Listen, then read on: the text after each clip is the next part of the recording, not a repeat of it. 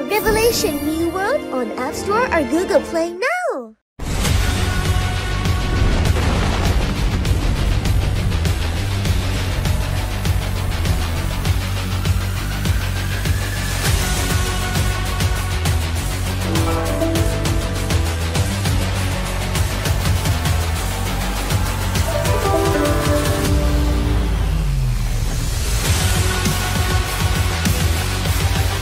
Download Revelation New World on App Store or Google Play now! Last Christmas I gave you my heart, but the very next day you gave it away. This year, to save me from tears, I'll give it to someone special. Last Christmas I gave you my heart, but the very next day you gave it away. This year, to save me from tears, I'll give it to someone special. Download Revelation New World on App Store or Google Play now!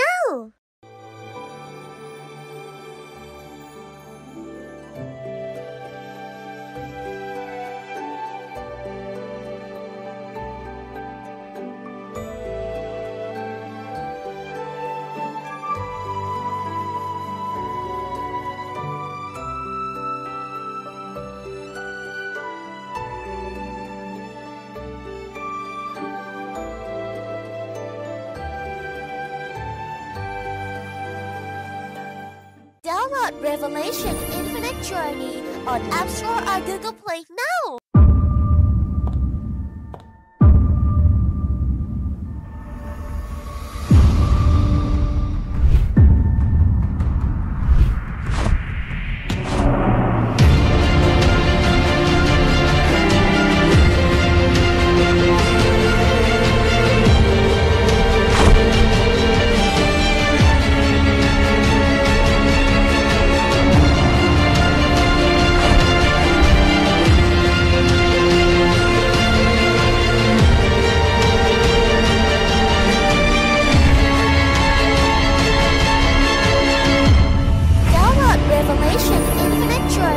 On App Store or Google Play now!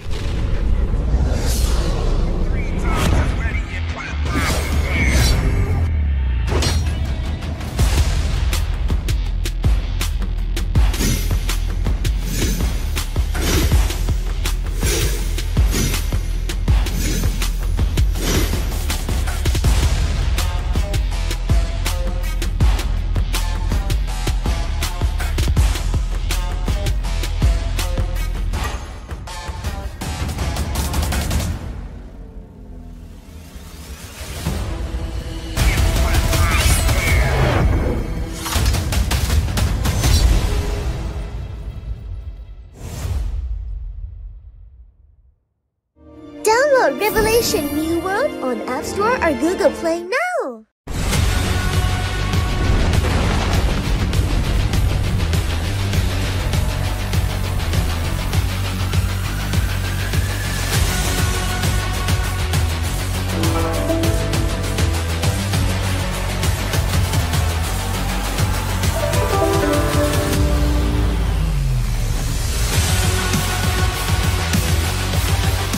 Download Revelation New World on App Store or Google Play now!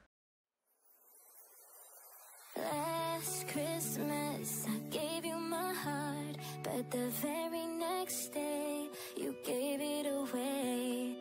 This year, to save me from tears, I'll give it to someone special. Last Christmas I gave you my heart, but the very next day you gave it away. This year, to save me from tears, I'll give it to someone special. Download Revelation New World on App Store or Google Play now!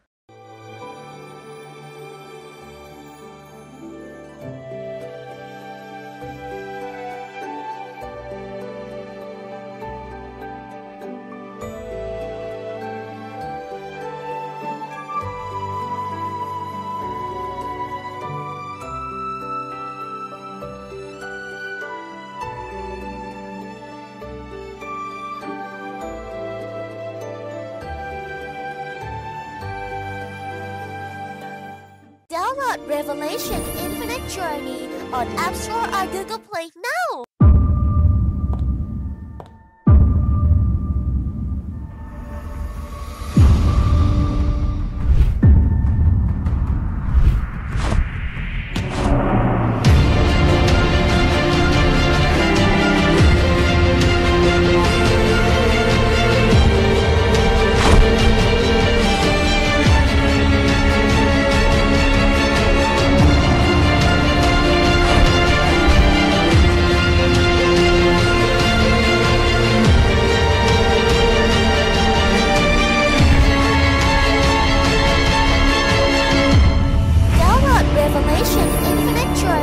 On App Store or Google Play now.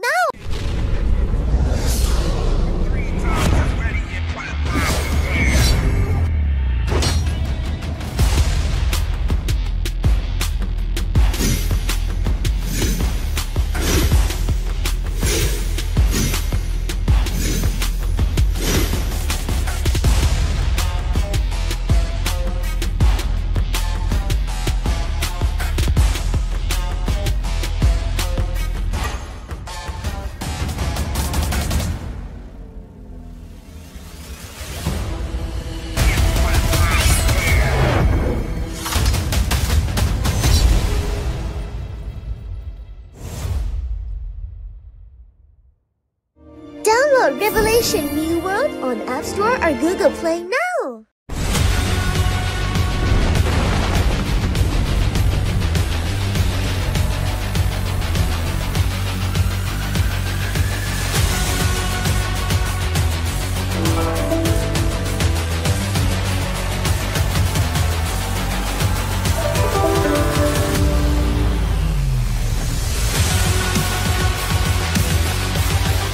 Download Revelation New World on App Store or Google Play now. Last Christmas I gave you my heart, but the very next day you gave it away. This year, to save me from tears, I'll give it to someone special. Last Christmas I gave you my heart, but the very next day you gave it away. This year, to save me from tears, I'll give it to someone special. Download Revelation New World on App Store or Google Play now.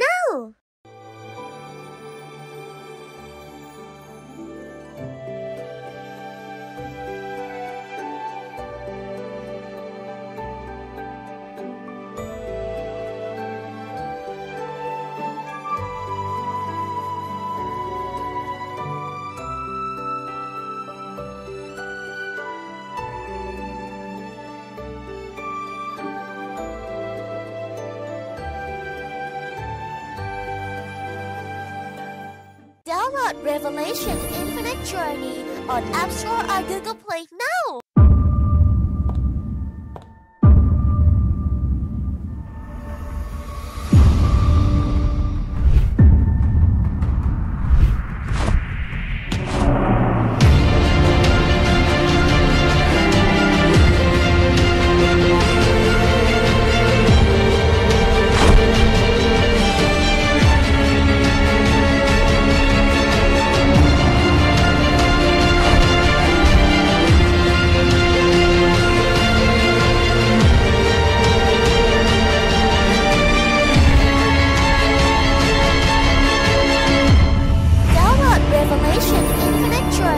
On App Store or Google Play now.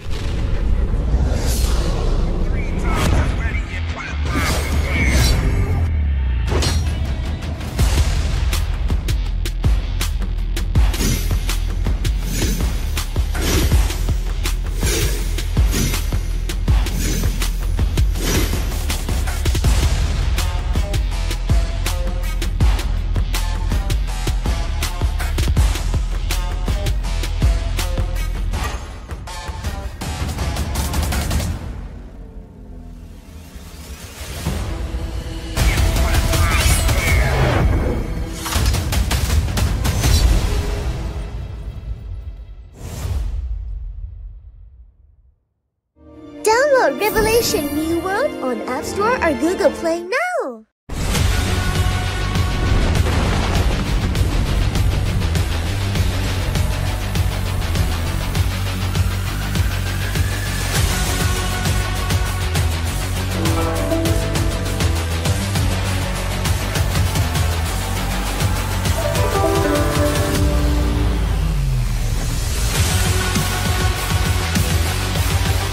Download Revelation New World on App Store or Google Play now.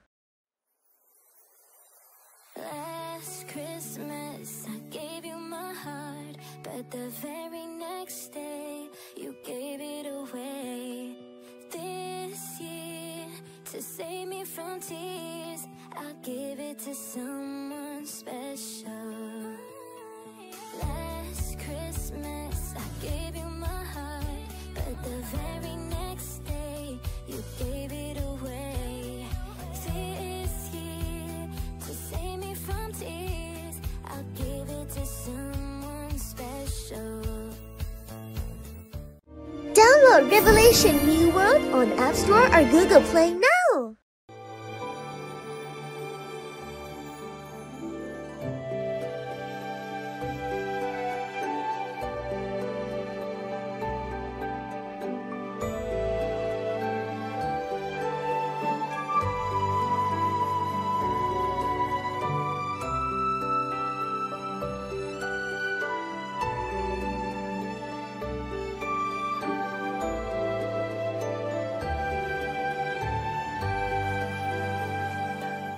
Download Revelation Infinite Journey on App Store or Google Play now.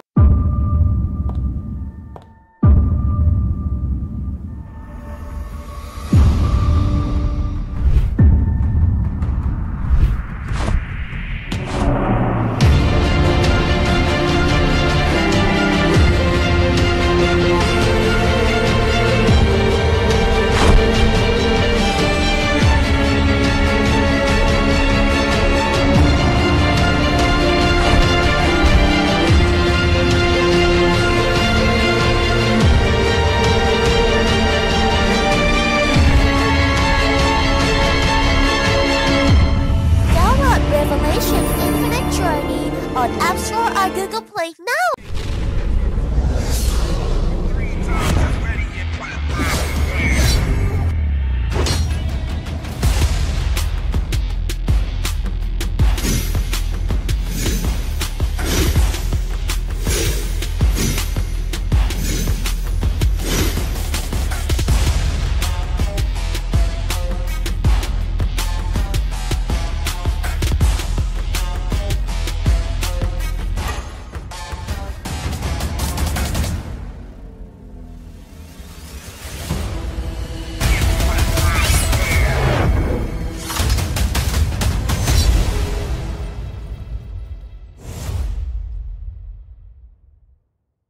Download Revelation New World on App Store or Google Play now.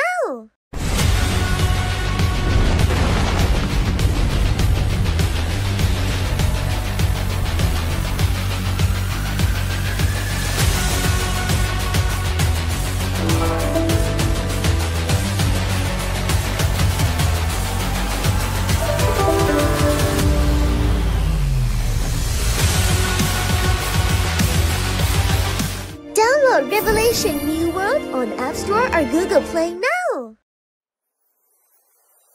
Last Christmas I gave you my heart, but the very next day you gave it away. This year, to save me from tears, I'll give it to someone special. Last Christmas I gave you my heart, but the very next day you gave it away. This year, to save me from tears, I'll give it to someone special. Download Revelation New World on App Store or Google Play now.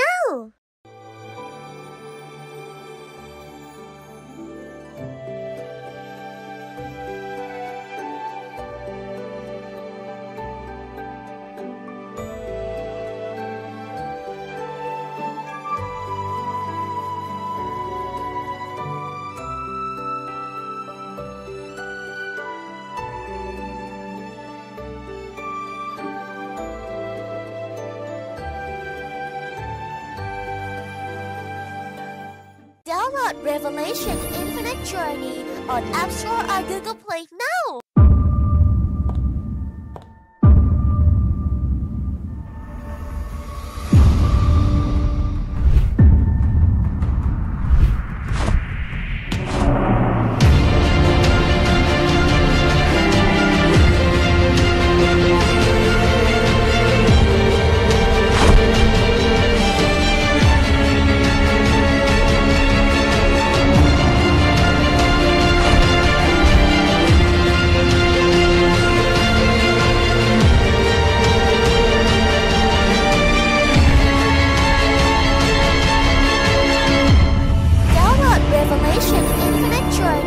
On App Store or Google Play now.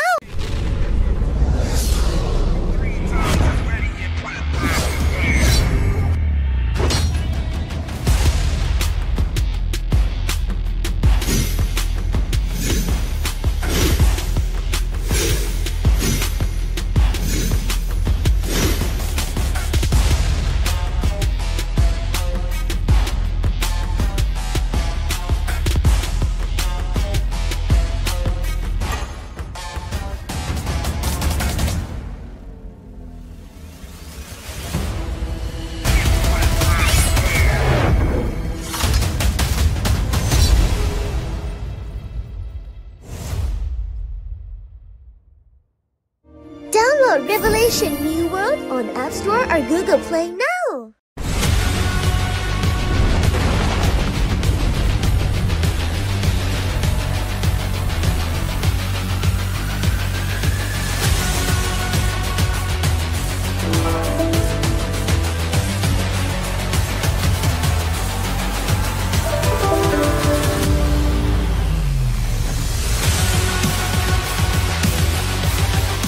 Download Revelation New World on App Store or Google Play now. Last Christmas I gave you my heart, but the very next day you gave it away. This year, to save me from tears, I'll give it to someone special. Last Christmas I gave you my heart, but the very next day you gave it away. This year, to save me from tears, I'll give it to someone special. Download Revelation New World on App Store or Google Play now.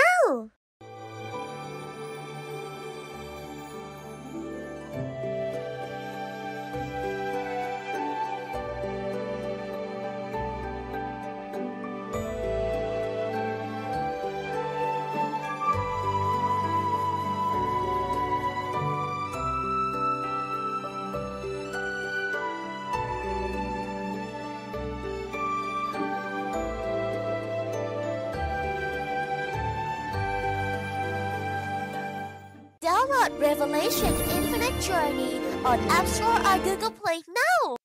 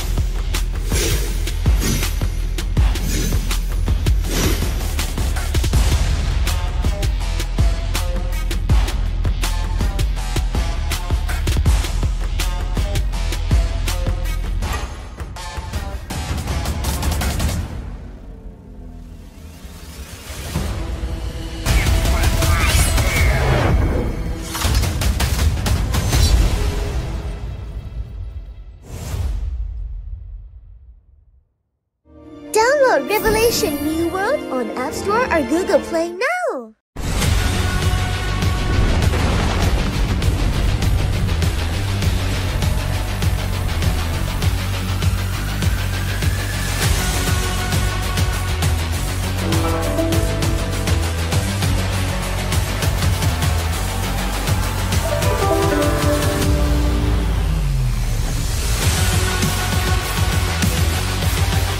Download Revelation New World on App Store or Google Play now. Last Christmas I gave you my heart, but the very next day you gave it away. This year, to save me from tears, I'll give it to someone special. Last Christmas I gave you my heart, but the very next day you gave it away. This year, to save me from tears, I'll give it to someone special. Download Revelation New World on App Store or Google Play now.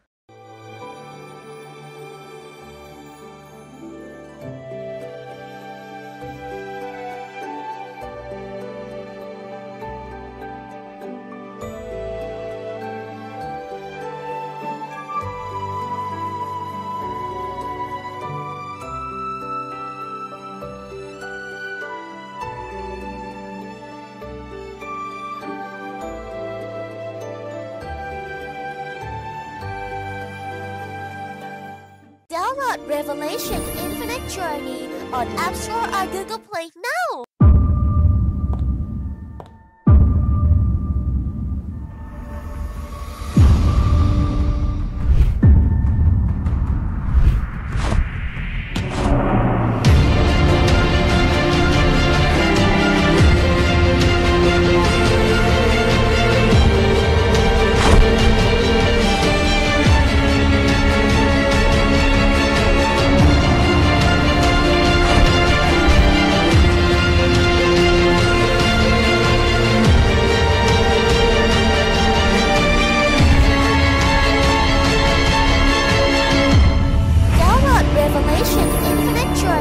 On App Store or Google Play now.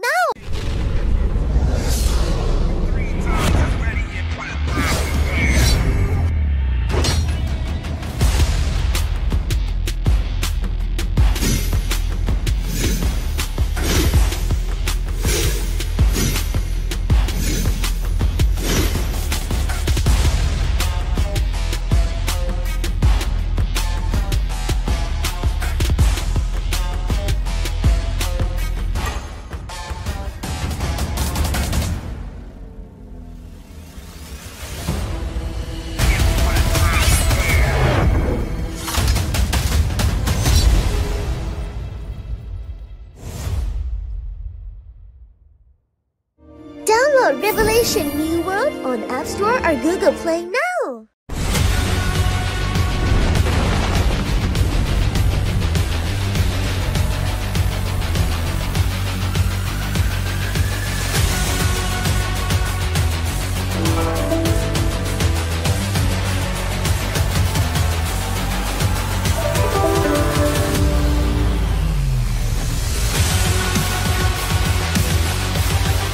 Download Revelation New World on App Store or Google Play now. Last Christmas I gave you my heart, but the very next day you gave it away. This year, to save me from tears, I'll give it to someone special. Last Christmas I gave you my heart, but the very next day you gave it away. This year, to save me from tears, I'll give it to someone special. Download Revelation New World on App Store or Google Play now.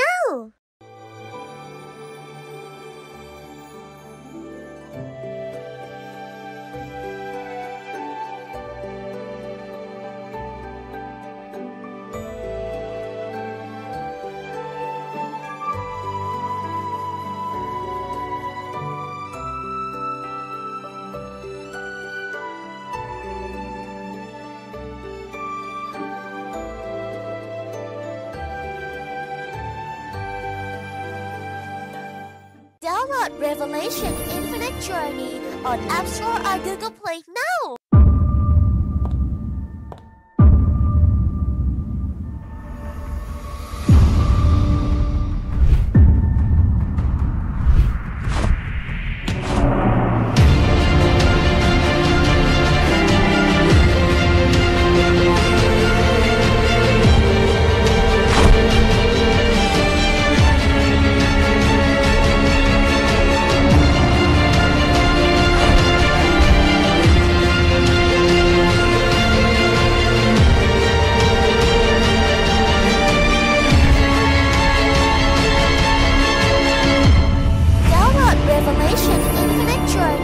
On App Store or Google Play now.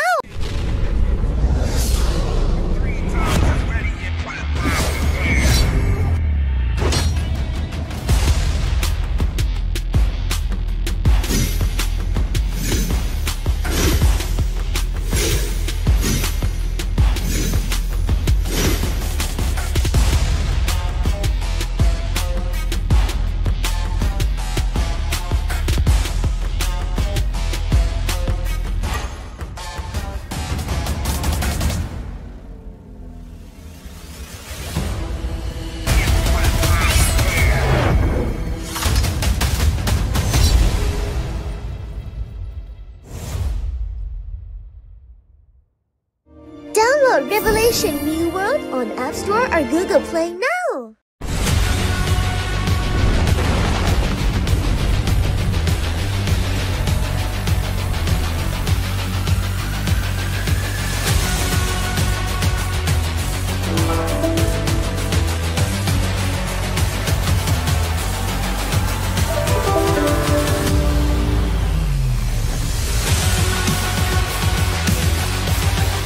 Download Revelation New World on App Store or Google Play now. Last Christmas I gave you my heart, but the very next day you gave it away. This year, to save me from tears, I'll give it to someone special. Last Christmas I gave you my heart, but the very next day you gave it away. This year, to save me from tears, I'll give it to someone special. Download Revelation New World on App Store or Google Play now.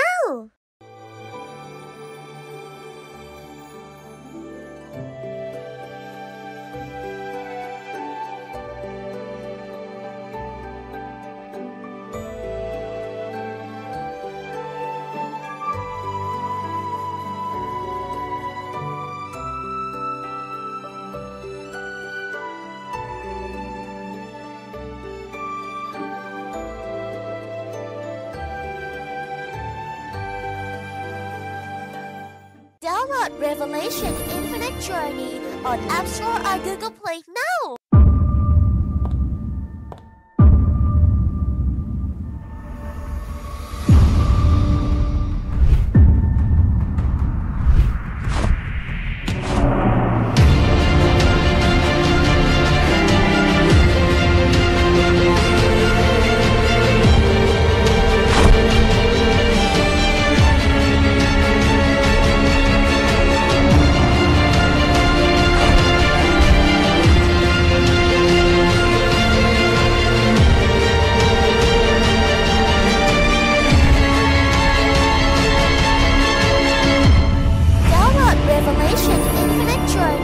On App Store or Google Play now.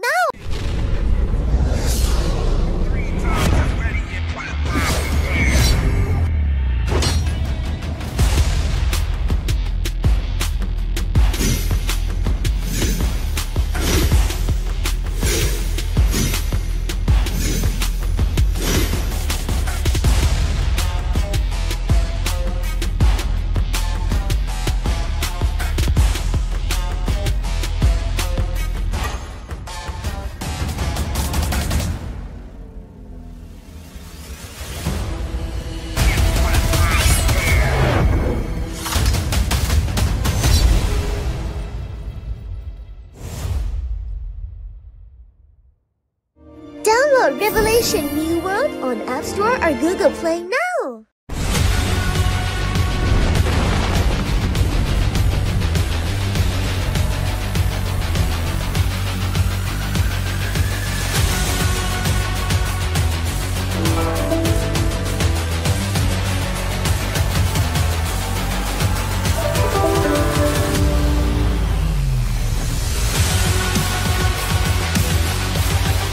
Download Revelation New World on App Store or Google Play now.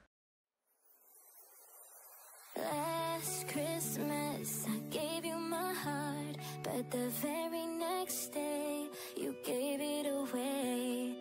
This year, to save me from tears, I'll give it to someone special. Last Christmas I gave you my heart, but the very next day you gave it away. This year, to save me from tears, I'll give it to someone special. Download Revelation New World on App Store or Google Play now.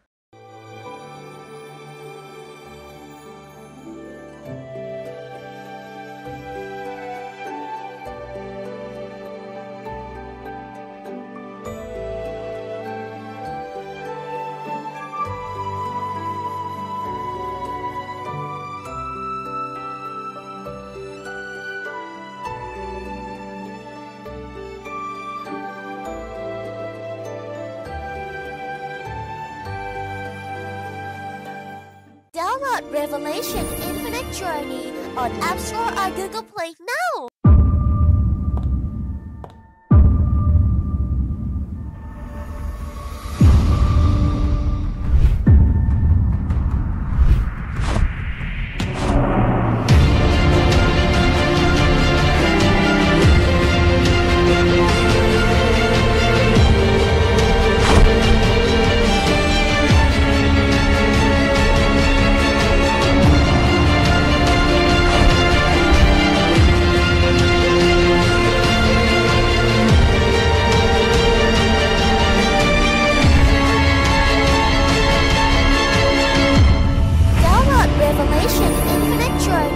On App Store or Google Play now.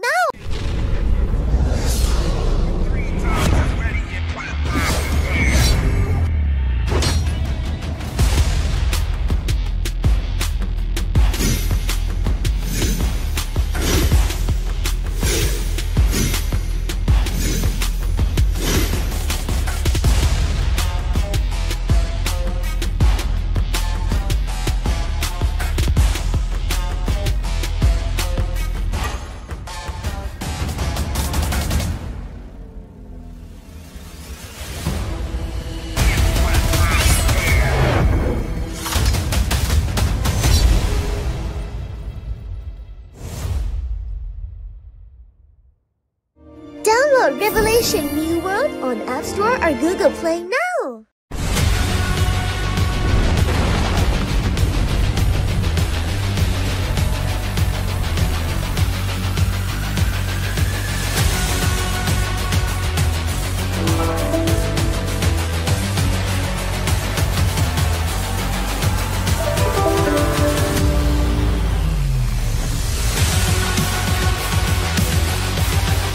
Download Revelation New World on App Store or Google Play now. Last Christmas I gave you my heart, but the very next day you gave it away. This year, to save me from tears, I'll give it to someone special. Last Christmas I gave you my heart, but the very next day you gave it away.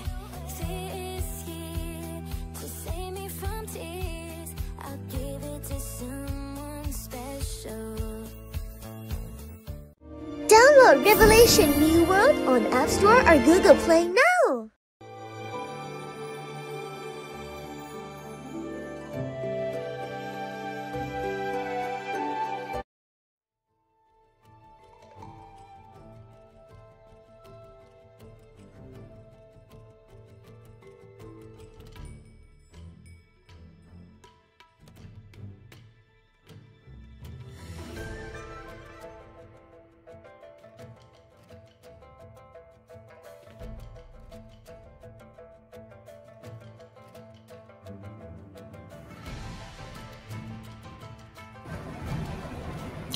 Welcome to the Global Revelation Championship, ladies and gentlemen. I am honored to accompany you. We are your casters, Shibuan for I, alongside with paring JP. Good evening, guys, and we are so happy to be bringing you the second day of the knockouts, aka the finals, aka tonight we're going to figure out who is the team champion of Revelation Global Championships. All right, so guys, we are going to bring together teams from 6 countries in the Southeast Asia region, including Vietnam, Philippines, Indonesia, Malaysia, Singapore, and Thailand. Additionally, guys, in this tournament, we just brought in China, and you all have seen the action from last night. So I hope you guys are in the zone with us. I hope you have chosen who your favorite team is, because we are going to have a lot of games today because of your chosen champion. Indeed, indeed. You're seeing the banners up there, of course, of the participating countries and the participating teams from yesterday's ongoings of the Revelation Global Championship. Again, we started this tournament with a lot of teams, with 16 teams, if I'm not mistaken, or even more. And of course, that would be a 2-day finals, for this coveted Global Championship of Revelation Mobile. Again, guys, we have new countries coming in. We have heavy crowd favorites from Southeast Asia. But of course, from yesterday's ongoing, we've seen some teams and some countries already dropping out of the competition. Of course, we are going to be crowning the champion for today. And that's why we are set to see the final players, the final teams and members here at the RGC 2023. So guys, we are so excited to bring all the fun together. Later on, we will see the brackets. We will see how everybody is doing. We're also going to discuss the prize pool. But stay tuned, guys, because we have a lot of events for you, not only for our players.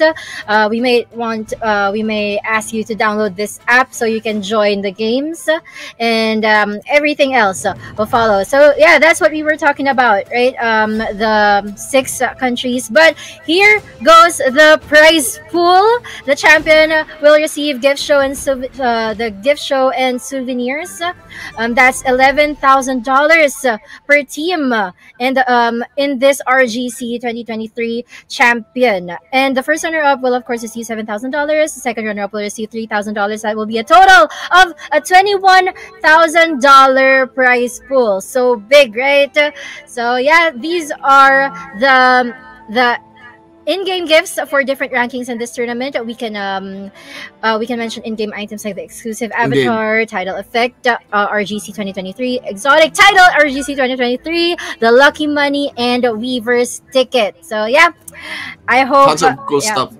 Tons of cool stuff actually for our players right now. Just by participating here in the Revelation Global Championship, you get to, of course, secure something. Not just the prize money, but actually also, in-game goodies. So this is what separates, the competitors from, of course, the normal players that we have on our servers. Of course, this tournament is made possible by the newest Revelation Tournament app. Again, in this tournament, they will be competing using this dedicated app created specifically for the Revelation Global Championship.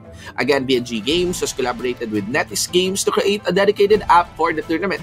With 200 hours of non-stop work by more than 100 people from 7 countries, this app will bring features such as an automatic pairing system, that you're going to be seeing on the different rounds, of course, of our tournament. And it also ensures the balance in each match and an automatic scoring system as well. That's why we are actually very efficient and very fast in, of course, doing the proceedings of this tournament. Now, speaking of the proceedings, we have our format here, paring JP. Yep, guys, this is the format. Interregional knockout stage will be played in a win-loss bracket format, aka the double elimination format, pairing mechanism. Yesterday, the 7 direct entry teams, along with the top 1 from the preliminary round, will belong to Group 1, and the top 2 to top 9 from the preliminary round will belong to Group 2. So the teams from Group 1 will be randomly paired, which happened yesterday in C2 by the system, and each round will consist of 5 individual matches in the following order: the 1v1, 5v5, 3v3, 5v5, and 1v1. So we witnessed those injuries. Yes. And we're going to see more tonight. Indeed. For tonight, again, guys, all you need to do is secure 3 round wins out of the 5, on those matches. And again, we have a total of 10 matches for the day, throughout the day, as you are seeing the final bracket that we have right now. Again, that's still divided, but all 8 teams, you can actually see there, from the winners bracket down into the losers bracket. So still, 4 teams are making their run onto the winners bracket, already doing the winners semi-finals. And of course, we still have that losers bracket, quarterfinals going on. So on the first set of matches in the first round that we have, we will be seeing 2 teams take their lead. But the best part about those 10 best of 5 matches for today is that on to the final match, we will be crowning the ultimate champion of the Revelation Global Championship.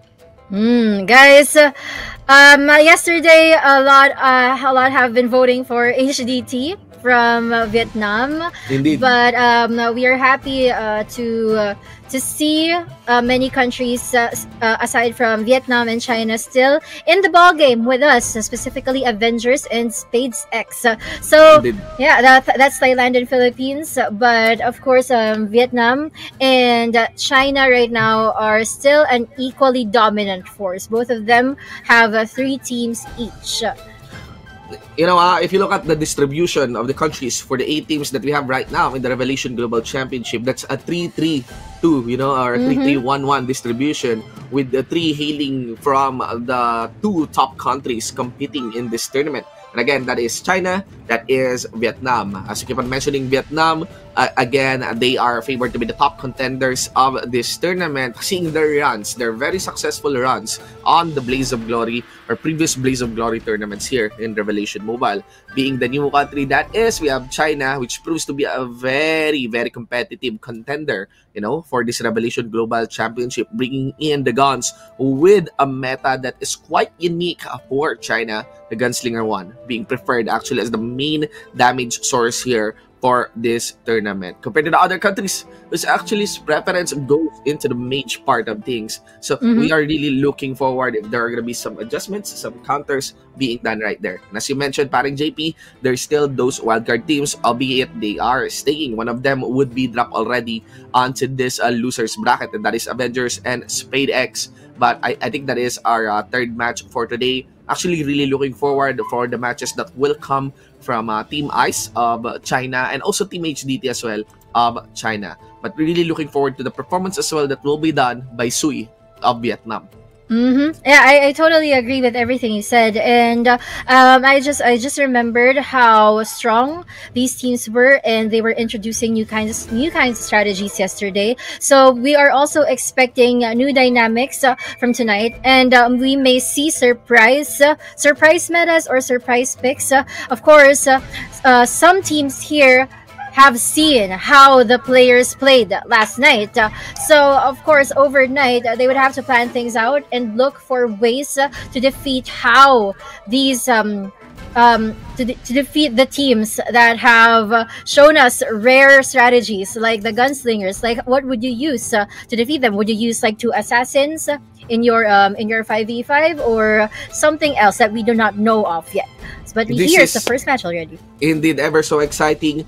Pairing JP. Again, 10 matches. And one of that would be of the grand finals. Really looking forward who among these 8 teams will be crowned as the champion. The very first champion.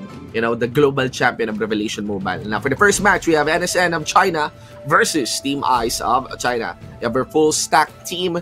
None is actually lacking for the 7-slot roster, already fully filled by these 2 teams. Now, for the comparison of the lineups, it is going to be Team NSN who will be rolling with 2 assassins. Meanwhile, both also has their gunslingers present, but interestingly, Team Ice is going to be utilizing a mage and sword saint in their lineup. So only just 1 assassin. It does look like Team Ice is the more varied lineup compared to Team NSN, without any class repeating onto the side of Team Ice. Yeah, that's true. Unlike NSN, that they're using two assassins. Of course, probably reserving one assassin for the 1v1 and one assassin for the 3v3. Probably kind of a strategy like that. But of course, for the 5v5, there are really no restrictions. So they can just pick whoever. And it's also good that you have an additional player in the game. So you can study the draft of your opponent and just choose what works best against them. But for now, it's gonna be an assassin versus assassin for the 1v1. We have a very, very classic matchup. Everyone is very serious and every rounds to be taken in here in the Revelation Global Championship. When you say assassin versus assassin matchup, you just really want to be sure. You just really have a lot. You just really want to have a lot of that utilities and stealth and tactics that is available onto the arsenal of the assassin. That would allow you to secure the win here in this 1v1. This is highly a skill matchup, between Wange and of course Leiren. We've seen an assassin versus an assassin matchup yesterday. It just really boils down to who gets to do the better combo, the better surprise attack. Of course, you'd have to time your skills very, very well. But for now, I think that Leiren here is kind of playing it safe. Yeah, he doesn't want to do the first punch. He just wants to take the second hit. Indeed. Actually, both of them started with their own stealth now, and it's a bit on cooldown. Also aim to actually drop the crowd control against each other. But for the most part, it is going to be Wange who received the most damage in that initial wave of trade. But still, Wange is maintaining his position onto the upper platform. Keeping actually defensive stats, I think Wange is assuming that Leiren is on stealth. He just saw Leiren here. Coming from a distance, especially on that view range, Wange was able to cast an initial burst of damage towards Leiren, but things are looking pretty even between the two. Now, Leiren didn't waste any time on dropping an early combo against Wange. Leiren here might have the upper hand, but the cooldowns are down on Leiren. Wange's turn to dance around. Oh no! That's it. It is gonna be Wange. Leiren was actually too close for comfort on that one, but the cooldowns got burned. And there's only so much skill that you can actually use against Wange here. Wange takes the win. That's true. Actually, Leiren takes the win. He was very happy that he didn't die after that combo. So he got the chance to do that revenge attack. Especially that the HP of Wange there was very, very low. So Indeed. yeah, good one. That was a good play. It didn't feel like such a waste. It was pretty fair. Yeah, it's pretty fair. It's totally not one-sided. Now we come to the juicy part. We come to the good part. The 5v5. Ladies and gentlemen, no repeating class is present right now. Striking difference would be none. Very similar lineup. Both has paladins, occultists. Both has a sword saint. Both has a gunslinger. And of course, their spirit shaper. Here we go. Move into the upper platform. The heals are actually landed on, and of course the protective barriers are also landed as well. Into the front line, we have Laumo, which is actually the paladin here for the side of Team Ice. Laumo here, not moving for quite some time. And you can be seeing Dian there. Critical situation for NSN. Dian getting chased, I think, here by probably one of the combo. I think the sword saints here of Team Ice. Laumo isolating QSDTK on that part. Fengan as well, maintaining his own distance. And again, Laumo makes the jump. Magic also onto the side. Magic dances around. You can actually see Evans also dropping those skills coming in from the gunslinger side. And now Laumo again making sure that QSDTK is having a difficult time, and NSN's Spirit Shaper is now receiving a first drop into this game. A revive gets burned. Battle Suit also activated. I think we have 2 Battle Suits present into this map. Well, some players had to drop dead in there. NSN, they were being pushed around during the first part of the game, but this time, since they have used their revivals, it's their time to do their revenges. And as for Ice, they're kind of worried because of the AoE damages that's been being cast against them over and over again. But they have to be more careful, because if there's a splash AoE against a lot of them, it's gonna be hard for them to support each other, which is what's actually happening right now. But for some reason, it's also happening to NSN as well. They're being pushed around to one corner. Indeed, critical HP for the most part against the side here of NSN, but there might be some clutch play here. Just really curious about the cooldowns that are available here onto the side of China's NSN, but Team Ice is taking again the upper hand of this match. You're going to see a lot of HP bars hailing in favor of the red side team. Team Ice has distributed properly the damage that they can dish out against NSN and takes game number 2 against their brother team from China. 2-0 for Team Ice. Well, congratulations, Ice. You are already on match point. You just need one more win, and the upper bracket is yours. But as for NSN, they can still probably turn things around. We still have the 3v3, the next 5v5, which they also stand a chance. We have seen there that it wasn't really a one-sided fight. It's just that Ice really saw a lot of windows of opportunities against them. Yes, and Ice has spread their damage properly. Yeah. They've actually monitored properly all the HPs against their opponent team. And when the time came, they were able to actually pluck them out one by one in precision that the revive won't be there to actually bring back the momentum here of NSN. We have a very nice start for this live stream as our peak view milestone has reached 300 views. And that will be, of course, a code for you guys to redeem. So be sure to redeem that one. There is no limit. Okay, or for players that is not a first come first serve code, everyone can use that. Now on to the 3v3 paring JP, similar composition. Both are gonna be utilizing their gunslingers. This is gonna be a skill matchup once again between NSN versus Team Ice. Well, there you go for Ice and NSN. Of course, both are going to be using their gunslingers very, very well. But what struck me the most here yesterday was Feng Yan. That was actually very good at maneuvering himself around the battlefield. But guys, by the way, 300 peak viewers, you've seen the code. I hope you were able to screenshot it. But let's go back to the game.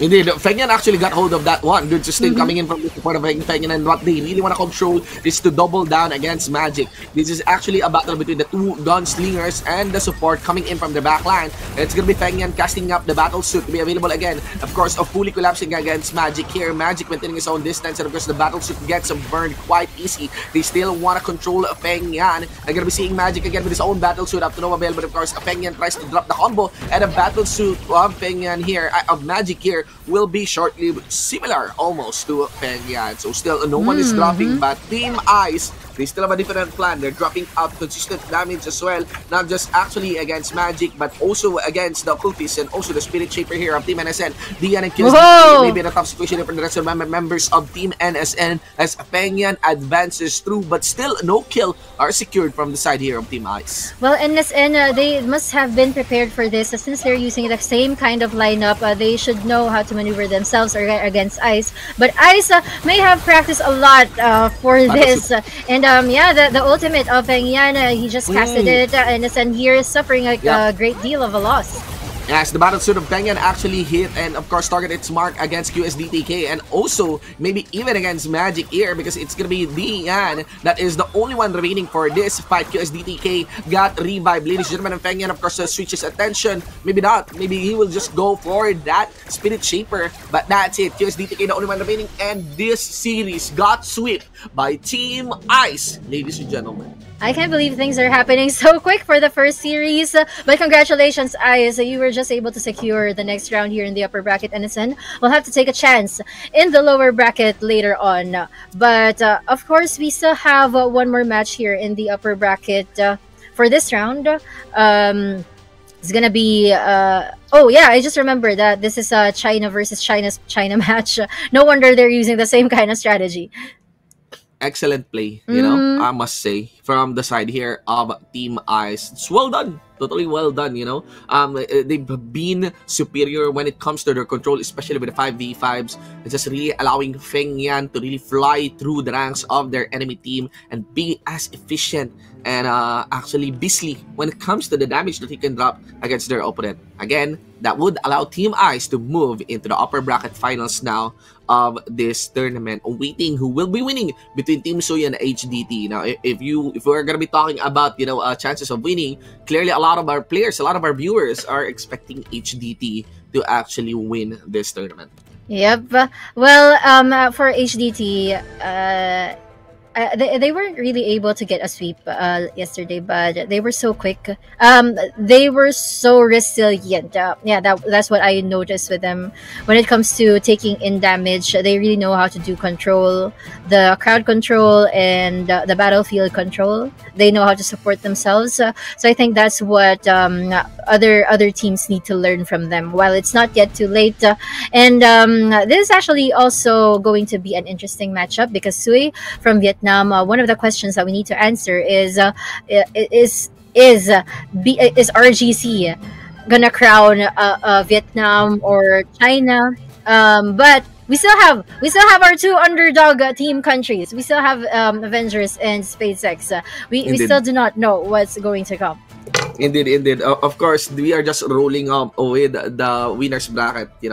The first set of matches that we have right now for today. But still, there are gonna be a lot of upsets, surprises, and exciting moments still on the upcoming matches that we have for this tournament. And still, the one NSN earlier, they're not yet out of the competition. They're just dropped onto the lower bracket, of course, waiting to actually face whoever will be moving. Actually, I'm guessing, between Avengers and between SpaceX. So that is one. It's gonna be a very big threat from these two teams because the one who's waiting for them is another team from China, that is NSN. Meanwhile, we also have again that match between Sui and HDT. That is actually the one upcoming, and I'm really looking forward on the performance coming from Sui because they're also a heavy contender. Probably the heaviest contender now from Vietnam, given that they are doing their run here onto the winners bracket. So it would be a sight to see if, especially with the expectations of the audience and the viewers, if Team Sui takes the series, against Team HDT. I agree. Well, guys, for those of you who are watching, especially here in the Filipino-Singapore Malaysia stream, we are curious if who are the teams that you're supporting, and don't forget to join the Lucky Wheel. The mechanics are there in the comment section, and also do not forget to share this live stream in app or in Facebook. You can just go ahead and tell your friends to come in, because if we reach a lot of milestone viewers, we get also gift codes for our own accounts. So keep on sharing. Indeed, keep on sharing. Of course, be sure wherever you are watching, be sure to copy the link. Maybe send a link onto the group chats, onto the Discord chats of your guilds, of your teammates, of everyone who's actually playing Revelation Mobile. So at least they have an idea that this grand finals, one of the most important event for the game is happening today. And also, again, big shout out to the teams who are out of the competition but are watching right now. Of course, thank you so much for participating here in the Revelation Global Championship. And I hope that you guys the team that you're rooting for is winning, making a run in this tournament. And of course, I hope we see you guys onto 2024, onto the next tournaments that will be done here for Revelation. Yep. After RGC for 2024, we are gonna have Blaze of Glory again, and we are hoping to see new faces or see new names, and probably different countries, because we all know that how Vietnam was so dominant, and we need new bloods, we need new breeds of players to join this kind of competition, and who knows, maybe the prize pool will also be bigger by then. So yeah, see you around. Here we go, guys. Team Sui from Vietnam and HDT from China. Again, full 7-man stack on their roster. Interesting part right here is that there are no repeating class once again onto HDT. They're utilizing all classes that are available. They even have a Blade Master, HDT. Meanwhile, Team Sui, they have 2 Cultists, they have 2 Spirit Shaper, they have 2 Assassins, and they have 1 Sword Mage. No Paladins inside, no Sword Saint inside. Oh, guys. Oh, I just remembered that HDT, since they're using since they're China, they're using a Gunslinger, but of course there's also the presence of the Blade Master, which we rarely see. Yep. So yeah. But they won't be utilizing the Blade Master, for the 1v1. Yeah. Chances are they're trying to get the proper timing for that one. Rather, what they are going to be using for the 1v1 would be of the occultist. Now, that is going to be answered by Sui with, of course, the traditional 1v1 King Assassin class. Well, for an assassin versus an occultist, we all know usually what's bound to happen. but the only time an occultist won against an assassin was when the assassin was so passive.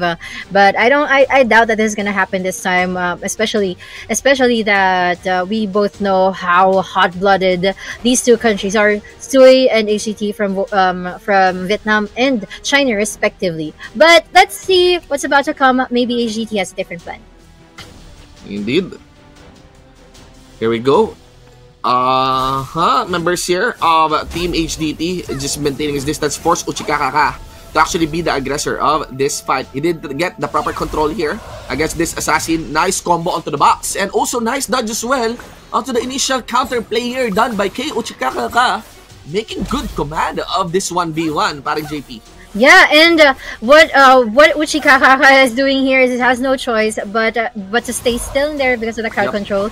But good thing he was able to dodge. And what I suggest with Uchikakaka is just really avoid all the damages coming in from K. And then, oh my gosh, that was so quick! Masterful play there coming in from Uchikakaka. Again, I just wanna share to you guys that the initial attempts of rolling occultists for 1v1s has been a big failure, you know, for most teams. But so far, it's getting good momentum. And right now, this is one of the most convincing play using an occultist. 30,000 total damage compared to the 11,000 damage dealt there by K. That was really good. I mean, I didn't really feel any less like lack of aggression play coming from HDT there. It's just that Uchikakaka really knows to maneuver himself around the battlefield, knows when to dodge, and knows when to combo. That was a good one. Sui, winning in the 1v1 is already a huge advantage. You don't have to you don't have to go around and about a lot of players like here in the 5v5. Now, this is the usual habit, parang JP, of teams, you know, from Vietnam, rolling with long sustained compositions for the 5v5. They're going to be using or fighting this with two Spirit Shapers on their arsenal. Meanwhile, full varied lineup here onto the side of Team HDT. They have their Pali, they also have their Occultist, and of course, a Sword Saint. That's the unique part of that lineup. And they're going to be utilizing as well the never-ending Gunslinger on their ranks. It does feel like the damage is indeed reminiscent here onto the side of Team HDT. But of course, Sui has the sustain to withstand on that one. So the aggressor here is HDT, Sui on the defensive. And HDT, this is what we were expecting. They're really solid in terms of supporting each other. That's great camaraderie that they're showing. But the assassin of Sui had to go down, so it's really just 4-3 left to defeat HDT. But HDT has been really stable. Nobody can ever just pick off one. Look at their positioning. It's just a good positioning to just really push the rest of the members of Sui and maintain their HPs as well. Great time here for the members now of Team HDT. You can actually see the playstyle as usual from China, spreading the damage properly, and it does feel like this two Spirit Shaper is not paying dividends and well for the side of Team Sui. Now Team Sui already lost their assassin. Next one would be their Sword Mage. Two main damagers of Team Sui already gone on this one, with HDT being on the aggressor. Gonna be seeing who trying to sustain whatever can be sustained as much as possible. And of course, the members here of Team HDT is now focusing towards Ho-Ho-Ho, and Team Uchiho, or rather Uchiho is already dropped. And of course, Who is the only one remaining. And that's it. Gun against the side of Team Sui. HDT forces a 1-1 on this series. Wow. Well, HDT is really their it's really their strength. Winning in 5v5s. They really know how to maneuver themselves well. But I just noticed this is also kind of for Sui, because without the presence of the Paladin, it's really hard to tank themselves, to tank those damages coming from HDT. But well, we have to move on. We have Ho-Ho-Ho, and Like maximizing all the vowels. The vowels, in the- yeah. A, E, I, O, U on that one. Then when they're finished with the A, E, I, O, U, they use K. You know? Yeah. Kakakaka. So, right now, ladies and gentlemen, we have Team Sui HDT 3v3 format. The main damage source would be, of course, a battle between the Assassin of Sui and the Gunslinger of HDT. There you go. So it's always a gunslinger present when it comes to 5v5 and 3v3. And HDT, they really know how to attack and to position themselves just to make sure that Sui will get all the damages. But Sui is surprisingly highly aggressive right now. They killed off the gunslinger of HDT. Yeah, quick burst on that one. They're actually punishing the tendency to be aggressive here of the gunslingers of Team China Sword 9. And of course, remember that Sui still has that 1-win lead coming off from that 1v1. But it's still HDT. They know how to play on this one. They were able to actually get a counterplay once more, sustain their gunslinger. But I'm not seeing the gunslinger actually cast that battle suit just now. Just now, it is available. Now, casted that tries to actually get the drop again. Say, hey, you're gonna be seeing who, of course, taking a defensive stance on this one. That's why Ho-Ho is the only one getting controlled here by the occultists of Team HDT. Ho-Ho and Hu speaking, going together, actually tries to get into Long. And H-Long here would have to fall back. This battle suit is not being destroyed quite yet. Just now, once again. Ouch. But that is actually a relatively long duration for that battle suit here against Team Sui. So that is good situation now for Team HDT. But this is the opportunity for Team Sui to actually make a counterplay. Yeah, and Sui, it's not really hard for them to win in this kind of setup. They've already gotten their advantage earlier, wherein they were able to kill the gunslinger of HDT. They just need to keep doing that because the gunslinger is their main damage dealer, and without it, basically HDT will be crippled just as quick. But for some reason, HDT in their aggressiveness, they're pushing Sui to the corner, and it's so hard for Sui to That's move very around the dangerous. Yeah, battlefield. that's very dangerous for the side of Team Sui. If they're pushed onto one corner, that makes it easier targets. That makes them very, very clear targets for this battle suit because that is just one direction compared to the circular direction here of this spiral. Now HDT has taken full control, puts the fight onto the upper platform. This is gonna be the first time that we are seeing the fight onto one side of the team. We're gonna be seeing Sword 9 down into the middle, and maybe even this Hulk is trying to put the fiddle on the members here of Team Sui. Now Sui is able to actually go down, focus maybe even to Sword 9, but the sustain will be there. Even this occultist, I think I-Feng is dishing out big damage against the members of Team Sui. Occultist of Sui gets dropped. Assassin of Sui gets dropped. It is gonna be that Spirit Shaper. He did that the revive against that towards that occultist, and now it still allows Team HDT to actually fully collapse onto them, leaving the body of their assassin. Team HDT takes 3v3 against Team Sui. We are going to a 5v5. Yep, and Sui, they won the 1v1 earlier, but it's really a different story, of course, when you have when you're in the 5v5 and the 3v3. Not only that, the gunslinger is always present in the 3v3 and the 5v5, so it will be hard for Sui to provide a counter for that. Yes. But let's see, because Sui, they can't really rely on the 1v1 all the time, so they really have to upgrade their performance in order to force this series into a game number 5, because it will be such a waste if they just go to the lower bracket. They're already here. I think I'm gonna be naming an MVP so far, you know, for the side here of Team HDT. That is gonna be I-Feng on the occultist. It's massive play, you know, utilized by that occultist to actually complement the damage done by the gunslinger. Yeah. Now again, we have similar lineups that was witnessed on that game number 2 entering this game number 4 5v5 setup. Here on stealth is actually just waiting for the proper timing to get actually down to come onto the back line here of Team HDT, and yes, he did. It is gonna be I-Feng receiving a lot of damage, and the brunt of the damage here from the Team HDT. I-Feng here, occultist might be dropped. No, I-Feng is still alive, gets a nice crowd control support from his teammates. And now Team Sui is on the defensive. They have dropped themselves outside the platform. It's gonna be who tries to get down into the middle, supported by Uchiho.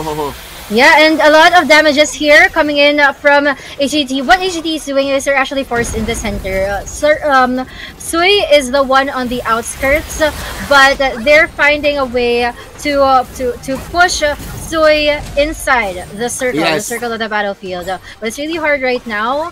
But HGT, they will sooner or later they'll find a way because they have the Paladin to pull the members of Sui around. That is actually the beautiful part of having that class on your lineup. The crowd controls and of course the unstoppability of the Paladin is always gonna be there. Now 50% of the HP here gets clapped on by the rest of the members here of Team HDT. Meanwhile, OO is able to actually dance around with the camera focus auto, or maybe you'd want to rotate that camera as we see the action down into the middle. We're gonna be seeing that bounce once again coming in from the mirror. Also IPEG in critical HP, but good shields drop against IPEG, gets crowd control here by the assassin. Might be it, the kill blow, the killing blow coming in from the rest of the members here for the members of Team Sui. Just maintaining his own distance. Also Sword 9, I think this is the second battle suit that was initiated for this fight. It's still a very, very tight fight between the Vietnam representative and also the Team China representative. You also get the shields commencing here down into the middle. Also a casted spell down here by the assassin. Tries to clap on. Of course, gets to go into Team K, but it is going to be Team HDT that still has taken good command here onto the upper platform. This is a battle of attrition, guys, in favor still of the Team China representative, as you see members of Team Sui getting cornered now onto one side. Critical situation here for the Sword Mage gets dropped, and now maybe the assassin is the one being hunted for by the rest of the members here of HDT. Sword Mage gets a revive. Team Sui still wants to take this fight against HDT. They really want to go for a game number 5. Yeah, and Sui, since we're focusing the camera on Ho, I can't help but notice that he has been showing us kind of an uncertain energy, where he doesn't just blow his skills from here and there. He's always looking for the perfect timing, but sometimes you need to cast your damages and supports. Just go on with it instead of waiting for the perfect opportunity, because they're coming in too late, wherein HGT has already had a lot of opportunities to deal all the damages. Excellent play from these two teams. Now, both the Occultist and also the Spirit Shaper gun, but also the Occultist of Team Sui gets dropped. A quick revive from the second Spirit Shaper here of Team Sui, and also got another revive with all 5 members being present still into the map. Now, has to walk back, was able to get the sustain coming in from their Spirit Shaper, and tries to fight back once again. Is there an ice? No, there is the shield that is available to but the rest of the members of Team HDT still doesn't want to stop on targeting this Sword Mage, and he has to walk back. He gets killed by Leon. Ladies and gentlemen, as you see now, that the rest of the members of HDT was able to pluck Sui one by one. A beautiful fight. HDT takes this series 3-1, and China moves forward onto the winner's bracket. Well, that's the reason why we see that HGT has gotten all those votes. That was a really that was kind of a stellar performance, to be honest. But looking at here, Lian with that Sword Mage is actually the one. No, it's Sword 9, of course, with a Gunslinger. Yes, without 416,000 damage. Yeah, crazy. But I would still love to commend Sui for winning that 1v1 earlier. Yes. That's an occultist who won against an assassin, which is very highly unlikely, usually. That was well fought, in my opinion. Very, very well fought. I can actually predict now the top 3 of this tournament. Actually, I'm curious who are your HDT predictions? and Ice. But Ice and HDT would be heavy contenders. One of them is definitely going into the final match, okay? So Ice and HDT. But I have a feeling Ice, HDT, and Team Sui is gonna be the top 3 of this tournament. Just a wild guess. You know, just witnessing that performance on that 5v5, that's a masterful play from both teams, HDT and Sui. It really makes you excited into watching this kind of game. So it's really beautiful.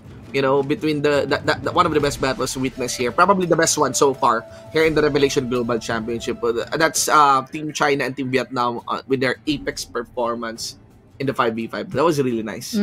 Yeah, the performances like that we've witnessed like too early in the night. But of course, as we are heading on to the grand finals, before we go there, we have to watch a few matches from the lower bracket first, because we'll never know.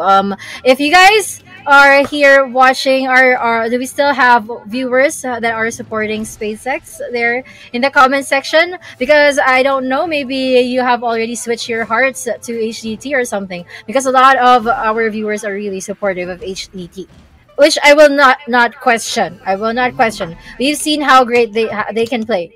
We've seen how great they can play. That was a very, very nice series, Team Suy and HDT. But this is gonna be very exciting indeed. Again, up next is gonna be Avengers versus SpadeX. Sadly, one of them. This is actually a battle to survive the tournament. Sadly, one of them will be taking their leave if they lose that tournament. Of course, in the English live stream that we are presiding over, majority would be cheering for Team SpadeX. And of course, big shoutouts to all the players who are actually watching there on the live stream. Be sure to show your support. And of course, be sure to be legible into joining our Lucky Wheel later on. Okay, guys? We still have that same mechanic later on. We still have that quiz for everyone. And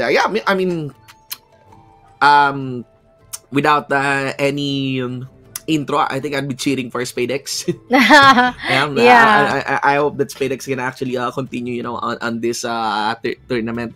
But Avengers, they're veterans, same as SpadeX, coming from Blaze of Glory and now entering this RGC. So I think it's gonna be a very, very tough fight, between these two teams. That's true. It's like Avengers always finds themselves in the top 5 all the time, but but somehow they're just always in the top 5.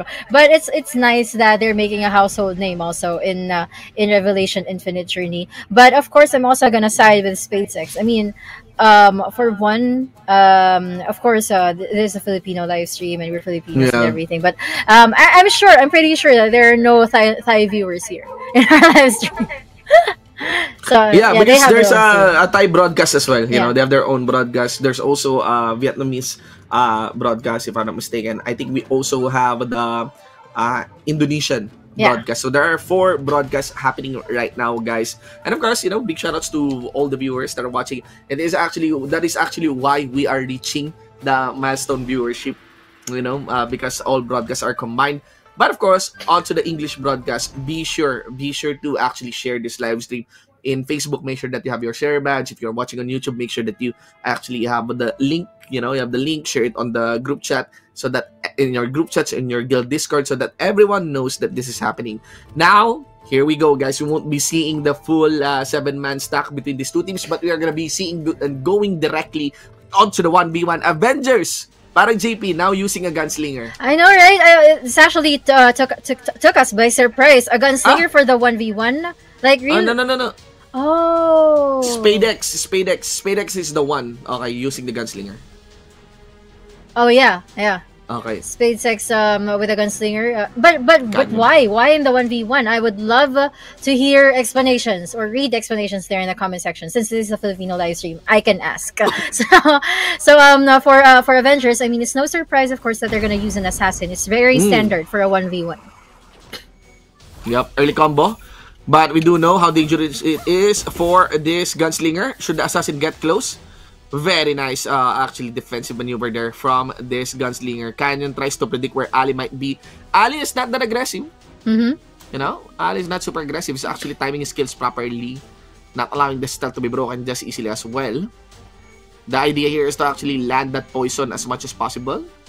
Traps are being set up. Good. There you go. Canyon is also predicting Ali. Again, drops another combo towards Ali. Ali jumps up. Oh. Again. Yeah.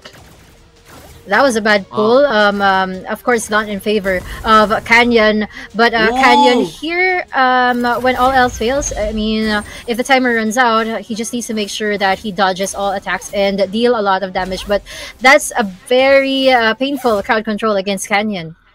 Full combo here. Done by Ali. That's the problem. But it's now gonna be Canyon who tries to answer back, anticipating the cooldowns maybe down onto the side of Ali here. But the combo of an assassin is just really so hurting.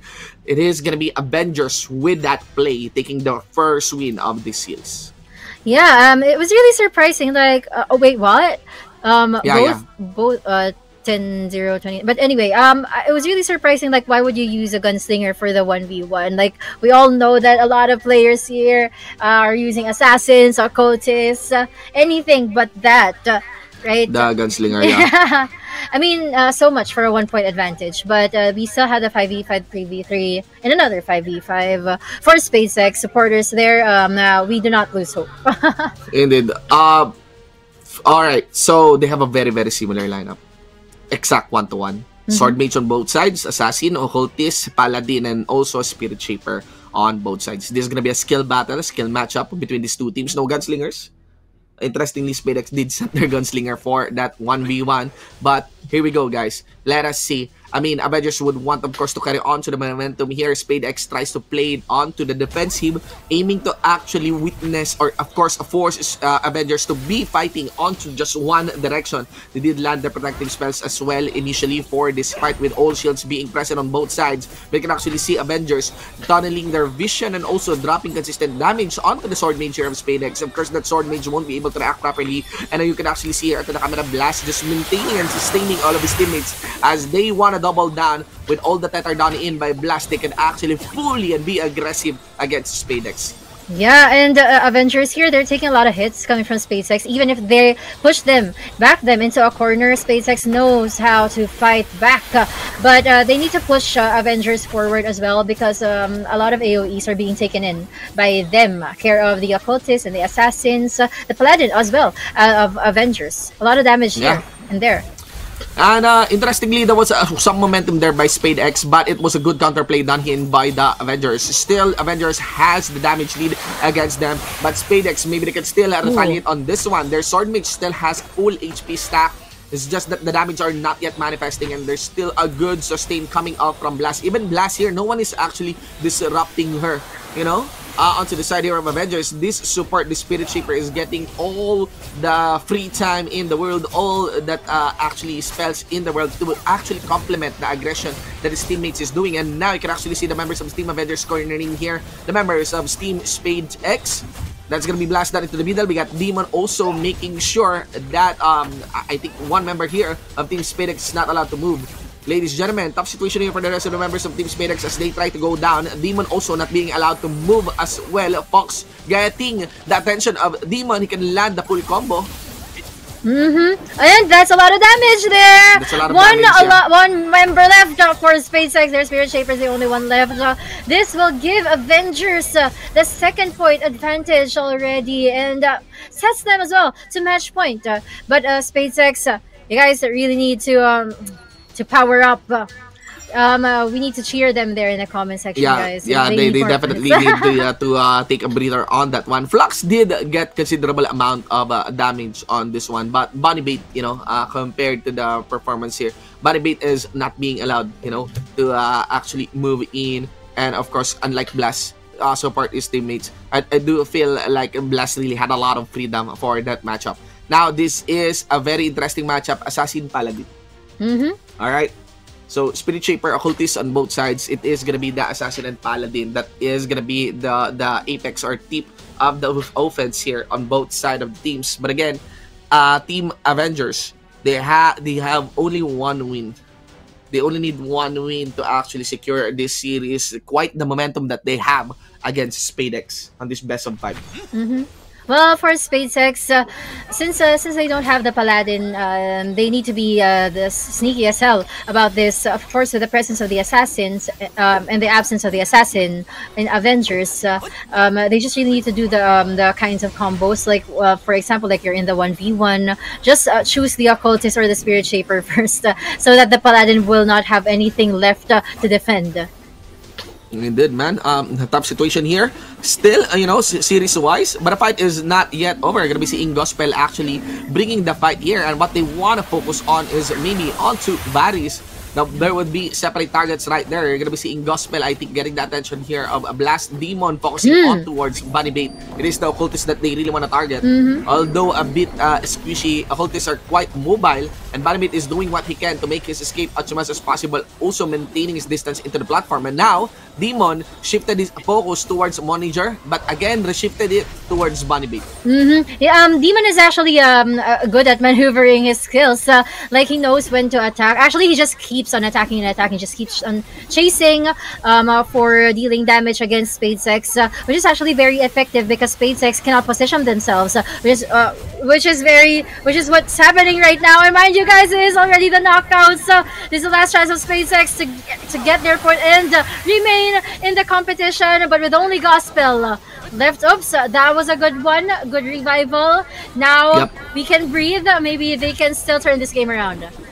Top situation here for the side of Team SpadeX. They already lost 2 members. It's only just the Spirit Shaper remaining. Of course, a move into the animal form. Run as much as possible. Maybe get the revive, but wasn't allowed to actually get the jump in towards the platform. He gets crowd control there by Demon. There we go, the full combo again gets down. A box as well coming in from the occultist, and that's it. And he was able to dash out, maintain his own distance. There is gonna be a revive towards the assassin. And now he's sustaining members here, of Team Avengers as they try now to focus towards Gospel. Gospel with his own stealth. Of course, that leaves the members of Team Avengers to focus towards Manager. Manager here walks out. There might be an available resurrect once more, maybe for that occultist, but Manager gets focused on. And that's it, ladies and gentlemen. The series closes 3-0 in favor of Thailand's Avengers. Congratulations, Avengers. To be honest, that was really well deserved. But yeah, for SpadeX, we have gotten this far, guys. Congratulations! And during the last minute of the game, Manager was really trying his best to revive his teammates. Yes. Just for them to fight back against Avengers, but Avengers was really good in distracting them and pulling them away from each other. Blast totally having a great time, you know, for the fight against the members of SpadeX there. But commendable play, commendable clutch as well from Manager. Down to the last minute, he fought valiantly. But yes, that's it. The last Philippine team. And we're going to be seeing our country taking their leave now here in the Revelation Global Championship. Next one would be VNR versus 6L1. This is a bit sad as well for the Vietnam. It's a Vietnam versus Vietnam matchup in a lower bracket. So, even later on, because Sui is waiting, right? Yeah, so that 3 teams, you know, from Vietnam gets escalated quickly and relegated quickly into just 1 for this bracket. But I think it means it has a significant interpretation that the 2 teams in the upper bracket are both from China. Indeed, you know. Yeah, man. I'm still shocked, you know. I'm rooting for SpadeX without a doubt on that one. But again, we did mention that Avengers are veterans as well of this tournament. They've been facing SpadeX. They've been facing other countries and other teams, even in the previous Blaze of Glory tournaments. And to a certain extent, that is no surprise, you know.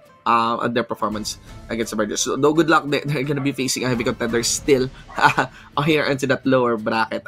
The thing about this final bracket matches, there's just a lot of things at stake every match. Whether you move in onto the winner's bracket or you get out of the competition if you are losing into the lower bracket.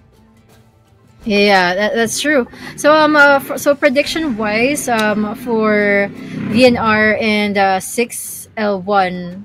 I'm gonna go with VNR on that one. Yeah. Am I mentioning the right team? Yeah. Rather than 6-1. But HDT did defeat 6-1 yesterday, and but it wasn't really a sweep for HDT when they defeated 6L1 yesterday. So maybe 6L1 can also climb their way to the lower bracket finals, and maybe they can meet with HDT again. Probably, yeah. Again, it is still Team Ice and HDT. Oh yeah, Ice. Yeah. That I'm really looking forward to. So far, the best match that I've seen from the show match from day 1 of our RGC is Team Sui versus Team HDT. But what more if you have HDT versus Team Ice.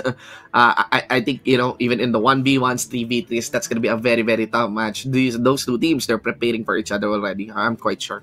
I'm quite sure on that one. But yeah, again, that's a same country matchups. And speaking of same country matchup, we still have this Vietnam versus Vietnam matchup.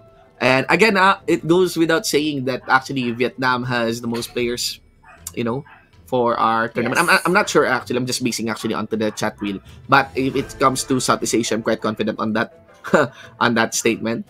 Because we're not seeing the lucky wheel from China. You know, but if it's the Vietnam lucky wheel, there's just a lot of players, you know. So yeah, it is really no surprise that things can get really very, very competitive right there in Vietnam.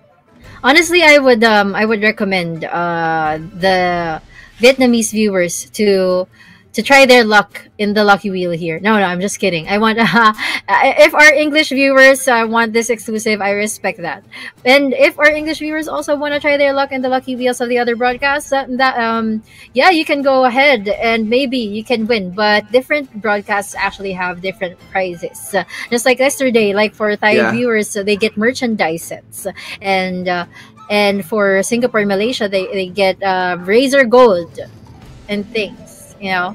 But for the Filipino viewers, I'm not sure if the Guess the Champion is still available for registration. But maybe you can try your luck in there because we'll be giving away GCash.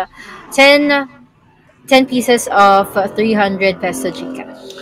Make sure that you guys followed the main instructions, the proper instructions. Again, guys, to actually join the Lucky Winner, all you need to do is, of course, in this English broadcast, you need to comment your favorite team, your role ID, your server, the hashtag RGC, and of course, our hashtag Lucky Wheel.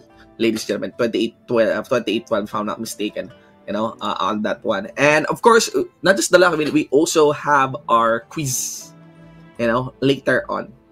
So it is very, very exciting. Again, you could join that event that is going to be happening after this match. We have an upcoming match right now. So that's, again, a Vietnam versus Vietnam matchup. After this one, we are going to do this mini event, this Kahoot mini event. Yeah. I've been playing Kahoot with my nieces. Yeah, like if we plan to do like a Q&A event, yeah, we use Kahoot, so it's really exciting for I love that Revelation Infinite Journey, the organizers of this tournament, wanted to utilize Kahoot because it's such an easy app to use for tallying the points. Yeah. Everything is just and then the winner can show up in Kahoot app as well. So yeah, so if you guys haven't downloaded the Kahoot app, you're supposed to say this later, but you can download it now. True. Again, guys, what you are watching is the Revelation Global Championship. This is it, the final tournament that we had for this year, the main and the biggest tournament of Revelation. Now we have our fourth match set in. The second match right here onto the lower brackets, and that would be Team VNR from Vietnam and Team 6L1 from Vietnam. Yep, and 6L1 here, I'm still gonna root for them just because they were defeated by HGT yesterday, and it would be a cool story if they face again. But VNR is also a household name. They've been playing this game for so long already, and they're one of those Vietnamese teams that have been executing the standard metas for quite some time already. So for Vietnam, of course, we're gonna see similarities in strategy, similarities in metas and picks, just like what we are seeing in Chinese teams, that they're using the same kinds of classes. So that's also what we expect here for Vietnamese classes, because I am 100% sure that they talk to each other. Indeed, and they scrim with each other.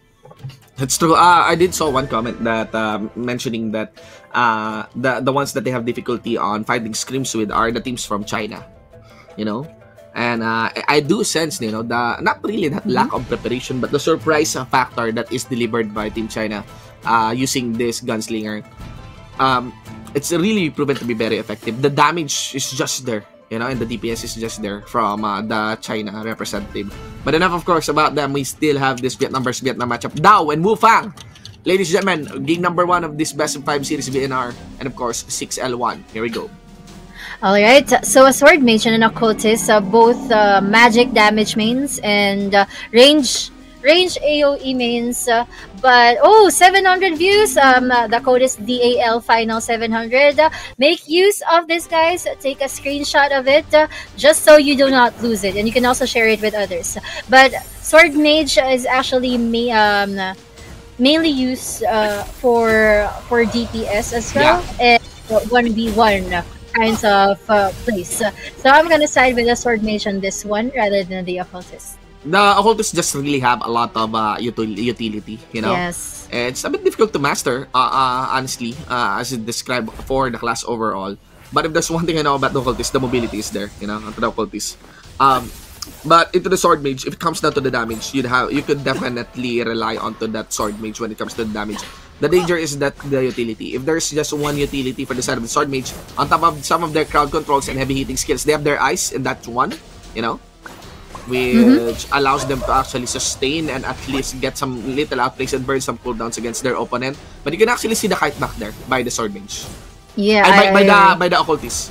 And the sword mage here, he just really needs to dodge all those damages coming from the occultist and just wait for the proper timing. Oh, that's one of a hold that came in from Wu Fang, and Dao here. The sword mage is really capable of dealing a lot of damage. He just needs to put on his best foot forward and do that best combo. But for some reason, he's being held back by Wu Fang. Indeed, Wu Fang is there.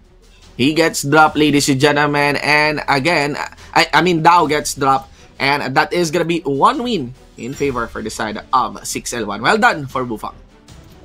All right. So congratulations to 6L1 for getting that first point. Yep.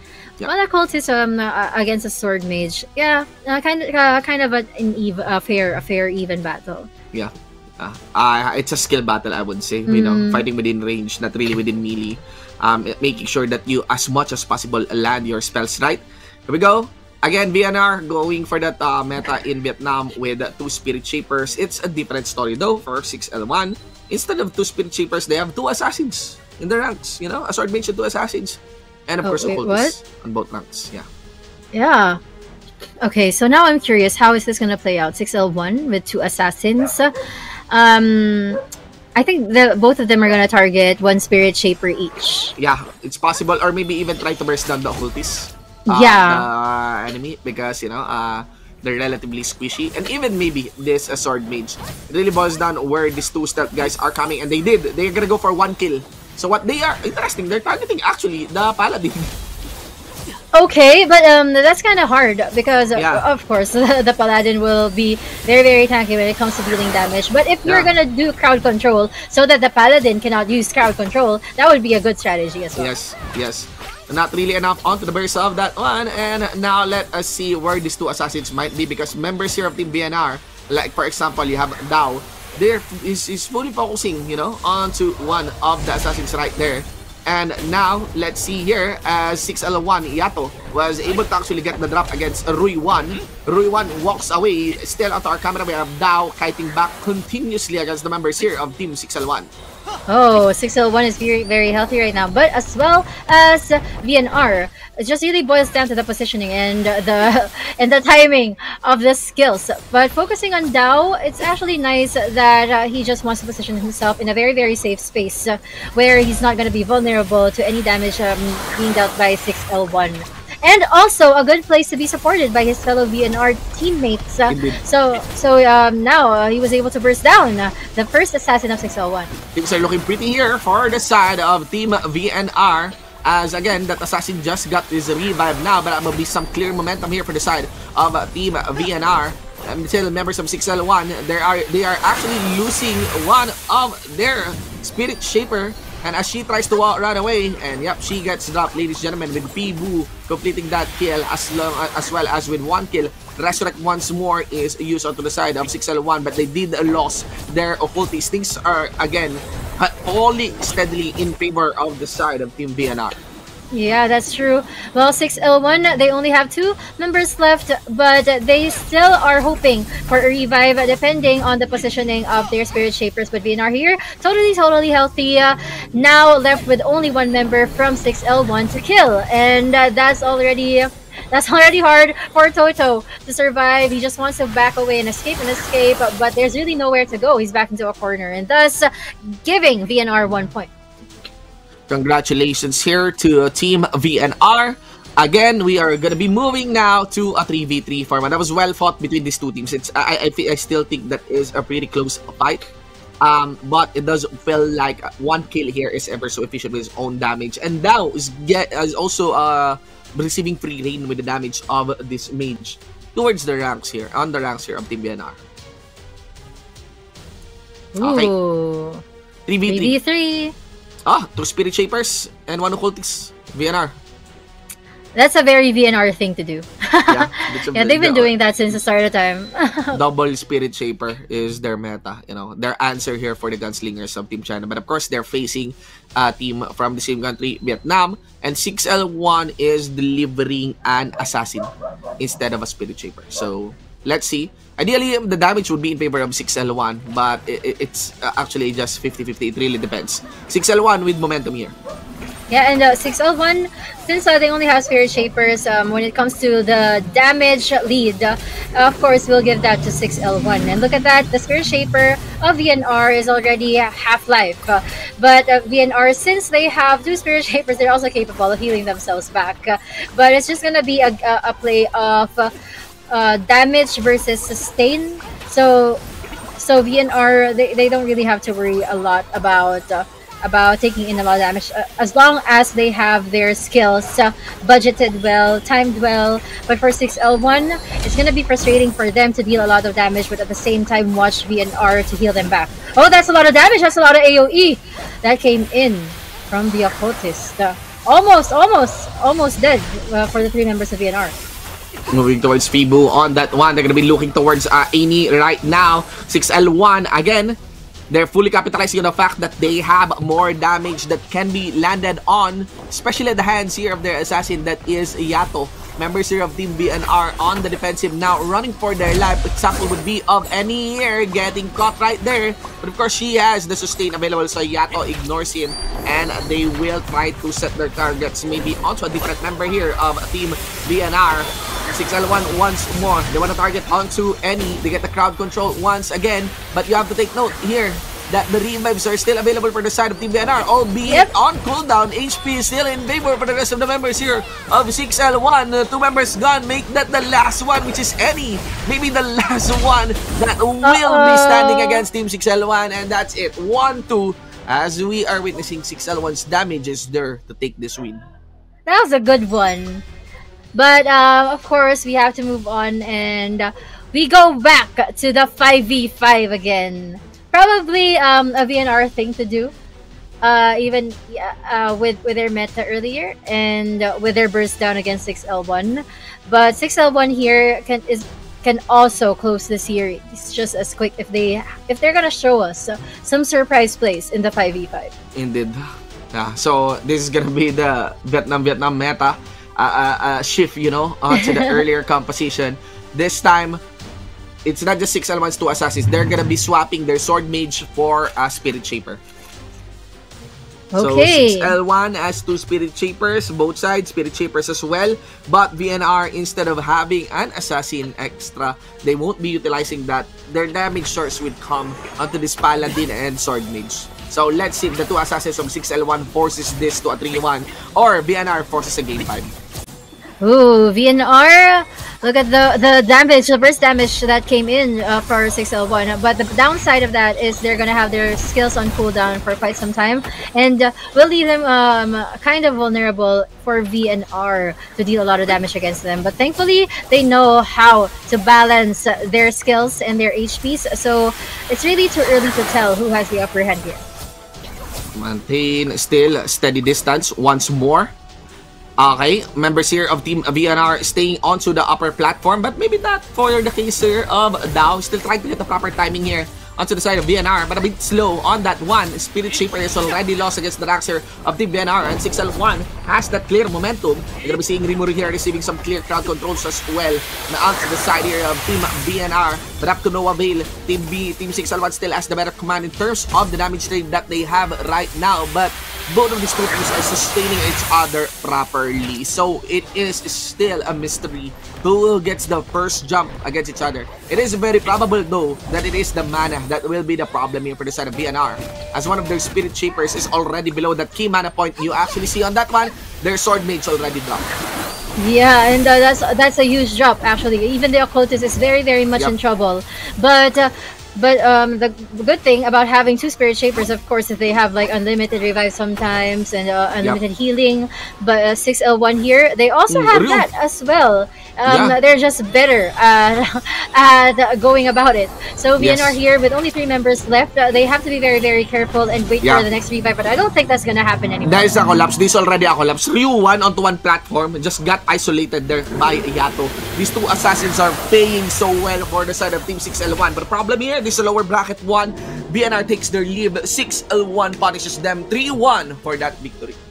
Yes, 6L1 got that win and still running for their revenge story against HDT. So VNR, thank you so much for joining. I'm sure that there are no Vietnamese viewers here, but yeah, thank you for giving us a good show. I think paring JP, VNR lost their gas in the last moments of that fight. I mean, their position got separated consistently from the lower part of the platform, and even some of them actually climbing onto that one side.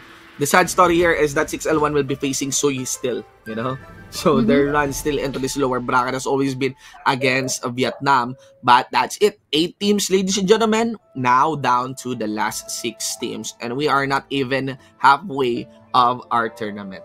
It is getting closer and closer, determining the final set of matches, determining the grand champion of this tournament. So later on, I'm so excited to actually witness that. Later, our next match would be lower bracket first.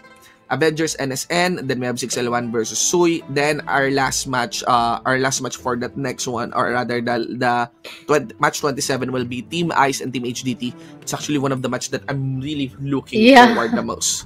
Yeah, me too. And also 6L1 and Sui. Yeah, so ooh, wow. There you go. Okay, so we're gonna be moving towards our Kahoot. Okay, Kahoot mini quiz for our viewers, guys. You are seeing the rewards right now. Vietnam, for Vietnam, for Indonesia, for PH, and even for Thailand, and Singapore and Malaysia combined. Quite similar to our Lucky Wheel. Yep, that's true, guys. So if you don't have the Kahoot app yet, guys, please download them now, because what will happen here is users will click on the Kahoot link in the comments section, or scan the QR code on the screen, which we will show later on. Within 5 minutes, you have to be able to enter the Kahoot room, and then you will be able to name yourself there following the format in-game name, server. So that's your in-game name and your server as your Kahoot name for the quiz. And then you will participate and answer the questions. And after the event concludes, if you are in the top 3 in your country, these are the prizes that you are gonna get. All right. So good luck to those who will win 1,000 pesos, 700 pesos, and 300 pesos, guys. I'm so excited for you. Advance congratulations on that one, and of course, good luck, guys. Good luck so much. Again, it's really exciting, and it's really awesome to witness our first set of matches here in the Revelation Global Championship. Those are good matches. You can actually see and sense the quality upgrading per match as we get into the later parts of this tournament. But of course, it's not just them who's actually fighting or playing, you guys also as well. Again, we have our Kahoot game right now. You could join via the browser. Join www.kahoot.it. You can also join it using the Kahoot application, and that's the QR code. That's the shortcut. You could just use the QR code right there and scan that with your phone. And this is the most important part. Once you are in the app or the website, or even using the QR code, use the game pin. Okay? for the specific game session that we are using. 638-2428. Okay? Why does it say that they do not recognize that game pin? I'm literally joining right now. You're trying to join. I'm trying to join. 638-2428. It's not being accepted here. You want the prices, huh? Yeah. Let me try. Why does it say we didn't recognize that game pin? Yeah. Oh, okay. Let's wait for the.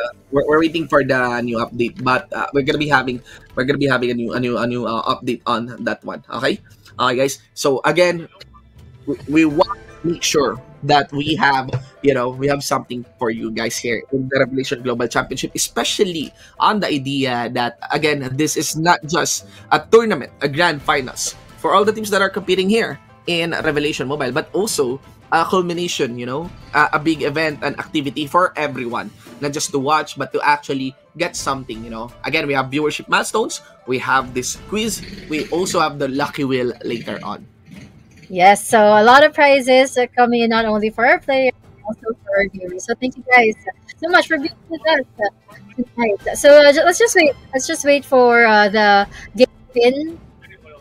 Later on, it will be showed in the screen again. Indeed. I hope you guys are excited as I am. Yeah, man. Here we go. We have the new game pin, ladies and gentlemen. Actually, gonna be trying on scanning. Okay. I'm gonna do it. I'm gonna use this. 677-9760. There you go. You could choose your nickname. Okay. So spin. My nickname is Super Horse. Oh, I am Agent Octopus. Yeah. Okay. We have the So again, guys, be sure to join. All right. Be sure to join. Be sure that you guys can actually use. You can actually use the QR code. You can actually use your phone. You can also use your browser. Okay, guys. Again, just get here onto this website link, and also you could use the Kahoot application. Okay, guys, the game pin is 677-9760. Okay, so once you have the session, once you have your signal that you are in, okay, just wait, just be on standby as we do the game session. So I'm not sure if that is on screen, but it's here. Okay, it's saying that you are in there. Yeah. Wait, let me lower the brightness. Is it saying you are in? As long as you have the vision that you are in, there. As long as you have the vision that you are in, it's good. You are already into the game session. And just wait for us to actually officially start the game session, because we're allowing the players to get in. Guys, you can use your phone, you can use your browser, okay? Or you can even use the Kahoot application if you already have your Kahoot application, okay? I like seeing the nicknames of our viewers there in the comment section. So we have Red Goat on the beat, Flying Lizard, Wiki Macau. No one is kicking fish. Is there a kicking fish? Oh. No, you should go kicking fish. That was really cute. We need cute names here. Please comment down your nicknames in Kahoot, guys. Let's have fun. Yeah. Okay, guys. Again, we're allowing some of the viewers to actually join in. This is very, very simple. You just need to scan it using your phone. You could use your browser if you don't have your phone with you. You could use the application, but just make sure that you are onto the right game session. Okay, guys. So in any moment, we are about to start on this one. And by the way, guys, you don't have. You can watch the live stream. Make sure that you're tuned into the live stream so that your milestone viewership carries on. But be sure that you are participating using your phone or browser. Okay? Not on the live stream. Not even in the comment section. It's not in the comment section, if I'm not mistaken. You are gonna be answering on the Kahoot application or Kahoot website itself. Okay? All right. Okay. We are about to start in a few moments, guys. So be on standby. Again, you saw the prices earlier. It's already loading. Good luck. Okay. I think the match is the quiz is already loading. Oh my gosh. How many countries? Oh my gosh, how do I count? Countries participating? Countries participating. I'm counting. We have 7. Yeah, we have 7. So there you go. First flash here. I did mention the answer. You did. Good luck, guys. Yeah. That's actually very easy. But it also matters if you answer quick. Yes. Yeah. It also matters. Yeah. It's important that you answer as fast as possible in determining the winner. So there you go. There's the point. So there's the point system. How is that determined? That is determined by the speed of your answer. 7 countries participate. There you go. How fast you click the answer. Yes. The right answer, of course. If you click fast on the wrong answer, it won't count. Here you go. Which class is not included in the list of competing classes? The newest class. What is the newest class? It's the gunslinger. I tried my best to answer the real quick. Yeah, I think a lot of people can answer that properly. There you go. Oh my gosh, some people really did buy the gunslinger. Some people believe me. Some people believe me with the gunslinger. It's the only Lancer, guys. Yeah. It's actually being promoted. One of the newest classes that we have right now. Different IGNs, man. Different IGNs. Everyone is doing well. Yeah, it is the Holy Lancer. Okay. You could try out that new class. Actually, I plan on playing Holy Lancer. Yeah? Yeah, this 2025. I'm so loyal to I'm so attracted to the gunslinger now, but yeah. I'll try the Holy Lancer. What is the name of the latest Revelation New World Ceremony Hall? Yeah. So again, the Revelation New World Ceremony Hall. Is that Eternal Moment, Fancy Waltz, or oh my gosh. I clicked on the wrong answer. Yeah. That was so sad. You know that. This is a bit tricky for those who are not updated. Some weren't able to answer, but the answer is Fancy Waltz. Okay. Yeah. I got it incorrectly, and then Kahoot told me, "Don't worry, nobody's perfect." Oh, that's so comforting. Okay. 12 players just hit answer streak number 3. It's also very interesting. I feel like our production team is also joining. Yeah, I think they're also playing. I think our production team is also joining the quiz. You know, joining this quiz is really fun. What format does the friendly competition between regions follow?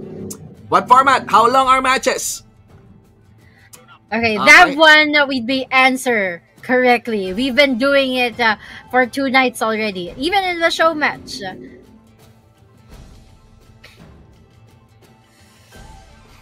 Wow. We have 50 answers. You know, 51 answers. It is actually BO5. Alright. It's BO5. 1v1. I wonder if one of the questions will be what format do we have for game number 4, game number 3. There you go. Witty Macau is still the one leading on that one alongside with Inspired Sphinx. So everyone is really have their apex attention, you know, for this quiz Kahoot. There you go. So 5 rounds. So again, guys, all you need to do is win 3 out of the 5 rounds, and that you will be declared the overall winner in our best of 5 matches. The interesting part about that one is we have very varied match format per round.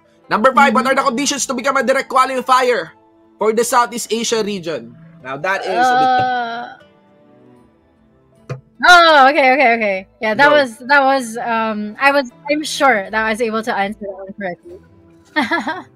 Yeah, we have our different tournament, Throne of Power 2023, Blaze of Glory 2023, Martial Arts Tournament Season 9, or BOG 2023. What is it? Top of each region in the BOG. Yes. Oh my gosh, I clicked on the blue one. I didn't read it right. Oh my god. That's only just one winner. That's only just one winner for Blaze of Glory 2023 tournament. I think 2 winners overall, but it is the top of each region. That was tricky. That was bad. That was bad. Silver Raven is the one leading. Witty Macau gets dropped, but still within the top 5. Guys, be sure to answer as fast as possible. It is also accounted in our quiz. Okay? There you go. Again, direct qualifier is the top team in each region Yeah. of BOG 2023 tournament. The direct qualifier team will directly enter the inter-regional finals. So all region are present. Here we go. How many classes are available, currently available in the Revelation New World? Oh my god. How do we count that? I think I'm gonna guess with this one because I don't wanna take the moment to count. Yeah. Okay. 48, 49, 50 answers. Ah! Oh, it's 9. A lot of people are not sure, huh? It's actually 9. Holy Lancer. You only have like 12 seconds to count, you know? And I feel like if I'm gonna count that, it would take me more than 12 seconds, so I had to guess 8. But There congratulations, guys, to those who are getting good grades right now. You must have reviewed. You must have There you reviewed. go. Yeah. It's a very close fight, huh? I mean, Yeah. this quiz, it's pretty close. There you go. Originally, it was 8, but, you know, you have the Holy Lancer getting added. So, counting the Holy Lancer, you have a total of 9. How much cash prize will the champion of the RGC 2023 tournament receive? 10, 11, 12, or 13,000 USD. Okay. I'm sure about that one. This one, I'm sure that I won't be wrong. But I hope you guys also get the right answer. Some people are taking their time to answer. Let us see. There you go. Yes, I finally 1,000 get USD. a win again. A correct answer. I fell behind. I'm currently in 22nd place. How about you, Shinbu? I'm not actually joining. Oh, you're not joining. Okay. I'm just joining the bandwagon here. But yeah, up to 8th place. Yeah. Wow, Speedy Ostrich is the highest climber. Okay. So with the fast answer. Alright, so it is 11,000 USD. Alright. In addition, you also get a champion cup, a commemorative medal that is for each team member. And they also receive various exclusive in-game items. So lots of good stuff to be won. You know? Alright, 14 of 7. Question: what is the name of the latest fashion set released in December? Oh,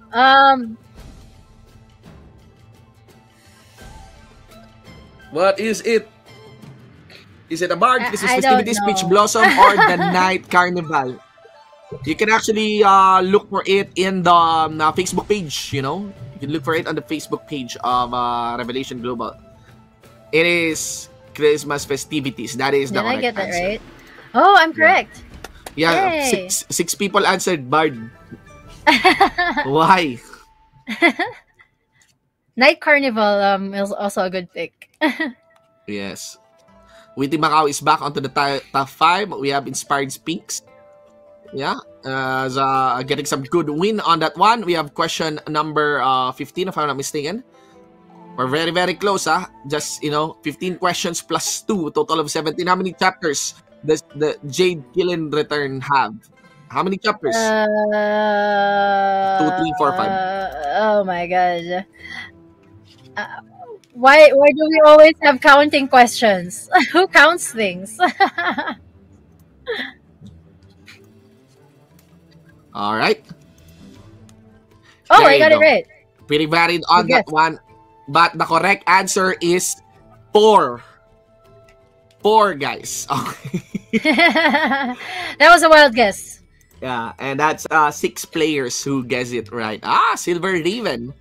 Okay. Got an answer streak of 9. That is pretty high. You know? Oh, that's good. Yeah, almost securing a decent spot here in this quiz. Again, it's Jade Killen Return. It has a total of 4 chapters. An opening, a chapter 1 and 2, and of course, the concluding chapter. So, 4 chapters. I think we have 2 more questions left, guys. So we have Yep. to make the most out of it. What is the name of the newest server launch in December? Oh my god. What is it? Yingling, Fax Balas, Divine Remnant, or Starpole Isle? What is the newest server launched this December? Feeling competitive? Yes, I am. Yep.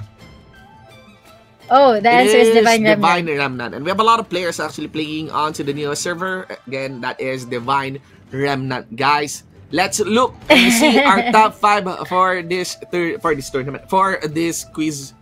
Kahoot is always fun, you know. I've actually done Kahoot on site, on stage. Oh, really? Yeah, in one of the malls here in the Philippines, you know. And there you go.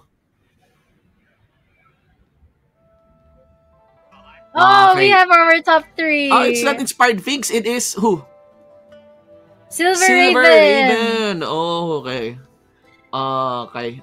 So, runner-up is Witty Macau and Creative Raven. Congratulations, So, you guys. I think this is for the English. Okay, this is for the English stream. Where still have winners for, you know, different languages. So be sure, okay, be sure, and big congratulations to all the winners that we have, you know, for the day. We'll be in touch. Take a We'll be in screenshot, touch, guys, of take your a screenshot. win. Because that is again, that is, take a screenshot because that is your IGN or your nickname in Kahoot. That is not your nickname in game. Okay, guys. So be sure that you take a screenshot so that you get a proof of you guys winning. You know, Kahoot is always fun. Kahoot is always fun. So congratulations, just one, ladies and gentlemen. And again, we still have our lucky wheel later on. Okay, still have our lucky wheel later on. So good stuff. We still have our milestone viewership. We still have a lot of good stuff to be given away for our viewers. And most importantly, we still have the matches, you know, for this Revelation Global Championship.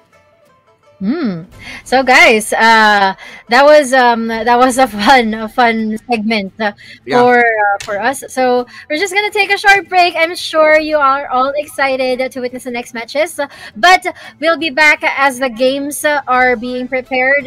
So see you after a short break. Again, this is me, Parang JP, with me, Shinbu. Stay tuned.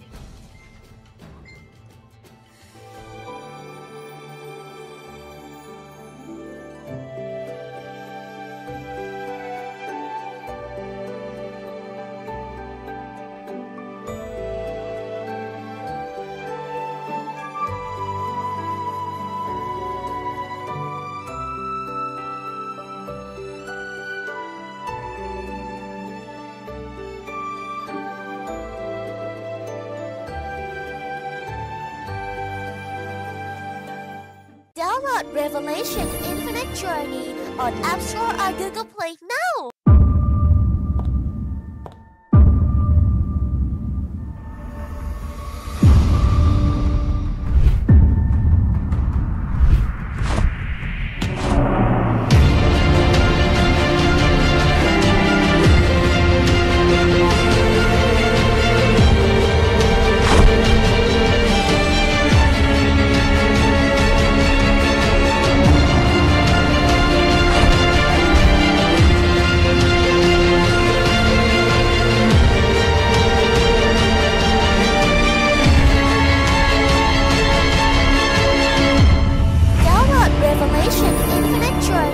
On App Store or Google Play now.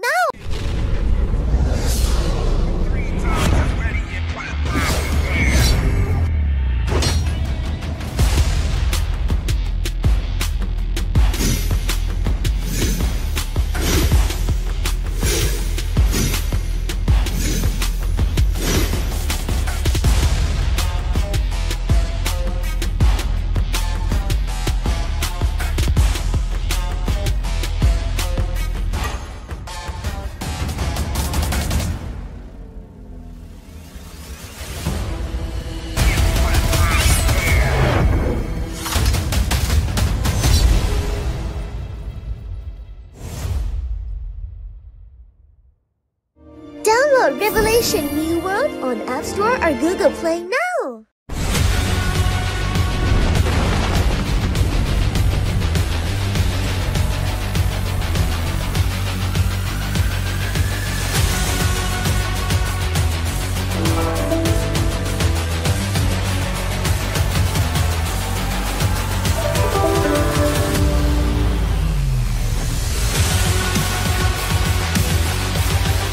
Download Revelation New World on App Store or Google Play now. Last Christmas I gave you my heart, but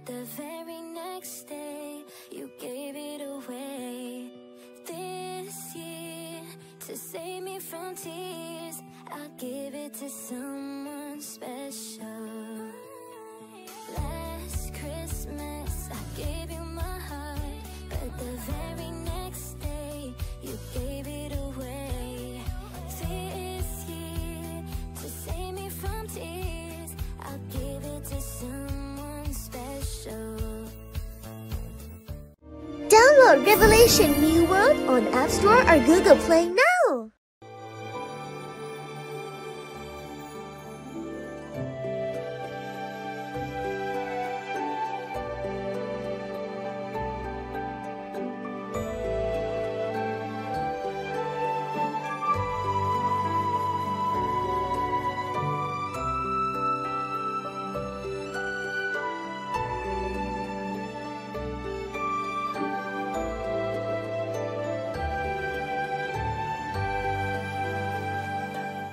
Download Revelation Infinite Journey on App Store or Google Play now.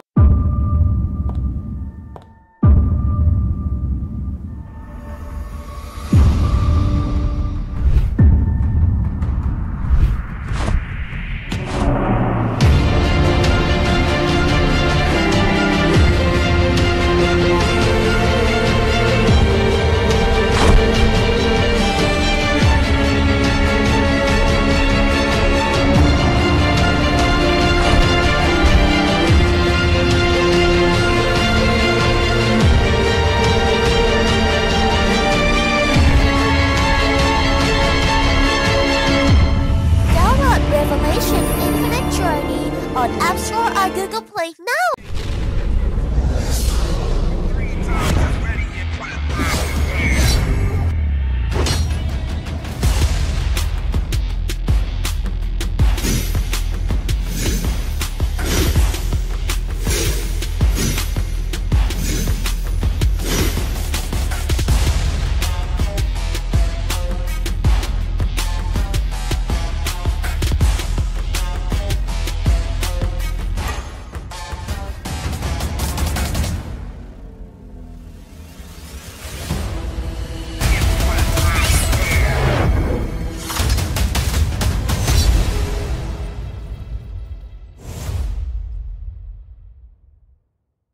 Download Revelation New World on App Store or Google Play now.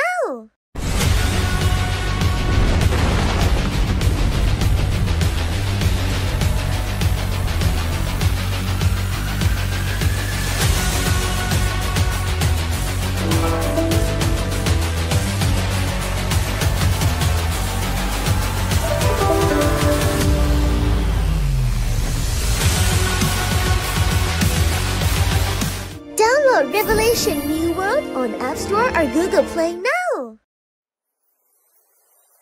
Last Christmas I gave you my heart, but the very next day you gave it away. This year, to save me from tears, I'll give it to someone special. Last Christmas I gave you my heart, but the very next day you gave it away. This year, to save me from tears, I'll give it to someone special. Download Revelation New World on App Store or Google Play now.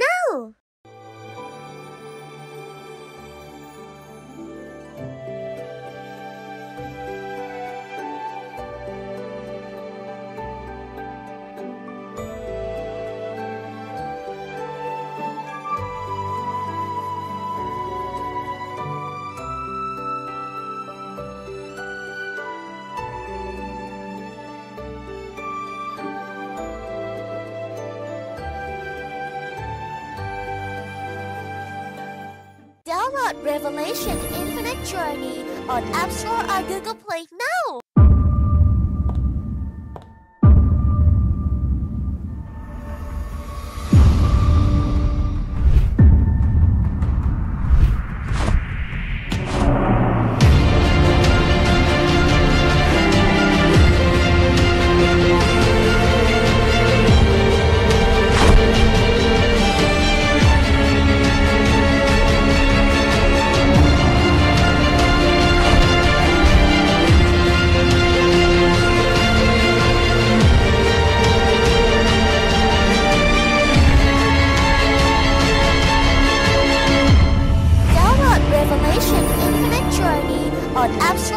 Google Play now.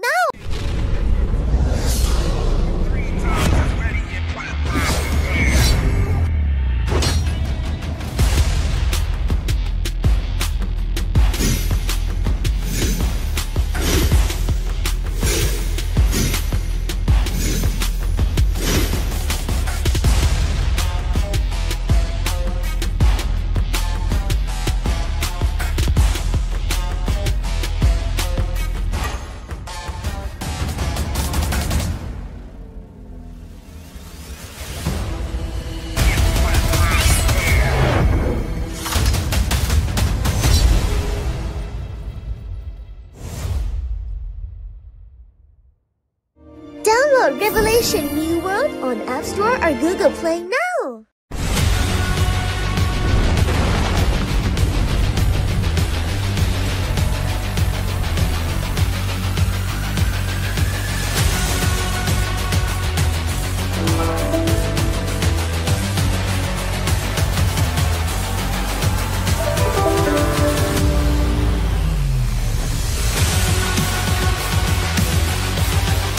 Download Revelation New World on App Store or Google Play now. Last Christmas, I gave you my heart, but the very next day, you gave it away. This year, to save me from tears, I'll give it to someone special.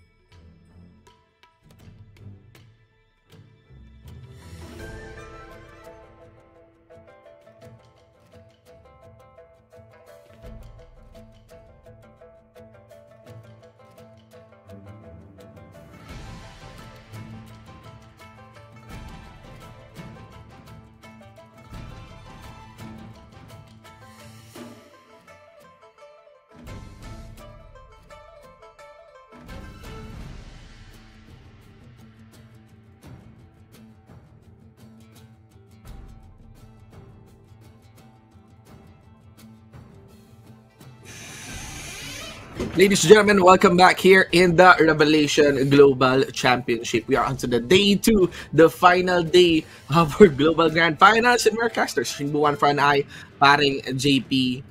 What do you think, paring JP? How are we seeing the next set of matches here in the RGC? Well, these players have been promising, and they have been giving us very explosive plays, especially for HDT Ice, and HDT and Ice actually. So my question still stands: can China dethrone Vietnam?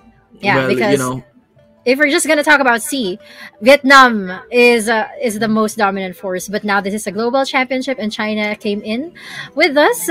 It's gonna be a different story, I think. Yeah.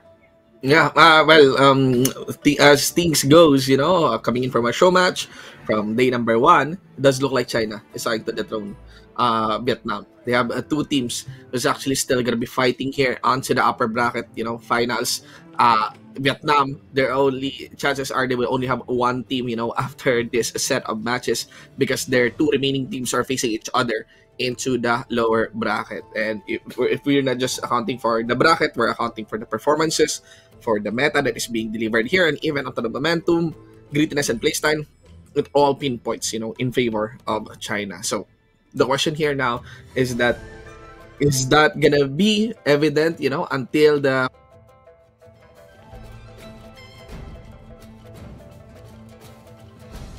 of China, or still can Vietnam and even here Thailand bear their fangs here against that big giant, you know? So NSN and Avengers, ladies and gentlemen, AVG, this is it. First match. Again, this is a lower bracket match, and of course game number 1 is determined towards a 1v1 1G versus Ali.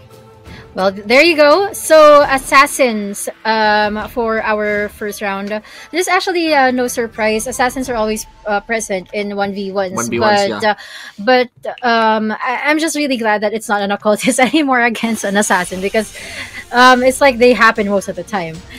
So, Assassin versus Assassin for the 1v1. This already happened earlier. It just really boils down to who gets or makes the better combo. Well, let us see. Ladies and gentlemen, as you see here, Ali drops quite the first combo here onto Wang Ji. Again, Assassin versus Assassin, skill level. It's just a skill matchup. Both are now on stealth. Wang Ji tries to retaliate as well with his own combo, but it's Ali that gets the first wave. Now they're maintaining the distance from each other. Ali on a defensive stance, trying to predict if the stealth up Wang Ji is aiming to target him. He did so, Wang Ji. Yeah, from what we see here, they're both just waiting for good opportunities. But that crowd control that came in from NSN, Wang Ji, is actually about to ricochet onto him. Yes, and Ali is winning the trade. They're trying to guess where each others are, especially with both stealth up. Wang Ji already burned his defensive stat. I'm not sure if Ali did saw it. He did saw it. Ali takes the win. It is now in favor of Avengers. Avengers really wanting to get this win against NSN. 1-0. Yeah. It's best of 5. But I'm actually excited for Avengers that since they won this 1v1, it would be a cool story if they turn this around, because from the previous tournaments, like Avengers, they're kind of sweeping the lower bracket in tournaments that we have casted. So if they were able to do that tonight, that would be one hell of a story. Indeed.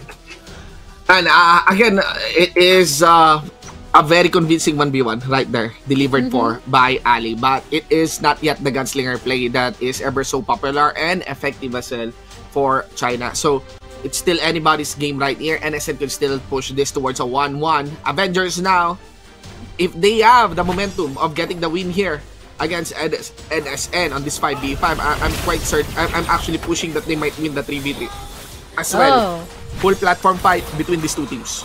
Well, from what we're seeing here, NSN without with the presence of the gunslinger, we can always put our money with that. But I'm not sure with Avengers if they planned on something very different that can counter this kind of draft.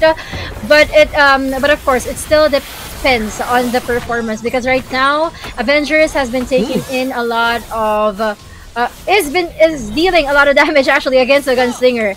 Kind of locked out actually, but NSN here, they need to protect their gunslinger if they want to survive. Actually, that's a gunslinger who's revived, who already received a revive earlier on. The early set of bursts from Avengers did pay off well, and Avengers is totally riding onto the momentum that they have for this 1v1. You can actually see Blast maintaining his distance to sustain all of his teammates. And now, most of the members here of Team AVG is just targeting maybe Dian right here, as they know that they don't even need to actually target the Paladin down into the back line. Alex also tries to counter as well, coming in from NSN. And Blast got the attention as from Ibaz. But look at the damage here. Look at the damage. Even Blast is not being allowed to get a wave. I think he did try to attempt, but receives a crowd control from that assassin. Blast is now into the middle of the platform, but he did receive a lot of damage from the main offense here of Team Avengers. Yeah, and that's a lot of damage actually. NSN, they really need to recover, and they need to depend on their Spirit Shaper, but their Spirit Shaper is actually very far from them currently. It's actually their gunslinger that they need to protect at all costs, but the occultist, he just had to get knocked down in there. Indeed, man. Again, revive, when will that be used? As you can actually see, Blast not being allowed to get all in. Do take note, this is not even a dual Spirit Shaper composition. It's just leaning on to Blast that has the revive right now available for the side of Team MSN. And you can actually see the sword set getting dropped. Also, Team NSN is now losing this one steadily. You see their Spirit Shaper. You see the Spirit Shaper already gone, and Blast is still getting a lot of free time here for the side of AVG. Their Gunslinger gone, their Paladin also the last target to be done by the members of AVG. 2-0 for this series, ladies and gents. The momentum is riding heavily in favor of Thailand. I am so excited. Like, if Avengers really does win this, they'll be they'll be able to defeat one Chinese team that's actually quite strong too, and that diminishes a strong force from the whole of China in this tournament. So Avengers, I am really hoping that they make this into a sweep. I swear, the double Spirit Shaper composition for the side of Team Avengers is paying so well. Yeah. Blast has a lot of free time on there as members are just focusing towards Reiko. Now this is very different.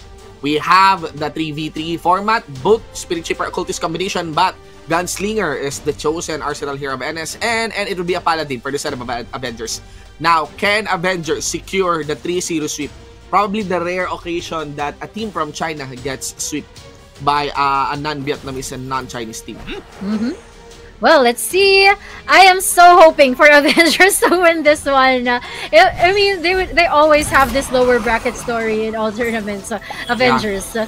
So I'm really rooting for them. But NSN is actually different when it comes to a 3 versus 3 situation, because in a 3 versus 3, your gunslinger actually gets more highlights and is easier to protect by the occultist, enabled by the occultist, and supported by the Spirit Shaper. But since Avengers, they have the Paladin to tank all those damages coming from the gunslinger, probably this can be a different story as well. But right now, it's too early to tell.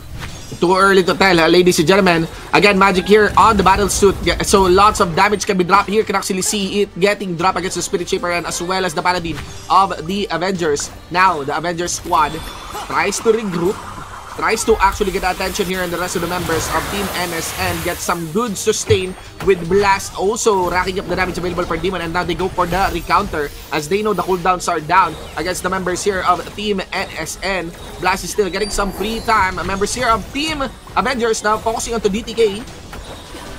DTK. I'm waiting for a good opportunity for Avengers to get that pull, to make that pull coming from that Paladin. But he needs to find the Gunslinger for him to disable, and so all those damages coming from the occultist will be fruitful. Yeah. Varys is getting dropped steadily. At least Varys maintained his own distance. But the problem here is that how can they get close now to Magic? Getting danced around by Dian and QSDTK. That is going to be the battle suit getting ejected. And of course, members of Avengers can now re-counter right here. Magic again dances around, tries to target maybe the occultist down. And maybe even the Spirit Shaper. No, he really has his eyes set towards the occultist. Varys here in dangerous spot. That's true. Their Paladin actually is trying very hard to tank all the damages, to do some sort of crowd control. But Edison here recovered and is now happy to deal all those damages, especially Magic. Magic really knows how to position himself right now.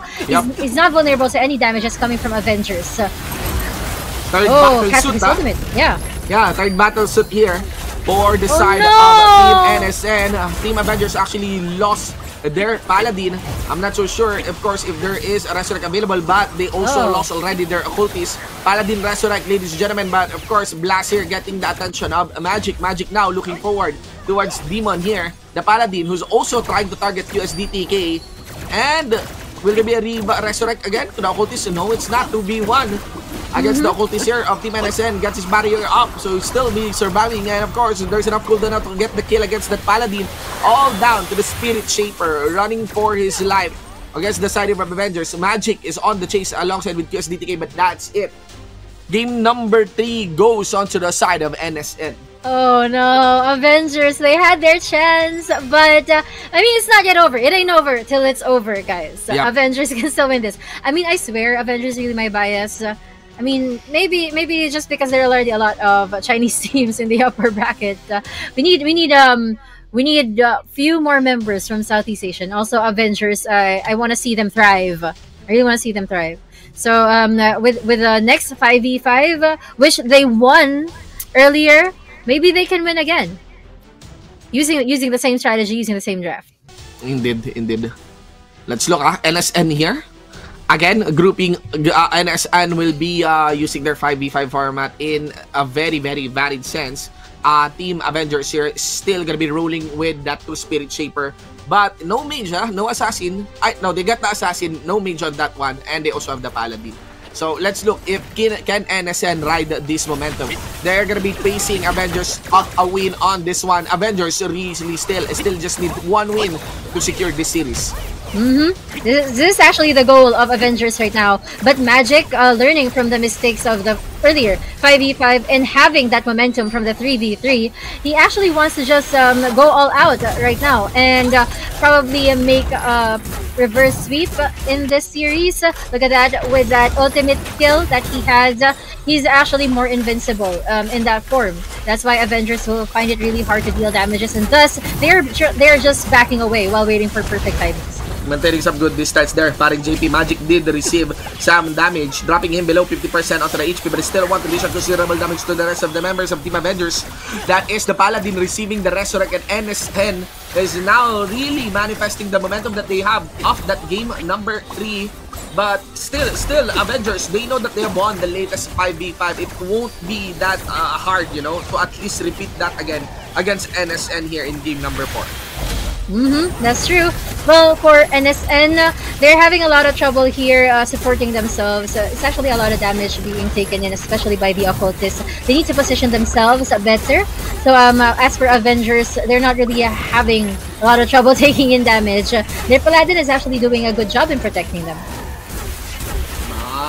Look at this, Numbers here of NSN really just grouping together. They could be easy targets here for AoEs, but rather they're the ones just dropping clear targets against the Avengers here, especially with the battle suit, you know, being so efficient. Magic just dash in full combo as they know that they got some clear momentum. He did receive some damage there, 50% onto the HP. Now he was able to drop actually Demon Paladin here of Team Avengers. Meanwhile, juggling back to get the sustain from their Spirit Shaper.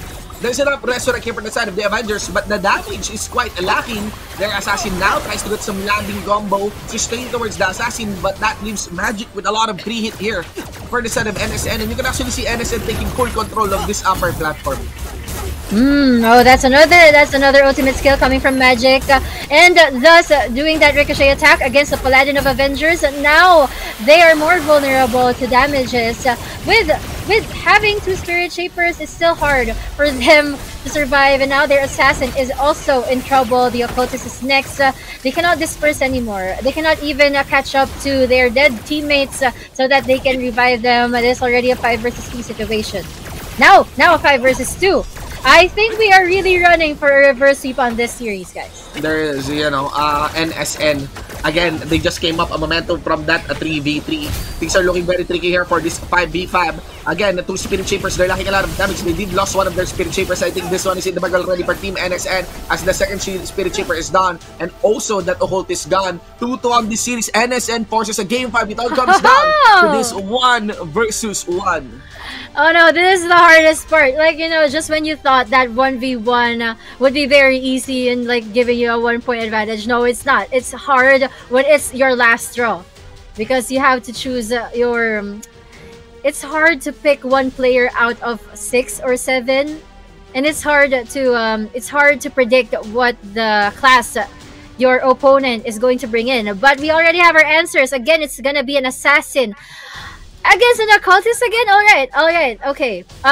Of course, basing on the picks, we could easily go for the Assassin, but it's really hard. It's really hard. I really feel like you already know your status or your result during the picking of your player.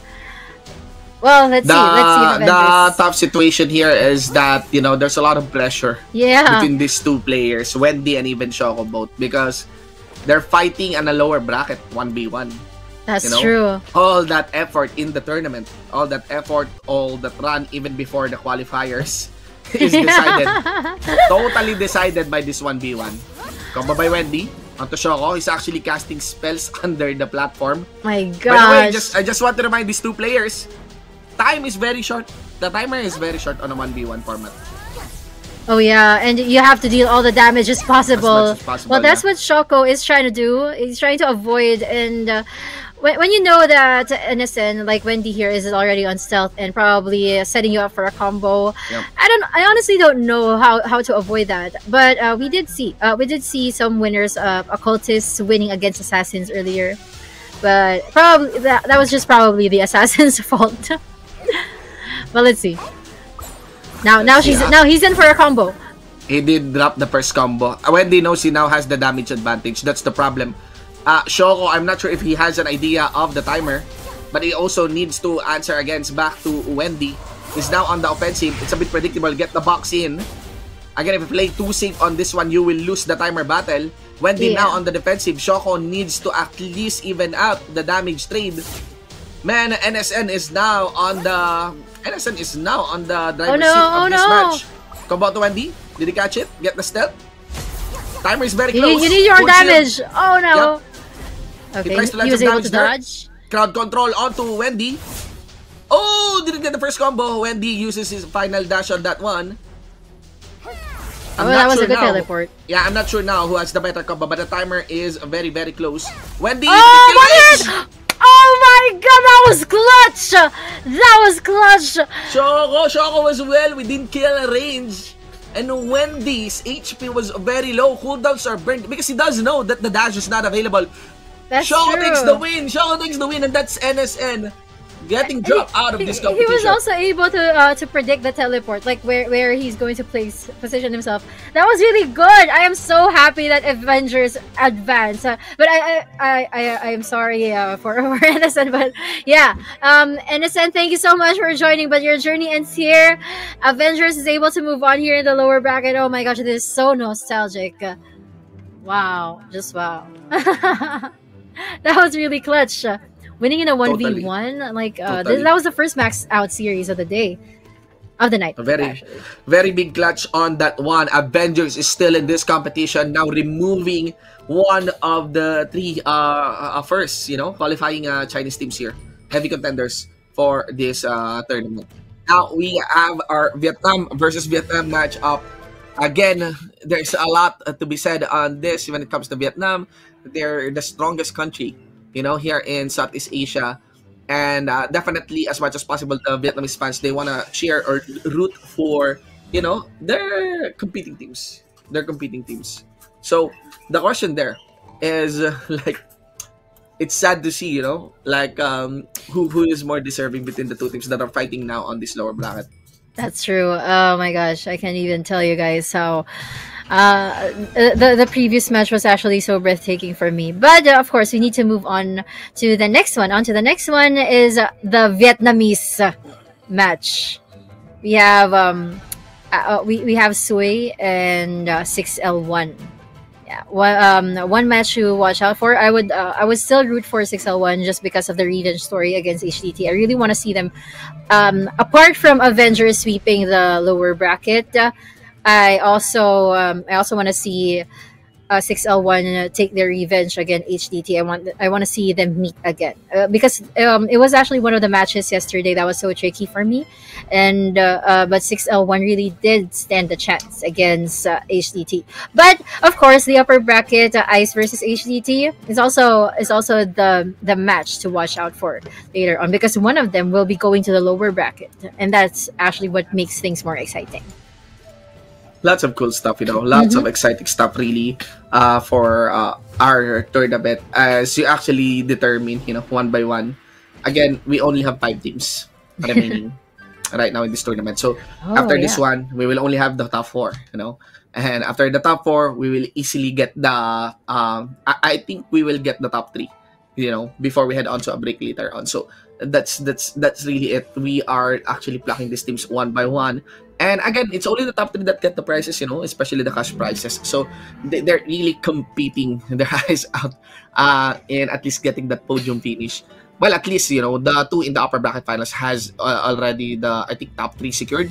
But here we go. Main headline here is the hope of Vietnam. 2 teams, 6L1 and Sui, facing off each other on this lower bracket. Now, accounting for the lineup, this is the Vietnam meta. They have 2 Spirit Shapers, Interestingly, Sui has 2 Occultists compared to just 1 here of Team 6L1. And they also have 2 Assassin and 1 Sword Mage. 6L1 has a more varied lineup with 2 Assassins, but they have a Sword Mage.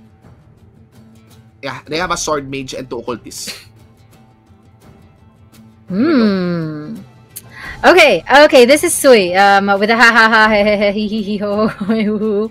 And Kakaka, of course.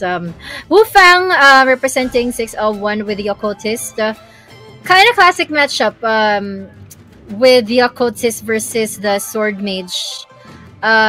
Usually I go for the Sword Mage, but for some reason, Occultist, like, they've been so used and abused a lot. Yeah. There's just a really nice combo, you know, onto the side of the Occultist. I'm leaning more on the Occultist on this one, class-wise. But it really depends. Should the Occultist drop his combo during the ice of this Sword Mage?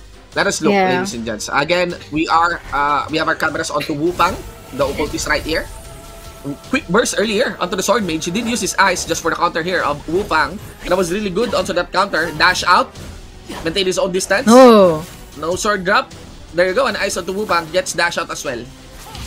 Okay, those are a lot of dark circles thrown on by Wu Fang. But that sword drop coming from Uchiha also dealt a lot of damage there. Well, the thing about the Occultist is the healing is not really that strong as compared to a Sword Mage. So when it comes to sustain capability, Sword Mage will actually thrive. But if you really want to end this game quickly, you have to deal a lot of damage if you're the Occultist here. In the early parts of the game. In the early parts, indeed. So now, still, it's still anybody's game. I do feel that this won't be a timeout battle. It's really about landing that combo. Another ice is available here for Uchiha, but Wu Fang casted back. Wu Fang again on the offense here. He wants to advance. He does know that Uchiha's cooldown are actually not available, so he could go onto the offensive. Both actually receive the stun on each other, and it goes for the full tether. It looks things are looking pretty even on the two. Hahaha is just kiting back still, and now with his ice being available, he can actually go for that offense. Oh, okay. Okay, this is a waiting game, but that was an aggressive play coming from Uchiha. And once he dealt his damage, of course, he had to dodge the revenge attack there. Oh, Wu Fang was able to pin him down. Yeah, he got the ice. Actually, he got the ice there, so Wu Fang actually landed some miss spells, especially on that stasis mode available for Hahaha. Things are looking so awesome still on this 1v1, ladies and gentlemen. Still anybody's game.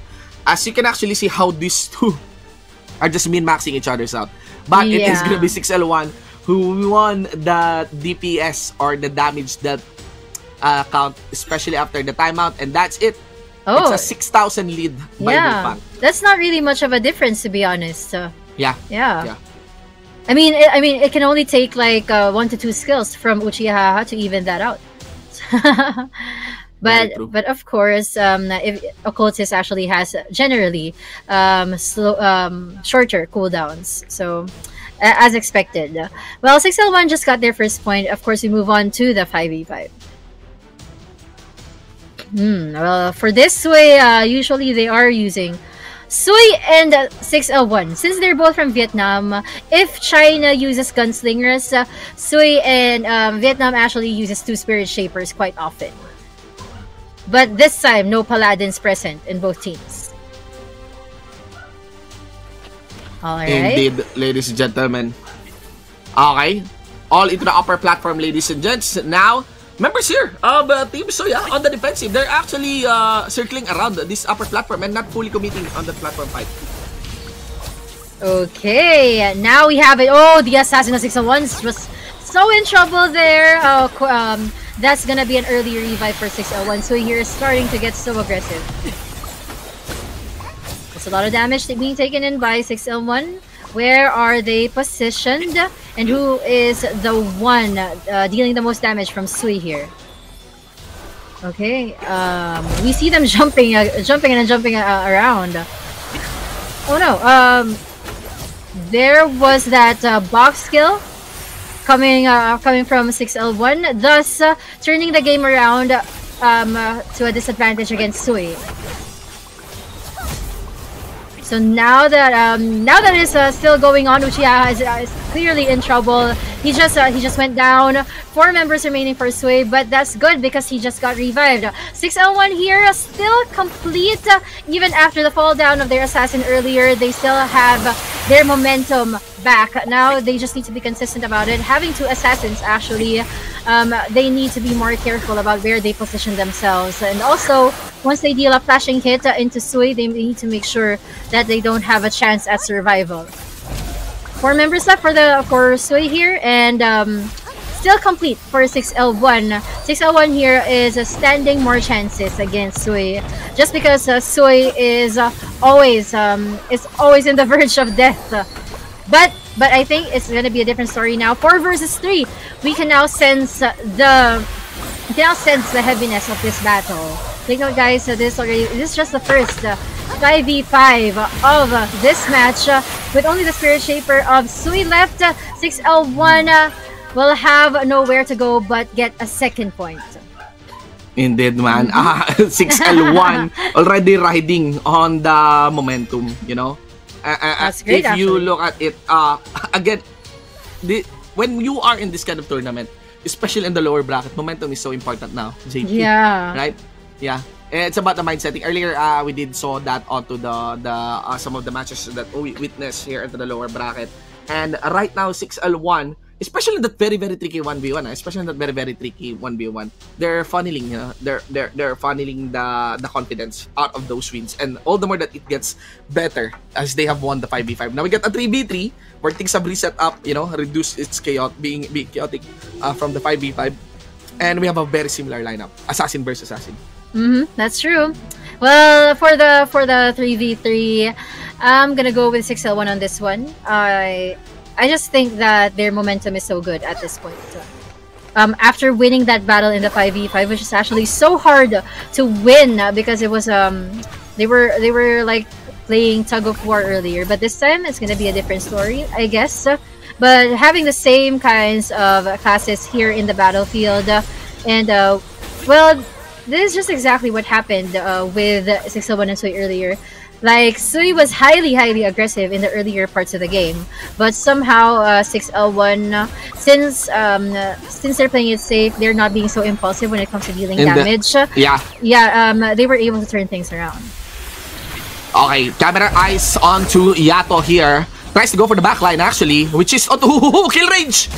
Okay, was able to morph out and run away. Yato gets controlled by the assassin of team Sui, and now Sui really wants to put the battle here against 6L1. Sui is a very strong contender in this tournament, so they're still not yet out of the competition, but it's just that really 6L1, I think, had a nice momentum on that 1v1. They were able to answer here against Yato. Sustain is still up for the main member here of team 6L1, especially with the backline and not untouched just right now. Taeyu now being touched here by Ehe. And it's still gonna be Sui, whose assassin might be in a dangerous situation. Yeah, that's the assassin getting dropped. Ladies and gentlemen, 2v3 scenario here in favor of the 6L1 squad. As he also drops the Spirit Shaper down into the occultist. I think that's it. You can actually see Ho already just standing right there. He knows he's out of the competition. 3-0 sweep for their Vietnamese brothers. Ladies and gentlemen, 6L1 continues in the competition. Congratulations, 6L1! They honestly could they have a good chance in winning this lower bracket, I swear. And they'll be against Avengers later on. That's gonna be a cute battle for me.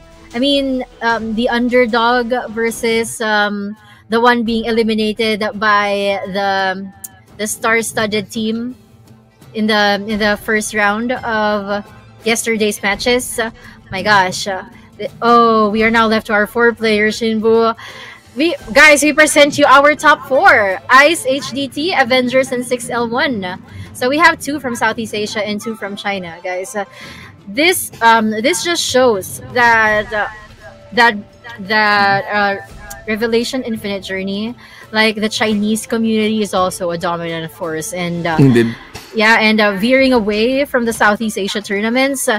This actually one to look out for the Chinese community. Indeed. Parang JP, here we go. Down to the last 4 teams. Okay? Of our bracket. Up next would be Team Ice and HDT. And we are also going to be rolling with the lower bracket semis, ABG versus 6L1. So, again, Ice, HDT, AVG, and 6L1. 2 teams from China, 1 team from Thailand, and 1 team from Vietnam. Any of them could become a podium finisher. You know, only just one team could be dropped, and any of them could become a podium finisher of this Revelation Global Championship. You know, are we gonna be left with 2 China and, you know, 1 Vietnam, or 2 China and 1 Thailand? That's actually the big question right now in the next moments of our tournament. By the way, guys, again, all I ask is that you share this live stream, you know, inform everyone that this tournament is happening, and of course, you know, if you're watching on the different broadcasts, send the link to your partners, send the link to your friends, and let them know that, again, this very, very important event in Revelation is happening. I honestly feel like 6L1 will win against Avengers, but it would be fun, to be honest, if it's gonna be like a maxed out series, like like a game 5, and we go back to that 1v1 scenario, just like what happened with Avengers earlier. That was so cool. That was really so cool to watch. Avengers, they've always been the best underdog team for me. And for 6L1, they're actually proving something here in the lower bracket. They're proving that they can pair up to Ice and HDT there in the upper bracket. They're just waiting for their chance. But okay, here goes the upper bracket, guys. Ice versus HDT. Well, looking at their classes, of course, the Paladin will be present. But of course, the Gunslingers will always be present as well. Top situation here.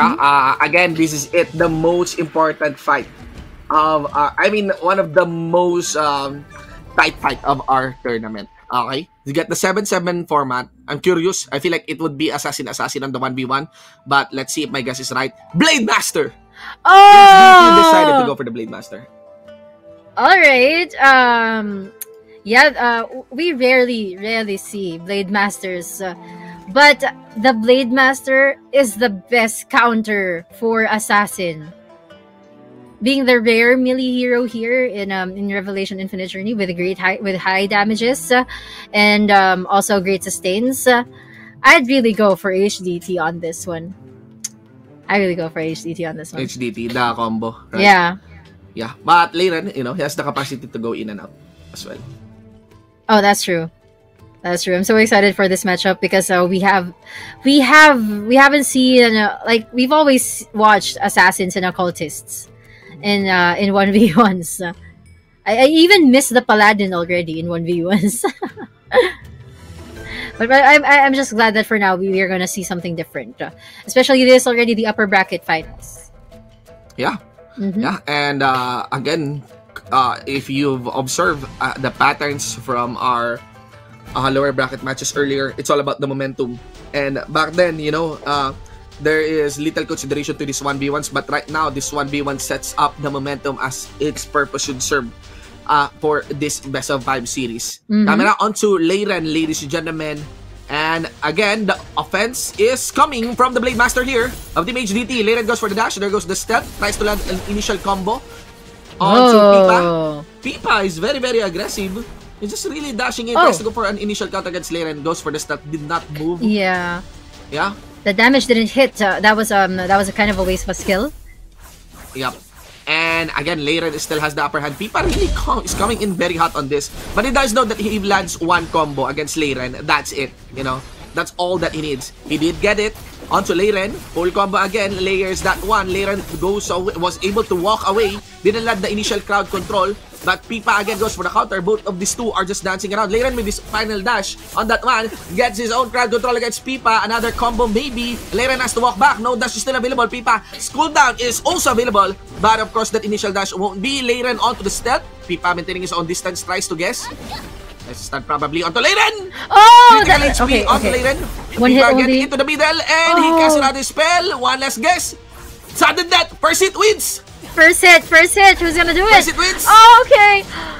It is gonna be Pipa. Pipa lands it. He was suddenly pulled, but at the same time still able to deal damage. That was a good damage return coming from the thing about Blade Masters. Their combos are, they have one of the best skill delay. You know, there's very little on their skill delay. So that's why, especially in those clutch moments. Again, there's a lot of stealthiness here for the assassin. That is true. If they even have decent crowd controls, but the problem is the damage that Pipa can deal, especially on an upfront fight, especially when he gets his combo down. Well, that's it. We are now looking towards the 5v5. You know what? Earlier, during that 1v1, it's really so fun to watch that Pipa was the less damage dealer, because while we were looking at those battle reports, the assassin had greater damage against the Blade Master. Yeah, which is actually so Very cool. true. Yeah, we gotta love Blade Masters, guys. We need to highlight them more.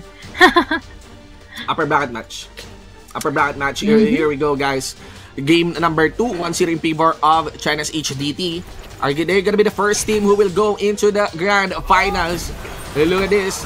Ice is gonna be the aggressor here. Both teams actually putting in their circulars down into the upper platform. You can see a lot of skill getting dropped one by one. But most of the members here of Team Ice was able to concentrate their damage towards Sword 9 here of HDT. Wow! Gunslinger battle 1v1. Pengyan versus Sword 9 in the middle. This is my favorite. Like I would do anything to see them do a 1v1. These two gunslingers. Yeah, but Pengyan actually shifted his focus. I'm actually very curious if when will the battle suit pop out between these two gunners. Pew pew pew. Here we go. Early battle suit onto Pengyan. Was able to get a cast on that one. The next up would be Sword 9. But of course, initial combo is initiated on by Pengyan here. Oh my god. 2 battle suits just in the middle of the fight while the rest of their allies are fighting each other. The main strategy is to actually distribute damage as much as possible. Pengyan is straight into the middle, pulled out of his own battle suit, and now gets controlled by one member here coming in from Team HDT. Ice now tries to collapse, so maybe want to go for all in on HDT, especially now that they lost their gunslinger. Resurrect gets burned against the gunslinger, and of course you can actually see the occultist as well. Team Ice already getting dropped. There's still no Resurrect being used on that one. Now it is available, and now you're gonna be seeing Laumo as well. He's staying in the middle, ladies and gents, also on his defensive stance. Both of these two teams are really aiming to get that AoE damage, that spread of damage available in this two round 2 on the battle suits for both Team Ice and HDT. Yeah, so what Ice is actually trying to do here is that they're trying to hold on to that momentum, while HDT is semi-vulnerable to their attacks, but HDT here they're trying to support each other. Their Spirit Shaper is doing a good job at it, but their Paladin is losing a lot of blood right now. Yep. Ice is really has the upper hand right now. Yeah, man. I mean, barring JP, it's still anybody's game, especially in this critical point of the match. You have to take note that HDT is really pushing to get that momentum score, especially with the match point score. Secure maybe a 2-0 in this 5v5 scenario. Right now, we still have our cameras and eyes set towards Lamo, who's also focusing towards Ipeng here of HDT. You can actually see Yinchi as well getting closer, but there are some members of Team HDT, and Team Ice is able to react. Good heal coming in from that Spirit Shaper, ladies and gentlemen, and Team Ice is getting the damage advantage here against HDT. You're going to be seeing their occultist already in a tough situation, but of course, there is a very good positioning coming in from the occultist here of HDT, and Lamo getting duel 4 as well by the Paladin of the other side. Team no one is really dropping out of this composition. Another round of the battle suit onto Sword 9, and that might be it. The killer shot onto the side here of HDT. Team Ice already lost their Sword Saint. Just a Resurrect, of course, to sustain on that one, but the Resurrect would be on cooldown to take out the only just Spirit Shaper available for this fight. And then now, it's still anybody's game. This is gonna be Sword 9 getting pulled out of his own battle suit. Ladies and gentlemen, this is once again the most brutal fight of the Revelation Global Championship, and it is gonna be HDT who's taking the upper hand right now here in the upper platform. We're gonna be seeing Pengyan focusing on Oolong, and of course Long goes onto his Animus form with the battle suit already available for Pengyan here. More damage can be dropped onto side and in favor of Team Ice, especially with Sword 9 already got no Resurrect for Sword 9. This is anybody's game, but you can actually see Team HDT still holding out. They lost their occultist, ladies and gents, but also 2 members are already got for the side of Team Ice. 3v3 scenario, 2v3 scenario. They also lost their Paladin, who will have the upper hand on this one, especially when Pengyan is still on his battle suit mode. 2v4, ladies and gentlemen, just like that, it is gonna be Sword Saint now trying to buy down for Team HDT. Finally, it is the Spirit Shaper, and that is a well-fought battle. 1-1 as game number 2 is secured by Team Ice. Team Ice really just gave it their all in that 5v5 match. When they knew that Sword 9 is out of the picture, they just wouldn't give H-Long the chance to revive Sword 9. I swear, they had to back him out. They made sure that he was out, away from Sword 9. But we need to move on to game number 3, to the 3v3, where it gets tricky, okay? Because this is still a 1-point advantage to It's whoever still a 1-point wins advantage this. on this one. And I told you there is a reason, paring JP, why this is the match that, this is the match that we are the most, we're the most looking forward into. Again, we do feel that these two teams, they have really great battle attrition. They have great sustain coming in, great mechanics coming in from their own supports. They have great juggle. They really shine so bright when it comes to the 5v5.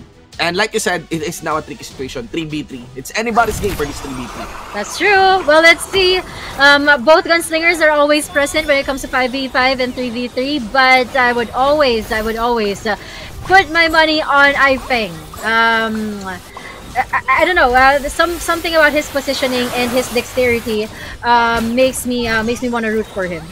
Indeed, man. Again, if you're looking towards Ifeng, and there's a lot of precision, especially here to this one key member of Team HDT. If we're talking about Chinese teams, we keep on emphasizing and highlighting the gunslingers, but it's really are the supports, this occultists and also the speed chippers that are the unsung heroes, That's true. for this fight. Now, Team Ice, that's just the problem. They got again a momentum game of that 5v5, and also I get the win on this 3v3, making sure that they get the disable down onto that occultist and spirit chamber of HDT. Well, there is a successful revive here for that gunslinger of Team HDT, but Pengyan already has his battle suit on. Yeah, oh my gosh, guys, with what you're seeing right now, does anybody of you want to change their vote from HGT to ICE? We do see how ICE is at par with the likes of HDT here. How they're maneuvering this game. They're trying to control the battlefield, actually, and they're doing it well. So I think what both teams has to do here is to really protect their gunslingers at all costs. At all costs. Again, the idea is to maintain that DPS as much as possible, so the maximum uptime for your gunslinger is ever so required. Now you're gonna be seeing Long here, just sustaining up the two members is still available here from the side of Team HDT. It is gonna be Fei Young, of course, with his own battle suit to cast that spells, not rockets, rather, onto the rest of the members here of HDT. Just look at Long, just making sure that they get the sustain on for the rest of the members here of HDT, as the aggressor here would be Team Ice. Great mechanics being shown here by these two teams, but you're going to be seeing as well Pengyan already in critical HP, and Sword 9 has the HP advantage now, fighting back Pengyan right here, getting supported by these two mages as well. Pengyan gets bursted. Beautiful play there by the occultist as well as the gunslinger of Team Ice. That's true. Now, Ice slowly losing their HPs, but with hopeful recoveries in the near seconds. But time is also running. Time is ticking. HDT here with the full HPs and have recovered from their cooldowns. They can actually easily end this game for Ice. Now with the occultist not present anymore, it's just left for the gunslinger and the spirit shaper. And I don't think they're gonna revive anytime soon. HDT gets that second point. Yes, they were able to get the burst down onto Pengyan. Clutch moment here for the side of HDT. But remember, the 5v5 was won by Team Ice. Now is the moment for HDT to clutch it, to prove them that they are the better team. Should they defeat Ice on the 5v5? Team Ice proved to be the superior team here when it comes to 5v5. And let us see. Should HDT prove them wrong? That's it. That's the grand finals for them. Well, if Ice wins 5v5 again, she's gonna boil down to the 1v1, the very tricky 1v1. But HDT, a very dramatic 1v1, I must say. That's true. And HDT already has the advantage. This is already match point. They can easily close this match and maintain their stance in the upper bracket. But if Ice really does something in the 5v5 and takes over this game, it's gonna be hard in the 1v1. Let's look, ladies and gents. Pengyan into the front line alongside with Laumo. Everyone still want to fully collapse and of course bring the battle here down into the middle. Pengyan here, 50% of his own HP because he does trust his teammates to actually get to sustain towards him, and of course HDT still has the lead on that one. Pengyan in critical HP. That's going to be a very big problem for them. There's a very good clutch as well out of the shield that is available for Pengyan. Of course, there's also a sustain delivered for him. But the problem there is that with all those disables and focus towards Pengyan, I do feel that Sword 9 will be the first one to get access here to his own battle suit. All right. but Lots of fight here.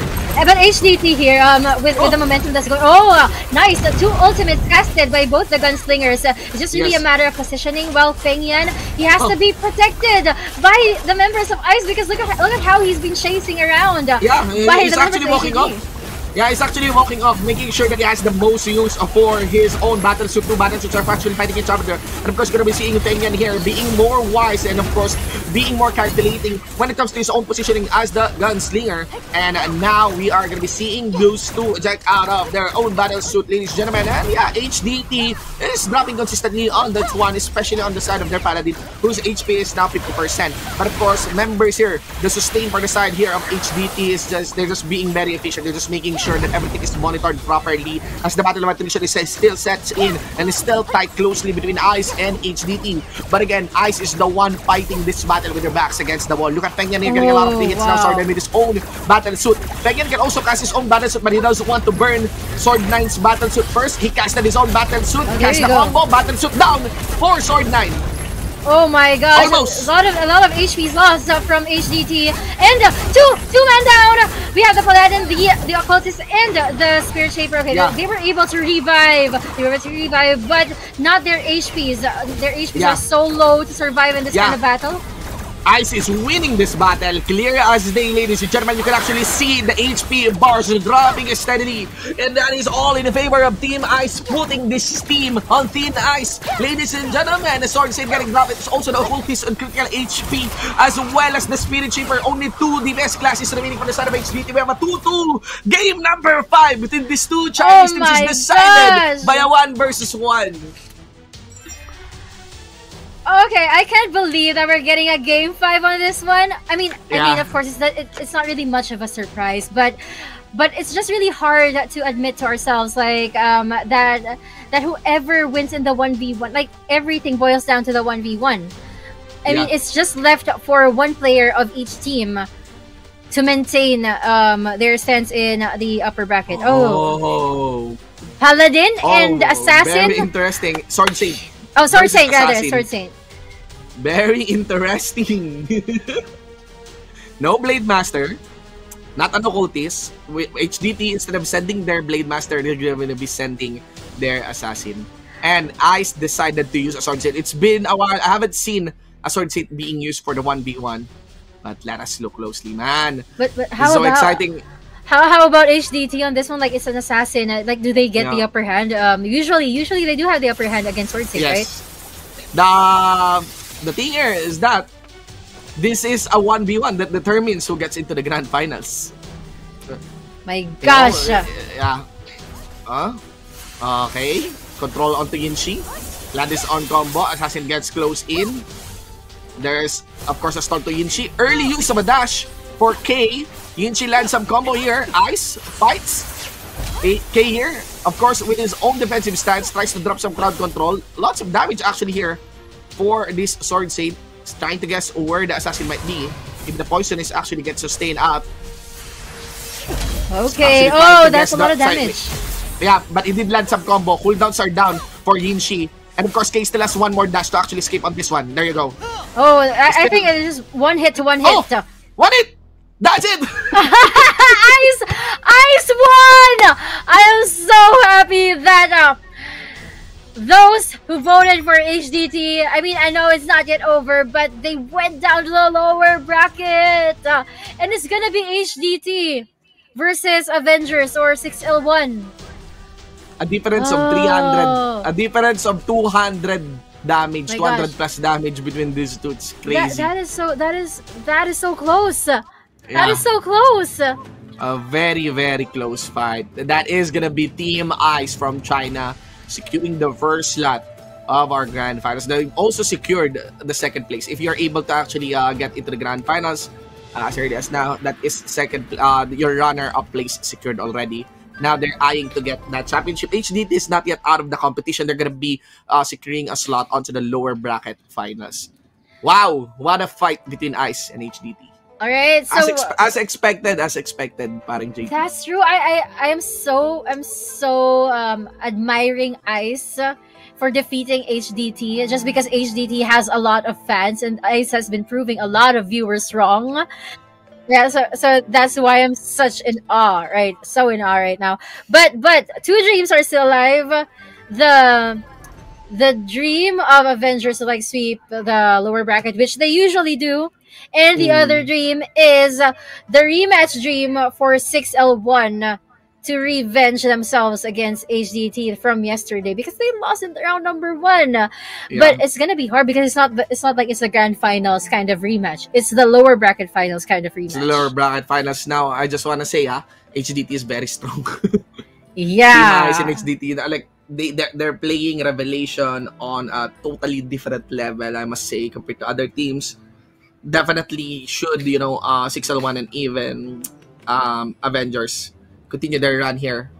Oh, any win that they can secure against Ice or even HDT could be considered miracle wins. That's just how like the level that the teams from China are playing right now. But let's see. It's still anybody's game. Anything can still happen.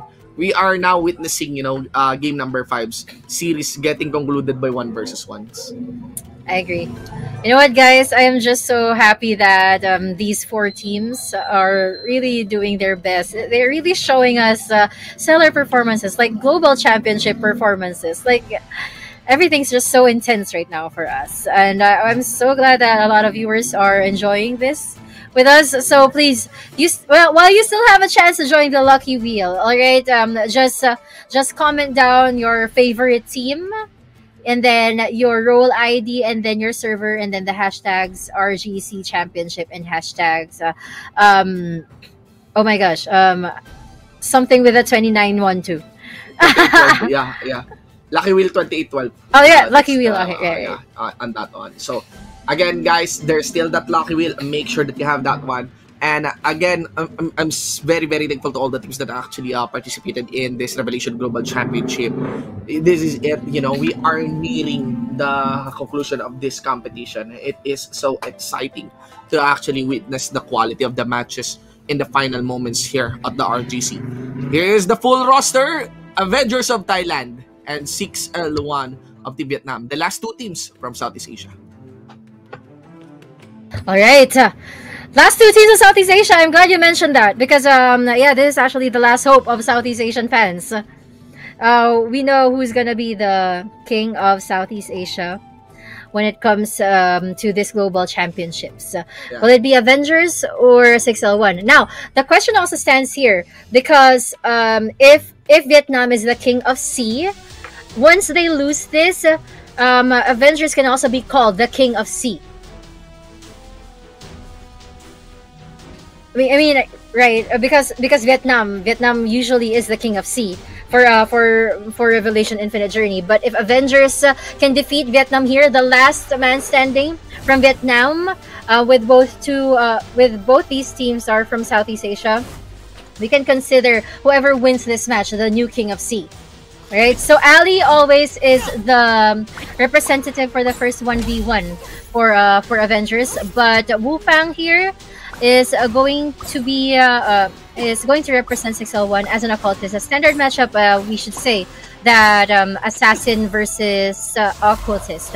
Well, usually assassins win, but we're not sure about this because this is the first time that we're gonna see Wu Fang and Ali match up. And again, just want to say, paring JP, that so far the occultist has proven itself to be a very, very strong contender when it comes to the 1v1s. Far from its initial run in this tournament. Look at that. That's actually like a walk in the park here for the occultist here on 6L1s against Avengers. I don't think it should be an occultist versus occultist match earlier, but there you go. That's actually a very big gap when it comes to the damage dealt there by Wu Fang. But Avengers can still fight this. They still have the good prowess when it comes to the 5v5s. Yeah, that's true. Oh my gosh. Well, assassins usually don't lose against occultists in a 1v1 setup, but somehow Wu Feng knows what he is doing. with the occultists, and we've seen this earlier. We've seen some occultists win against assassins, but they do need to squint a lot. But we move on now, guys, to the 5v5. Of course, the Paladin can never leave Avengers, but for 6L1, them being Vietnamese and they have their own strategy, they always use 2 Spirit Shapers instead of having 1 Paladin. 2 Spirit Shapers and 2 Assassins. Now, let's see if Avengers standard meta can prevail against this quite of an eccentric meta from 6L1. Indeed, man. Again, 5v5, ladies and gentlemen. Team Avengers here, they're actually gonna be delivering Demon down into the front line, but what my worry is actually of this Toto, who's actually in our main camera, that is getting a lot of free reign now to support his teammates. No disruption actually for Toto. It does feel like Avengers really want to concentrate their forces just on one. This is very, very different. We are seeing fights without any gunslinger, and that's why it's very difficult to spread your damage across multiple targets. But let us see. Right now, Toto is still able to walk out by the early form onto his Animus. Huifa is actually targeting onto him. Critical HP. Now, onto the Assassin of the 6L1. They also lost their Spirit Shaper. Avengers is getting a momentum win here against the Vietnam representative. Yeah, that's true. Well, Avengers right now, they have a lot of HPs left. The 6L1 is actually suffering a great loss in terms of HP. But of course, having 2 Spirit Shapers, they have a lot of revives with them, and they can heal most of the time. But with their Assassins being supported well, they can also deal a great amount of damage against Avengers. Just that the Paladin of Avengers here is doing a great job in protecting them. Indeed. Okay. Slow and steady as well. Still onto the side here of Demon. Toto is still continuing to hide his way back. And you can actually see the HP here of 6L1. Do take note that they are the ones coming off a win from that 1v1 scenario. But the Avenger squad is really doing well in sustaining the HP of their teammates. But not so much, especially with their Spirit Shaper getting caught. Critical HP and the Spirit Shaper. 2 members already gone here for 6L1 members. Make that still 3 earlier. A River gets burned. Makes that 2. I just realized that 6L1 is lacking in firepower because they have 2 Spirit Shapers. Focusing more on the sustain, and also their assassins are getting controlled steadily here by the Avenger squad.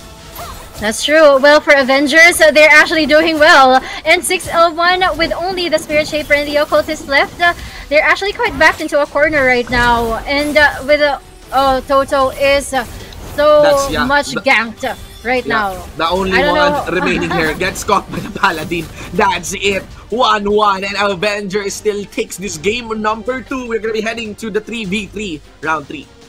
I still think that this can still be a maxed out series.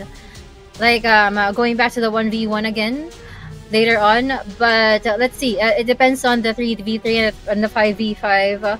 3v3, I'm gonna put my money with 6L1 just because of their previous performances. But if I'm gonna choose a winner, if I'm gonna choose my bias between these two, I'm gonna go for Avengers because I always root for the underdog. I always root for the underdog. Here we go. Looking on to the difference between these two, it is a Paladin selected by Avengers. On top of the Assassin. 6L1 is going for the Assassin. Now, again, this is still anybody's game. Even if 6L1 wins this one, there's gonna be a momentum game for them for that game number 4. Now, Avengers, they are very, very aggressive. They still really want in on this competition. And again, never underestimate veterans of tournaments. They've been here. They've been fighting even in the Blaze of Glory days of Revelation. So they're not, they're not newcomers. They're very, very familiar on the corners of our tournament platform, of this tournament arena. Now, Demon just fully focusing, out to the back line here, making sure that there is consistent disruption for the support of 6L1. The Spirit Shaper not being given a lot of free reign by Avenger squad right here. That's true. Well, for Avengers, they really need to disperse like quite a moment, just so they can position themselves in a good way to cast their skills. But somehow 6L1 was able to make that happen first. Now Avengers is suffering a loss here, a lot of damage being taken by them. But their Paladin, he's trying to fight back. He's trying to fight back so that they get back in control here in the battlefield. Man, they want to maintain it, Yeah. at least the idea is the disruption is always continuous, you know, against your back. And Teo here getting targeted. Spirit Shaper of 6L1 already dropped on this one. There still might be a Resurrect that is available. Yes, they did, but of course, you can actually see Demon just capping onto Teo. And Teo gets some sustain on top of his own Animus form. So Demon shifted his focus toward the Occultist. 50% onto the HP of Teo here. Ooh. The Occultist of Team Avengers also targets towards Teo. And of course, there you go. Some ultimate as well coming in from Demon. Gold coming in from the Assassin of Team 6L1. Oh no, that's just one more hit. Yep. They can do it. Oh, that was a good pull. Yeah. That was a good pull against the Occultist. He did got it. He received some crowd control as well, you know, from the Spirit Shaper. Well, he had to revive, Yeah. but Avenger still has the momentum here. Yeah, but also the Spirit Shaper of Avengers is on critical HP. Now Teo is fighting back once more. Demon shifted his focus. Yato is still out. Is out of his own stat, and that's 3 members that can easily focus now onto Teo. Teo tries to run away. Try to at least He's the only survive one on this left. one. Yeah, there's enough ability for him to actually walk back. Should he be able to walk at least and get to his teammates maybe for a revive, that would be something. Did get some body block. Yeah, he did. There is a Resurrect as well for the Occultist. So at least Teo is able to buy enough time. Members of Team Avengers still trying to at least focus their attention onto one target. Teo with his own shield. Got some barrier. Demon focusing on him. Now maybe they can go towards the Occultist. Occultist already on his full Resurrect mode. They did get the crowd control onto that Drakean. And Drakean was able to actually blink out of the fight. Now they want to focus on Teo again. 3 members against 1. They want to go first with the Spirit Shaper, and that's it. That's a timer. That's a timer win there by Avengers, guys. 2-1, Avengers will enter game number 4 on a 5v5 mode. Oh, looking at the damages. Yeah, Demon actually did it. He was able to make it happen. Well, of course, being the best tanker, I mean, while you defend your teammates, you also deal a lot of damage in doing so. So, yeah, that was a good play coming from Avengers. Being able to hold out just like that, and a lot of revives was actually casted by 6L1 there. But we are back to the 5v5 now. Match point for Avengers. Let's go. If Avengers wins this, I swear Vietnam is clearly dethroned from Southeast Asia. That's it. And interestingly, the one who dethroned them is also from Southeast Asia. You know? I mean, like Avengers. Yeah, I just remembered VN Glory team was the winner of Blaze of Glory right before, but I don't know where they are right now. But let's see what 6L1 and Avengers are doing right now. Well, we'll see. Alright, Avengers 6L1. Moving slow and steady, ladies and gentlemen. There goes Ali right now. He's staying into the middle. Puifa as well. Making sure that he kites back consistently. If I'm not mistaken, Puifa here is the Sword Mage for the side of Team Avengers. No one is touching Puifa right now. He's getting a lot of hits right there. Some key disruption. He's also maintaining his kiting distance against the members here of Team 6L1. 6L1 in critical HP as some of their assassins already critical HP. There goes the full sustain that will be casted as well by the Spirit Shaper, but that is going to be a major cooldown burn against the members here of 6L1. A revive is also burned as well for the Occultist of 6L1. Now Puifa continues his kite back, giving a lot of greetings there. So Yato took notice of this Sword Mage that leaves Puifa with 1 dash. His ice is also available. Yato on stealth. Tries to get some crowd control, maybe. Down under. Yeah, he did get that crowd control against Puifa. Lands his full combo and Yato falls back as they saw him. Puifa again. On top of his ice, there's also the shield. So Avengers juggling the sustain properly against the members here of 6L1. What did Avengers do? They are so much fired up tonight. They just need this game. If they win this 5v5, they already kicked out 6L1 out of the competition. But let's enjoy this right now. 6L1 losing 2 of their teammates with only 2 Spirit Shapers and 1 Occultist left. That's actually an inability to cast a lot of damage, to be honest. But since they have a lot of revives available, the assassin is nowhere to be found. This is a 4 versus 5 situation in favor of Avengers. Here now, Puifa. Puifa's trying to cast their skills. Oh yeah. Who's he targeting? Yeah, who's he targeting? I think the occultist. I think that's the occultist of 6L1. Oh, They're really putting him more into crowd the one with the sight. Very nice crowd control. A lot of Blix getting burned right there, but again, the Avengers Assassin is making sure, Ali is making sure that he keeps the occultist down. Did receive the sword. No. Occultist is down on that one. 6L1 in a critical situation. Only 2 Spirit Shippers are remaining, but they can still clutch on this one. Maybe. Okay. Oh, they need to gap this one down. He has his Animus form. He could get the Resurrect down. Last remaining member here, ladies and gentlemen. That's it. Oh my gosh! Avengers of Thailand removes the last team from Vietnam. They will be moving on to the lower bracket finals. The underdog dream is alive for Avengers, guys. Oh, that was just so cool to watch. And Avengers, Vietnam is officially out of the competition, guys. Can you believe it? Thailand is the new king of sea.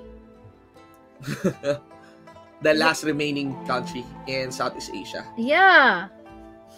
There you go. Last 3 teams, ladies and gentlemen. Surely the podium finishers of our tournament. Mad props still to all the Vietnamese teams right now. We have a new country that will be crowned as champion for the latest tournament of Revelation. But it's still mad props to Sui, to 6L1, who are, who represented Vietnam in our tournament. So now we have the 3 teams, the podium finishers. We have Avengers. We have Avengers of Thailand, HDT of China, and Team Ice from China.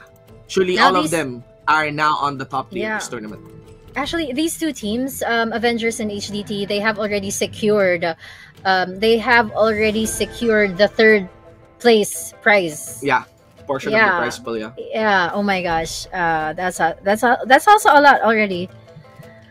Indeed. And again, guys, before we move on to the next matches, for our audience, stay with us and have a chance at winning extremely attractive prizes from our Lucky Wheel segment. Again, the rewards of our first spin of the day includes US dollars, 3 prizes of 3 pieces of $20 US for Vietnam, 3 pieces of $20 US for Indonesia, $20 US, 3 pieces again for Philippines, 3 merchandise set for Thailand, and of course, 3 pieces of 40 Razor Gold bonuses for Singapore and Malaysia. Now, the lucky wheel that you are seeing is the one from Vietnam. Oh my gosh. I am still frozen from what happened. No more Vietnamese team. Yeah. But of course, I'm sure that a lot of Vietnamese people or viewers are still here with us. For the lucky wheel, at least. Very right. Good. All right. $20 each. Wow. Congratulations. At least, there are winners from Vietnam. Yeah. On the raffle wise. And still, we're seeing a lot of supporters on HDT. What's actually funny is the prize pool can only go up to the 3rd place. And in Vietnam, they're like the highest, the country with the most players of this game, and they don't get a share of that prize pool. Yeah. It's just really up to Thailand and China right now. But of course, as Southeast Asia people, we cheer for Avengers from here on. Indeed. I don't know, guys, but I've seen a lot of our commenters that they changed their votes from HDT to ICE.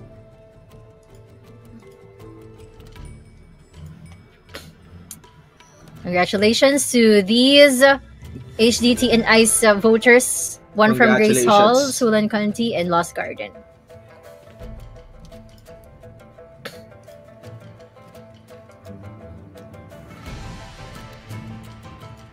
Congratulations, guys. Okay, Indonesia.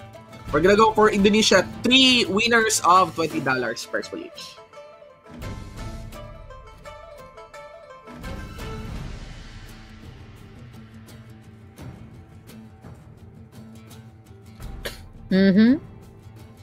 So, for Indonesia, of course, they're also gonna get $20 each.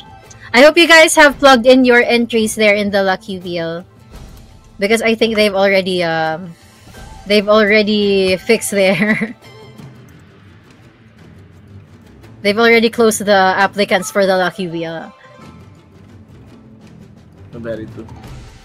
Really, you're part of Avengers, Kim Hinanay. Tell them good luck or break a leg.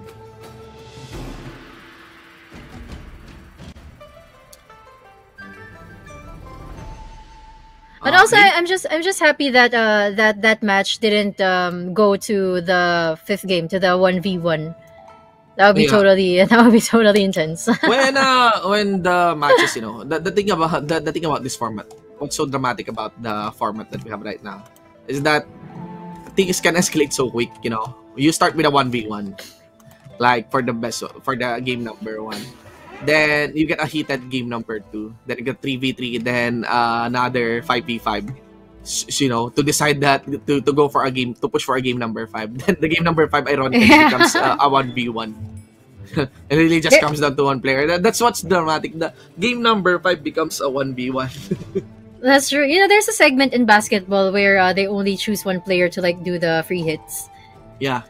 Yeah, I'm not a basketball player, but I watch sometimes. It's a similar vibe, Yeah. Okay. Now we're rolling the winners here for Team Philippines. 3 prizes of 20 USD each. This is our first set of Lucky Wheel. We still have our another set of Lucky Wheel winners later today. So make sure that you guys do follow. Look at all the votes of the teams here. It's a mix of Ice and HDT. Yeah. Ice, HDT. It's probably because of the match that they saw earlier.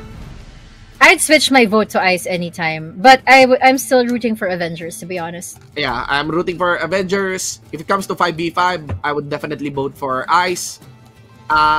If it comes to 1v1, I'd vote for the Blade Master of HDT. Oh yeah, they're the team who used the Blade Master, right? For the 1v1. Yeah, excellent selection there. Yeah, I would love to see that again. Oh yeah, they're gonna be up against Avengers. In Avengers, they always put Assassin in the first 1v1. I mean, if you are watching your opponents closely, you'd know that they put an Assassin in the first 1v1. Well, that is if Avengers do not change their minds. That is true. So they might be going for an occultist instead, knowing that HDT can show for a Blade Master. Well, just some predictions here, guys. Oh, congratulations, by the way. Spade 6. Yeah. Well, that's an early entry. Yeah. Well, at least keeping the Philippine spirit alive. Yeah. for that vote. Okay, we're gonna be rolling the winners now from Thailand. We have 3 merchandise sets for players from Thailand. I wonder what those merchandise sets are. Yeah. Like, are they physical merchandise? If you are gonna be joining the other raffle, from other streams, the challenge might be on processing your price. Yeah. Because of the language barrier. Because I think when they're processing the prices, they're gonna be using the local language, the language of the country. So if you want from Vietnam, you better know how to speak Vietnamese. And also, if it's like a tangible merchandise. Yes, yeah. Especially if you it's might have to Thailand, provide an address. Free merchandise set. You're gonna be providing address. The organizer will be surprised to see your address from the Philippines. You need to make friends from Thailand real quick. Yeah. Maybe sell stuff. Oh yeah, that's actually a good idea as well. You could sell the merchandise set. Oh, it was business-minded. Business-minded, I mean, I played a lot of MMOs. There are a lot of players like right. that. Yeah. Whenever they win raffles, they don't even use it on their characters. They just, sell it. That's true. So we get here the three winners from Thailand, and one of the interesting prizes here from Singapore and Malaysia is that they get Razor Gold bonuses. Nice. Which a lot of gamers use in Singapore and Malaysia. Indeed. I did find myself using Razor Gold as well here in PH when I'm buying skins. Yeah.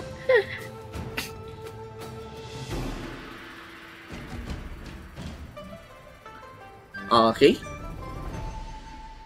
So again, that is 3 winners of is that 10 or 40? Let me check. I think that's 40. 3 winners, basically 3 winners. It's looking 40 on my side. Yeah. Looks more of a 40. Yeah, looks more like a pot. Okay. And again, guys, you could still join. You could still join this lucky wheel. This is not our final lucky wheel for this broadcast. We still have one more later on after we have crowned our winner, after we have concluded the matches. So be sure to tune in, and if you haven't participated yet or like landed your entry for this raffle, please do so. Okay, make sure that you have at least one entry, and of course show your support for the team. Okay, one more winner left. But guys, for those who are watching right now, tell us honestly, like, who do you think is gonna win? Avengers, HDT, or Ice? What about you, JP? I think it's gonna be Ice. Yeah. I think Ice. Yeah. Yeah, I think Ice as well. It's the 5v5. That is the most stable matches that you can get. You know, if you are a team fighting squad who's really excellent in executing those 5v5s, at least you secure 2 wins already on that best of 5, right? And Ice, they haven't been defeated on the 5v5s. They're really, really good.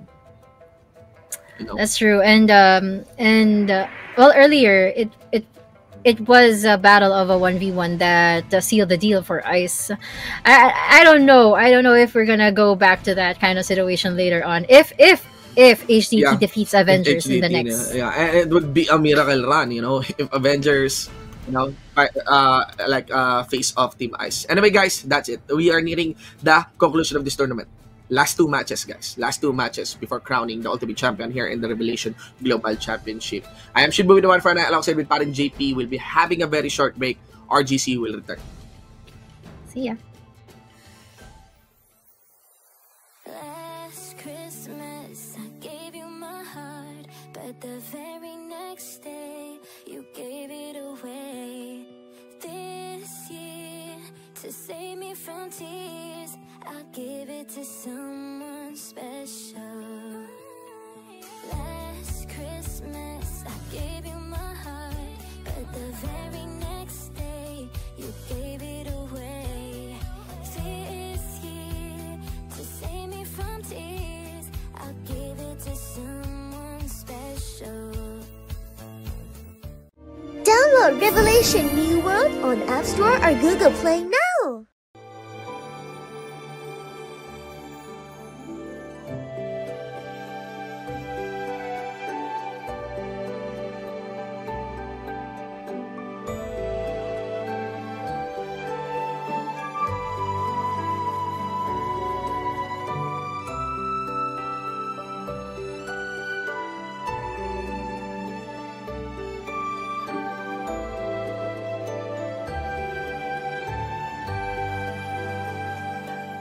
Download Revelation Infinite Journey on App Store or Google Play now.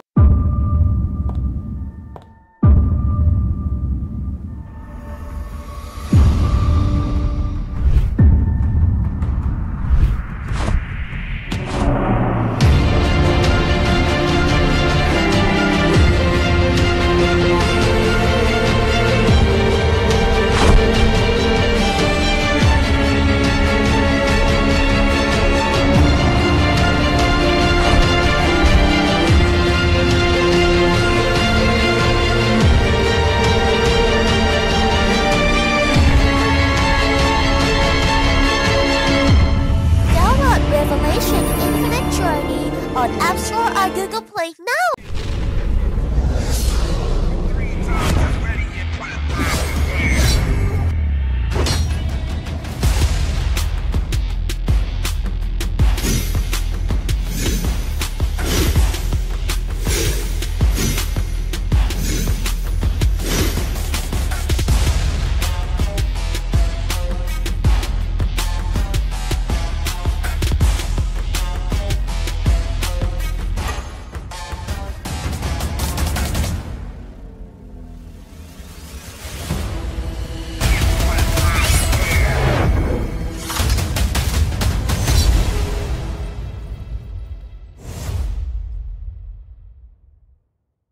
Download Revelation New World on App Store or Google Play now.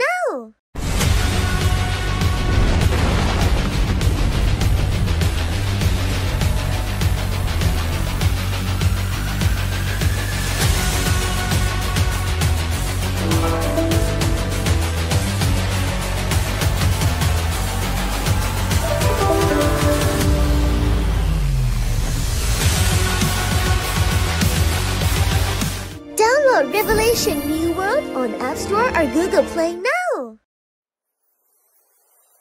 Last Christmas, I gave you my heart, but the very next day, you gave it away. This year, to save me from tears, I'll give it to someone special. Last Christmas, I gave you my heart, but the very next day, you gave it away. This year, to save me from tears, I'll give it to someone special. Download Revelation New World on App Store or Google Play now.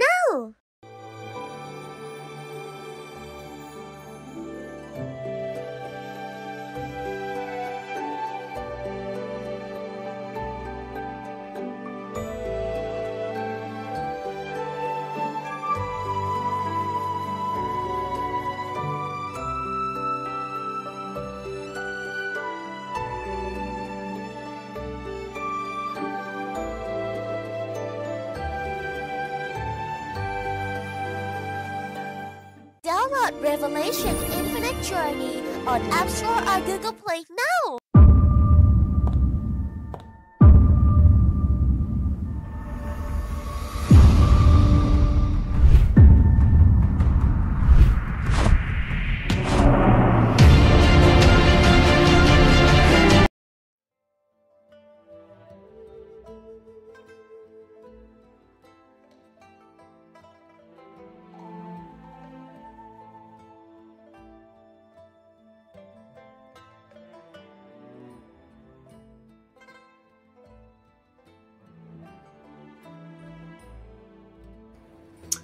Ladies and gentlemen, welcome back in the Revelation Global Championships. We are your shoutcasters. I'm Shinbu1 for an eye. Alongside with me is Paring JP.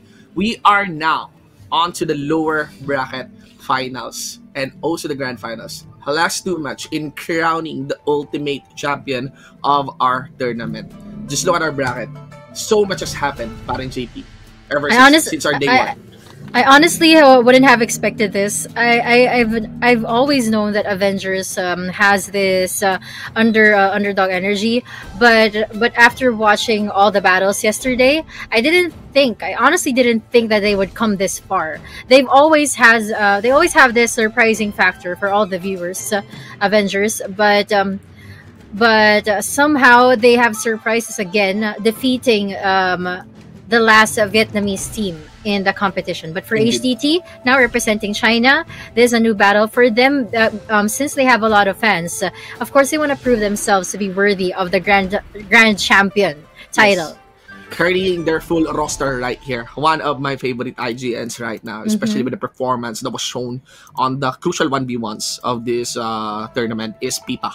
You know, the Blade Master. Probably the only Blade Master in this tournament, if I'm not mistaken. And so far has shown a good performance, consistency, and excellent turnouts for the HDT squad. And that would be the same story here for this game number 1.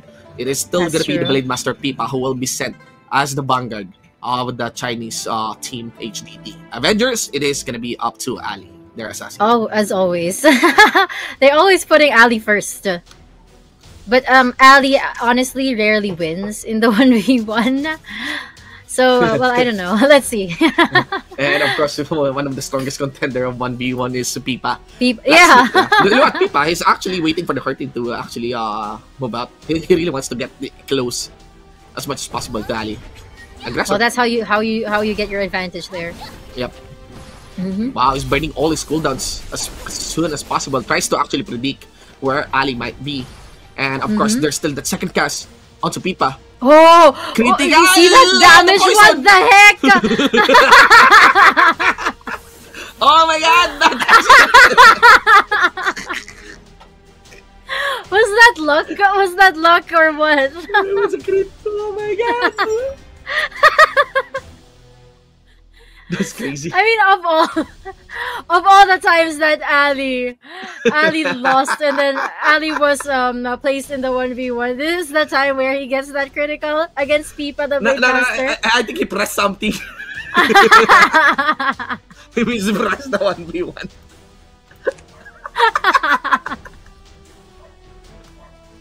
What is going on? It's it's what a moment. I think even his teammates. Nobody I think even his teammates expected are. that. I think even his teammates are laughing. You Yeah. know? On that 1v1. One problem down. Yeah, one problem down. Even Avengers was surprised. Miracle run! Miracle run by Avengers! It's time! It's time! It's a disaster for the 1v1. Here we go, we get a full 5v5. Okay, we have to move on to the 5v5, but HDT, of course, always the gunslinger is present. But Avengers know that it is actually the Snow 9 that they need to pin down here. Indeed. Ladies and gentlemen, another fully collapsing towards Sword 9 again. And Sword 9 here is maybe still hasn't moved on as well from the blunder of that 1v1 earlier. But HDT need, of course, to recover their ranks. Avengers here, they have their eyes set on winning really the 5v5 because if they won this into the 3v3, they have clear momentum. They know that they're putting up miracles on this fight. But still, Sword 9 will be there with his own battles, so he wants to be as efficient as ever. And they won't allow the likes of Avengers, of course, to stop the reputation, the strong reputation that HDT has. You have to take note that HDT, alongside with Ice, has the most, support coming in from the fans, especially on our Lucky Wheel. Ali is there, critical HP, but there is enough sustain for them, especially enough shield as well present also the side here of Team Avengers, critical into the HP of that occultist, but was able to walk out, gets chased by the rest of the members here of Avengers, and Avengers Assassin Ali is dropped. Well, after losing that 1v1, they wouldn't give Avengers a chance to win in this 5v5. Now, after that drop of the Assassin, of course, he's going to be revived. But they need Avengers actually needs to optimize their skills here. And they need to make sure that they wouldn't get any unnecessary losses. If there's someone that they need to sacrifice, that would probably be the Paladin first to take in all the damages. Indeed. Not the damage dealers, yeah. Moving steady as well for this competition. Alright, Demon staying down into the middle. There goes Ifeng on that part. Move slow and steady once more. Okay. Demon staying into the middle. Again, Avengers really has good command as well after the DPS that they can drop here against HDT. Avengers proving us that they are not the underdog of this story, but there is the AoEs getting dropped efficiently now on the side of HDT. Now having the advantage, they need AVG need to get the sustain down properly for their support. There you go, at least a little bit on that one, trying to mitigate the damage that can be dropped coming in from Sword 9. Sword 9 already in full health. Of course, the occultist here of Avengers getting dropped. Ali might be in critical HP too, as well as their support. And Long is trying to sustain as much as possible. The firepower here of HDT is proving to be more formidable than the sustain that can be dropped by the members of the Avengers. Only 2 Spirit Shapers are remaining, and that's it. Last one. Down to the last one, ladies and gents. And I think this game number 2 goes to the side of HDT. It is actually the problem. I think people need to accept that Gunslinger is really a good meta. Like, there's a reason why Gunslingers have survived both teams. From the upper bracket, like Ice and HDT are both using Gunslingers. And now Avengers is actually having a trouble surviving against the Gunslinger, against Sword 9, against the camaraderie of HDT with their Gunslingers. So Avengers really need to consider providing a counter for this one in the next 5v5. Or probably here in the 3v3, because there's no way that HDT is not going to use their Gunslinger here. Yeah. Alright. Move now on to the 3v3. Okay? As you mentioned, there's the Gunslinger. It is gonna be Demon, who is gonna be representing Team Avengers here. 1-1 still, Still not a best game. The BO5 becomes BO3. It's still a very, very surprising. I think that's one moment. That's gonna be one for the books. For the one of the last 2 games in the Revelation Global Championship.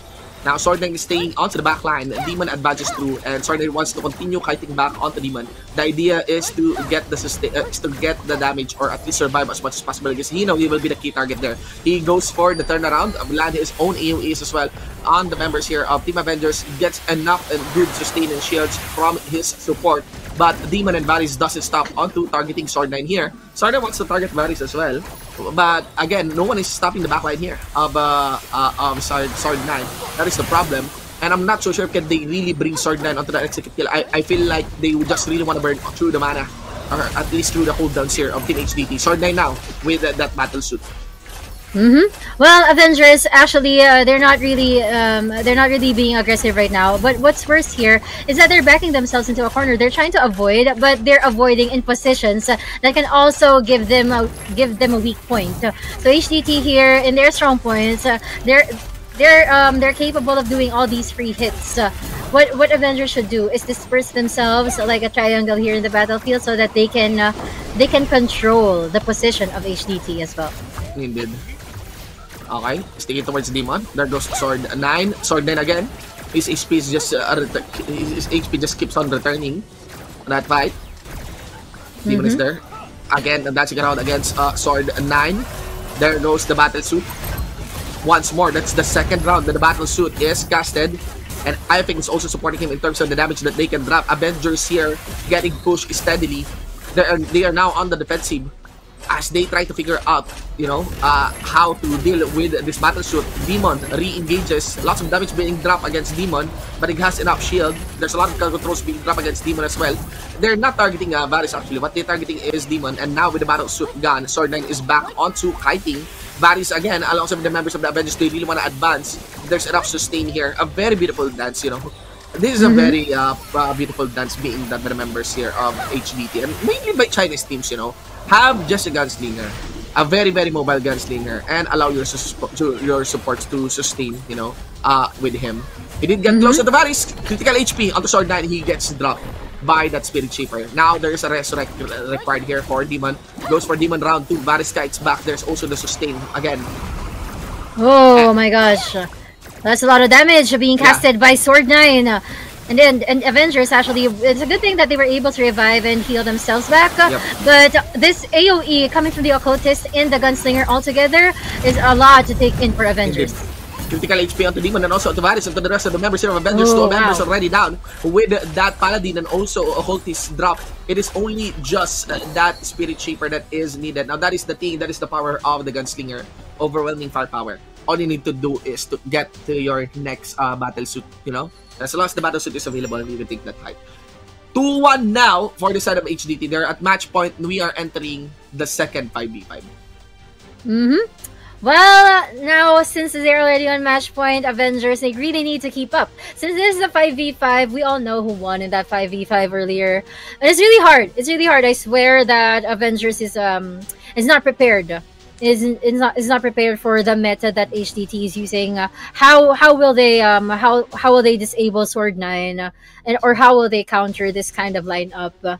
Avengers is actually prepared against Vietnam. I think they prepared this lineup for the Vietnamese meta, but not for the Chinese meta.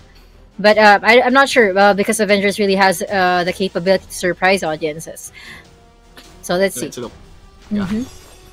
Okay, Avengers, they really want to take this. It's now or never, They have no choice but to win this one, and they went all in. They really want to get into the back line. But Demon shifted his target, when it was unable to tag anyone down into the middle.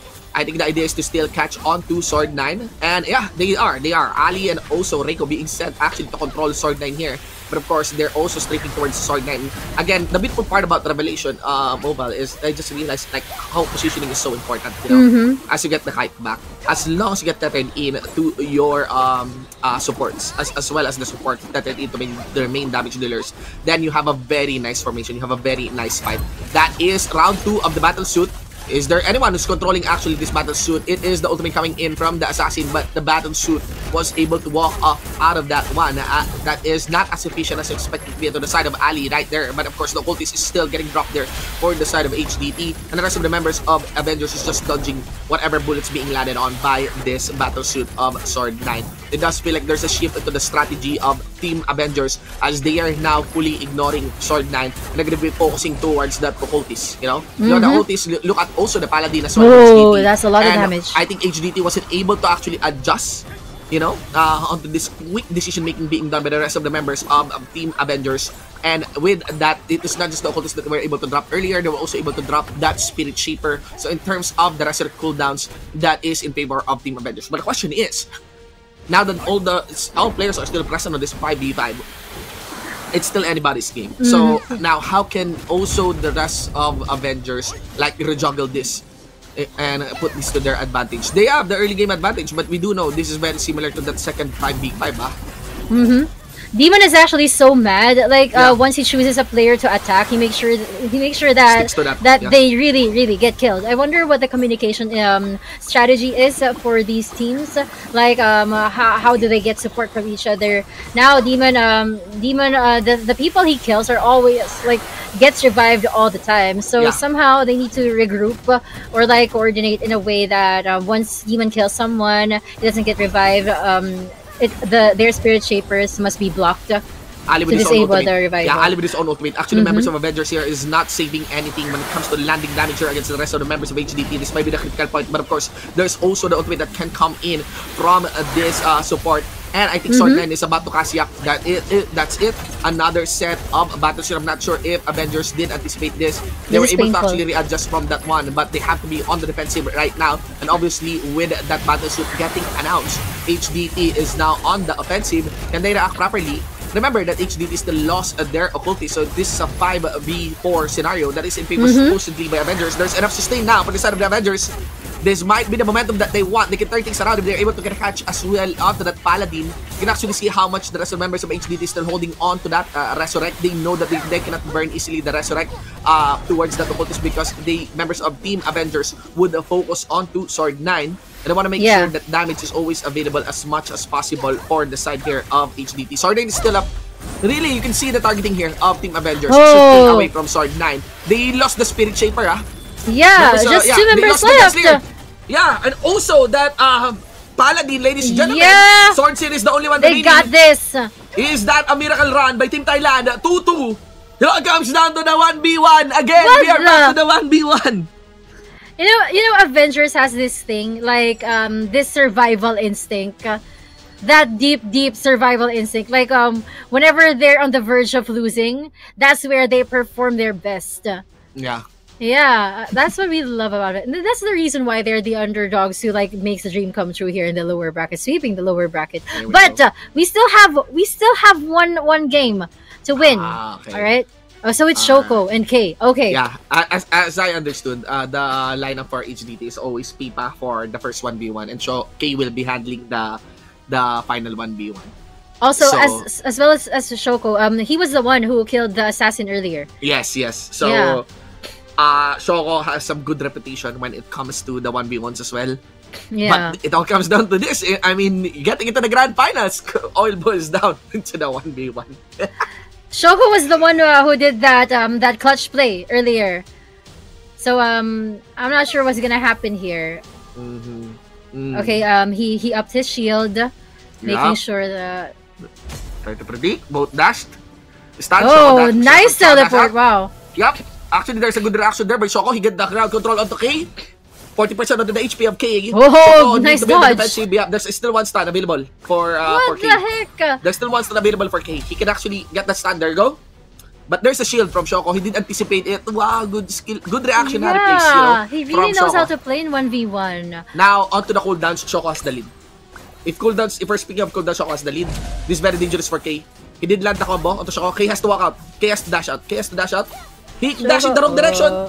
Shoko dash out as well. Okay, Shoko on the defensive, but he can land some combo. But of course, K on the that's a lot of damage already. Yep.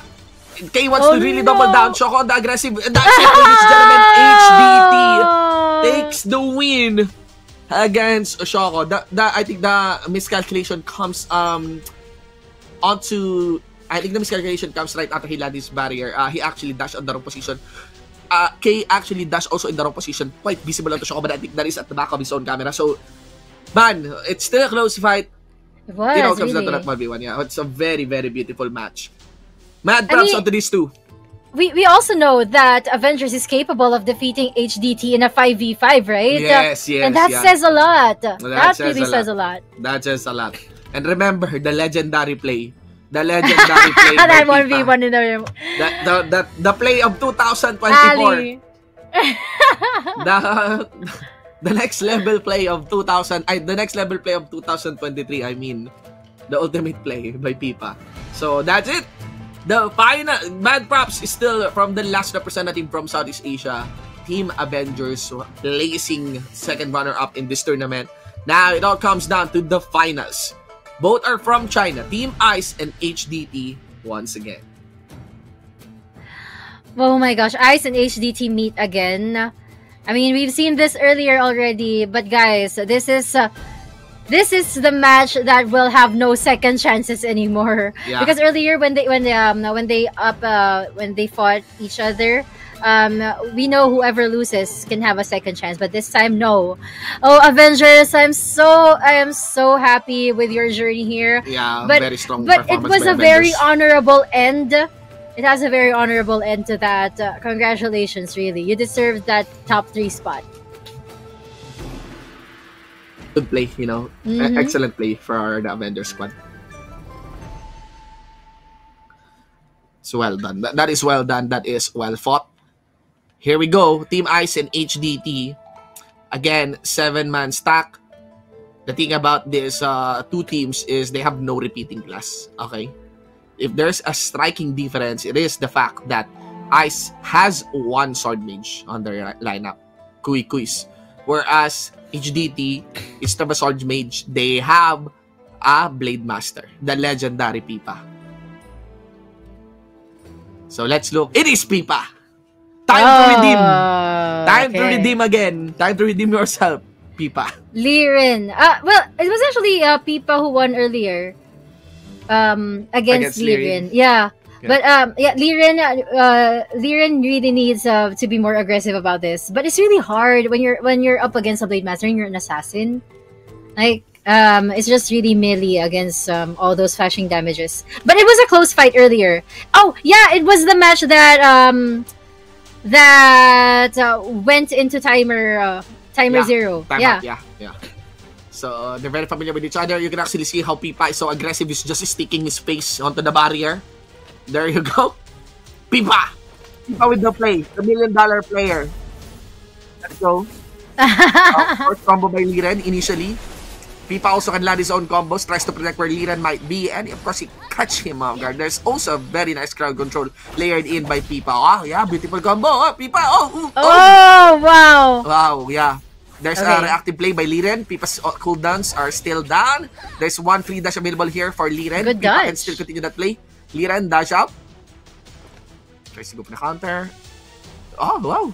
Is Pipa getting the drink? Yeah, we get candied fruits. He did. Okay. Power Pipa's up, the aggressor power here. Yeah. This is very dangerous. Yeah. Pipa can just land those combos. He still has the advantage on the candied fruits. Unless Liren can outmaneuver him. Up onto the upper platform, the aggressor is Pipa. There goes, of course, the summon here from Liren. Another chain. Full combo.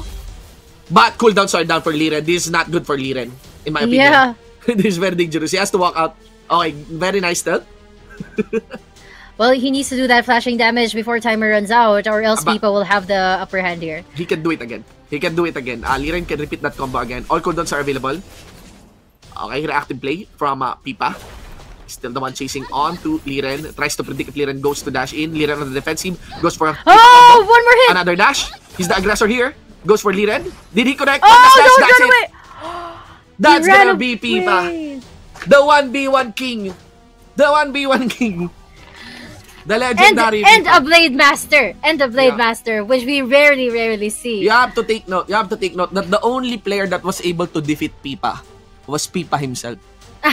That's true. You know, that's gonna be it. Perfect record. Record on the 1v1s. The only one that was able to defeat Pipa was Pipa himself. Well, except for that play in Avengers, that very surprising play against Ali. It wasn't really Ali that defeated him. It was Pipa himself. You know. Yeah. Oh yeah. He's really feeling so ballsy that he really wants to Oh, get right. He accidentally killed himself, you know. So That's one. That was On very that part, surprising yeah. earlier. Can't even Good move play. on from Good that. play, kay Pipa. So, here we go. This is gonna be one epic battle. 5v5. The team that, Ice has been stellar when it comes to the 5v5. HDT, can they reclaim it? They reclaim that fight again, especially with the win, is early win secured for them by Pipa. Do take note that HDT is the team that is hailing from the lower bracket now, and of course Fei Yang and as well as Sword9. This is the battle between the two gunslingers.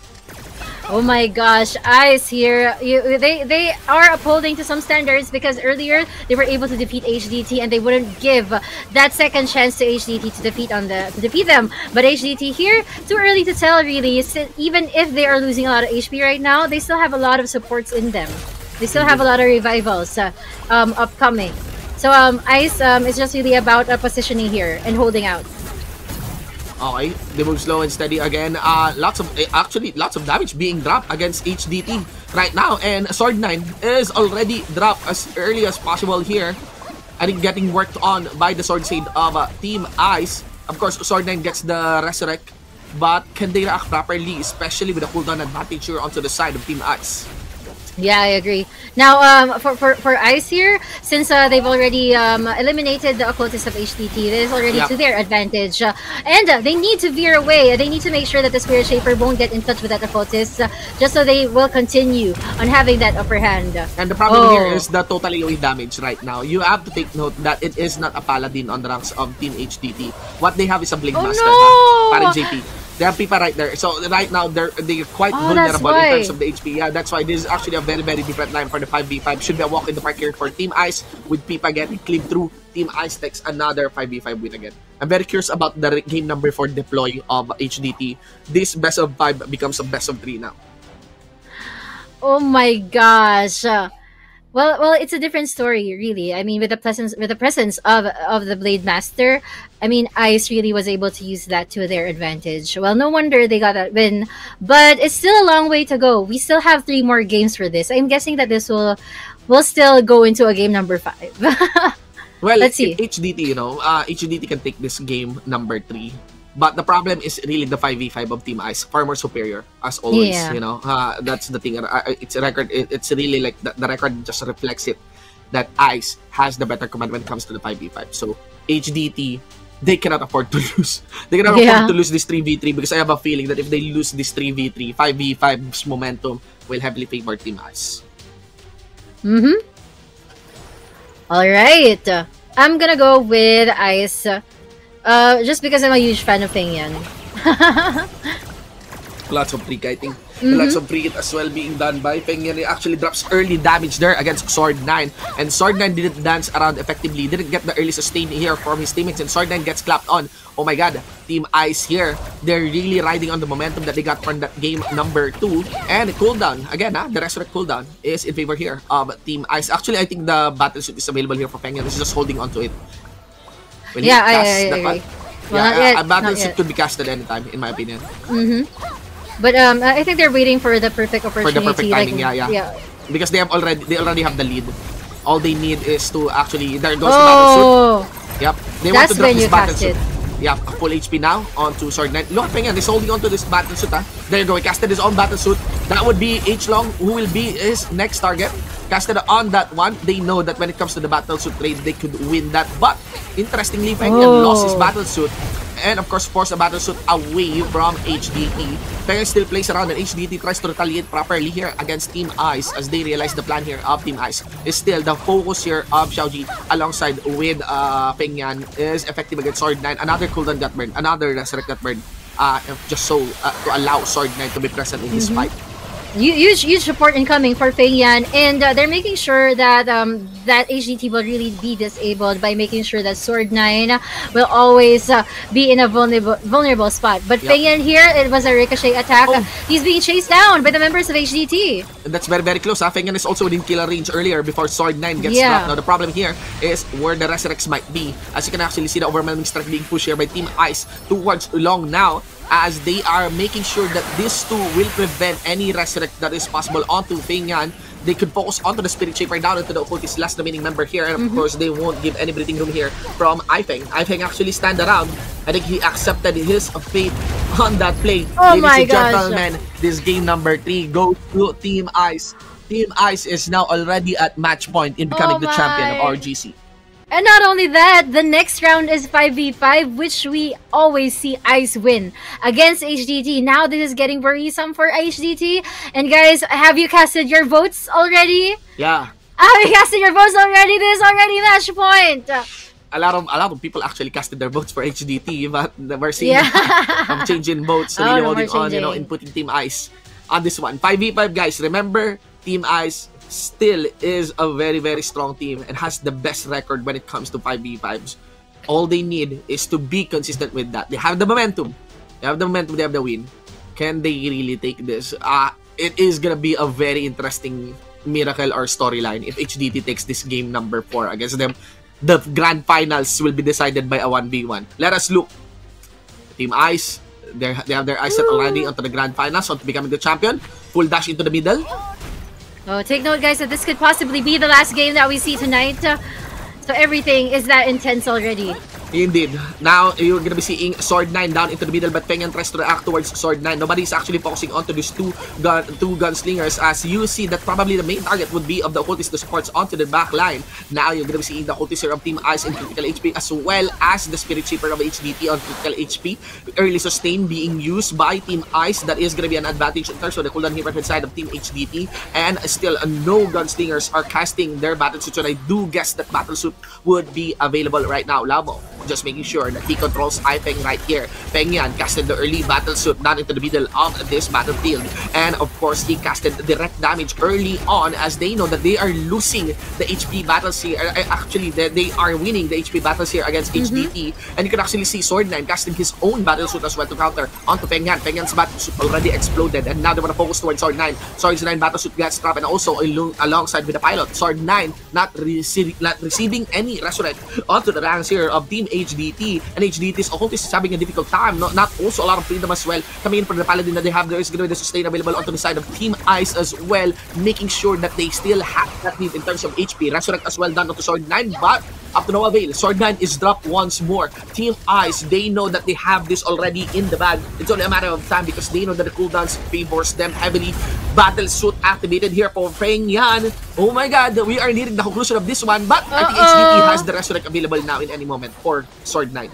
Yeah, Sword 9 here, they're actually putting themselves in a vulnerable spot without the presence of Sword 9, because Sword 9 is primarily, basically, their main damage dealer. Now, the occultist and the Spirit Shaper went down! That's just it. like that! Oh, this is it! Yeah, but the Spirit Shaper is still alive. They still want to play on this one. It is going to be the Sword Set getting focused on. Ladies and gentlemen, Oh! world champion of the Revelation Global Championship is Team Ice from China.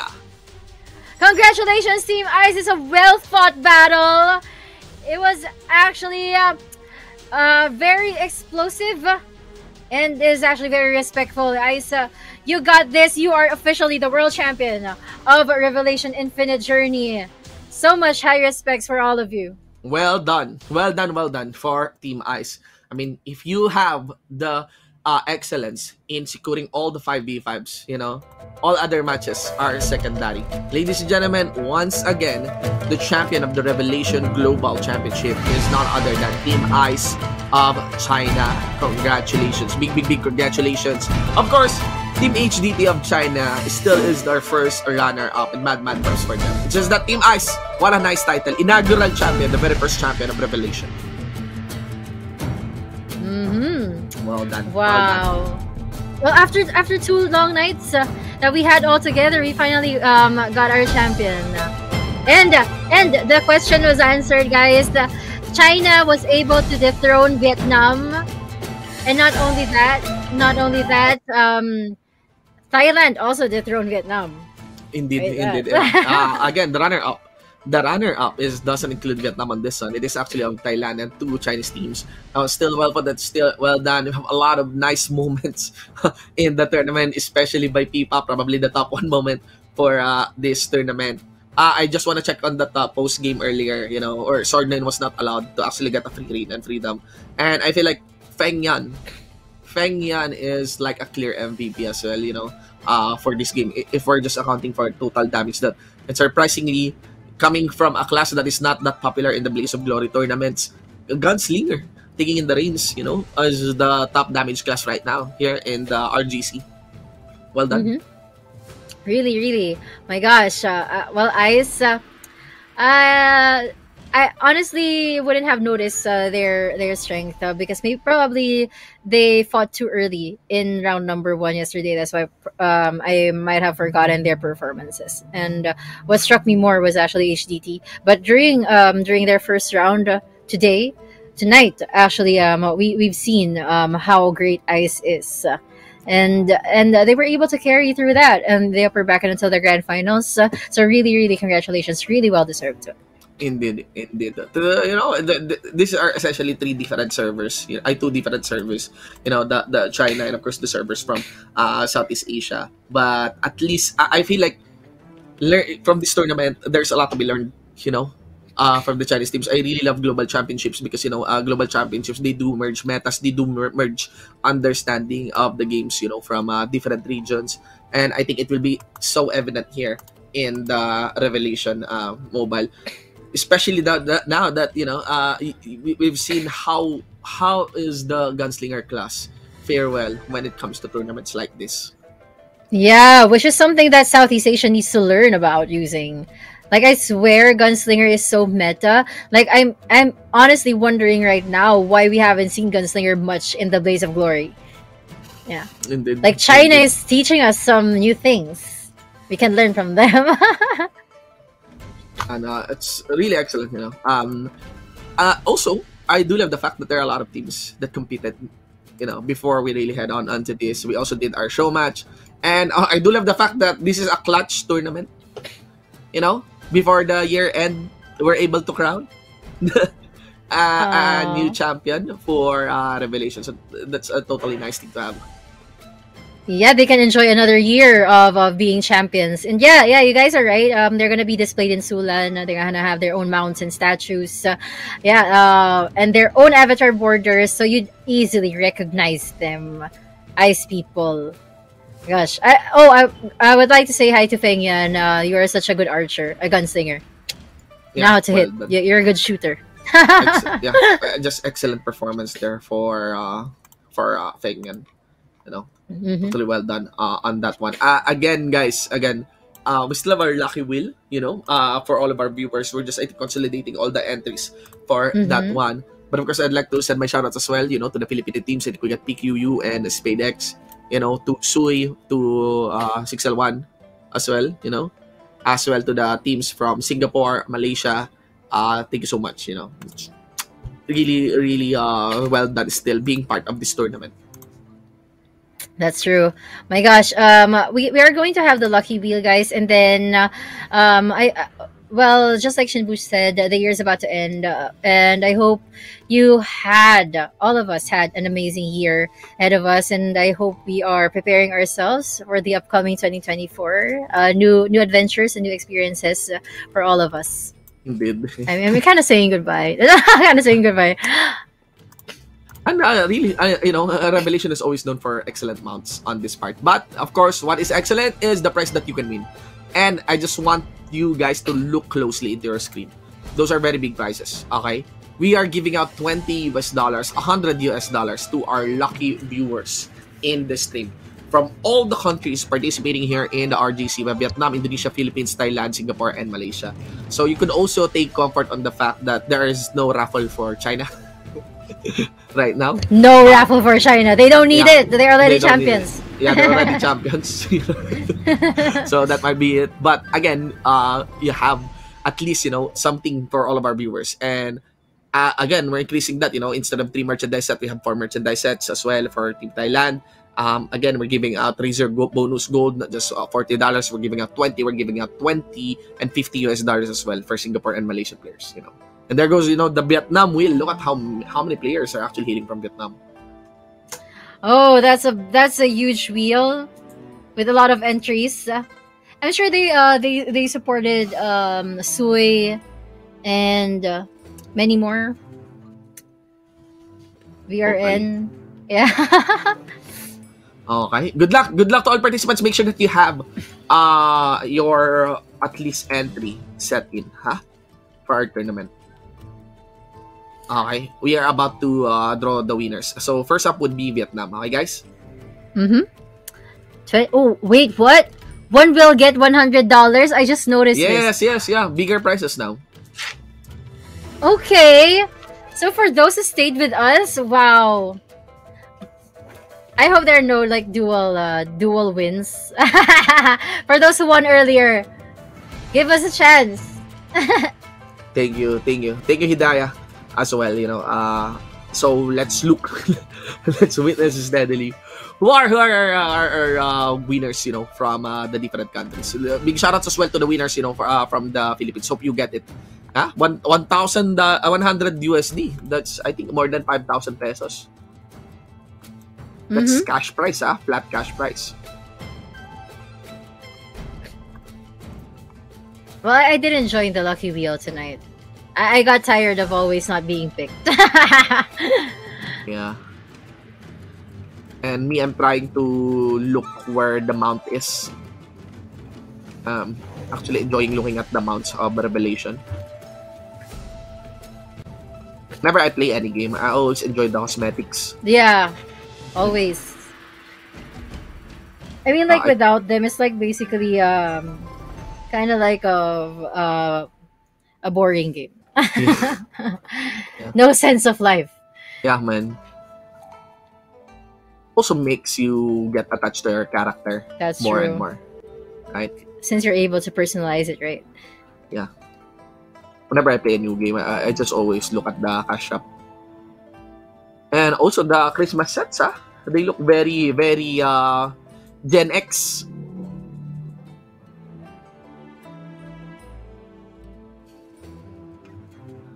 They look very modern, huh?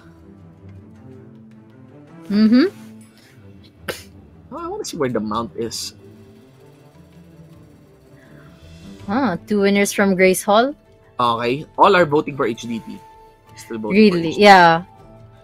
Even no if idea. even if they're like from Vietnam, right? They're still choosing a Chinese team. Well, HDT must have been very popular, but ICE was very surprising, really.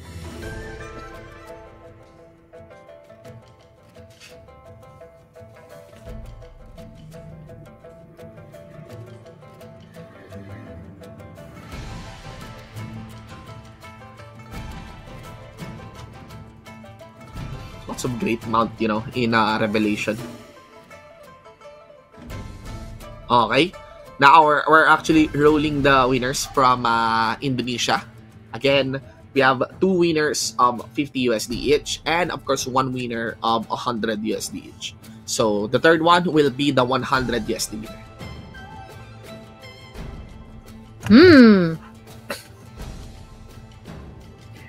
Like, people are really voting for HDT.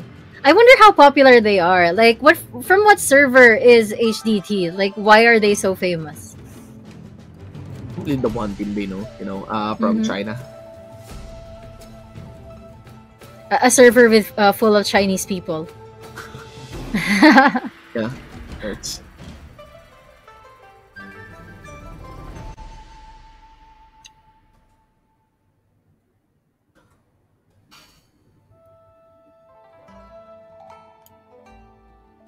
Like, okay, now we're rolling the winners from the Philippines. There's a relatively few entries from the Philippines Lucky Wheel. And a lot has voted for ICE, Not everyone on HDT.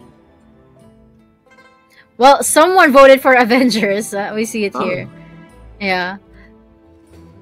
Stay on City. That's a new server. Well, at least from the winners, we now see a winner that voted for ICE.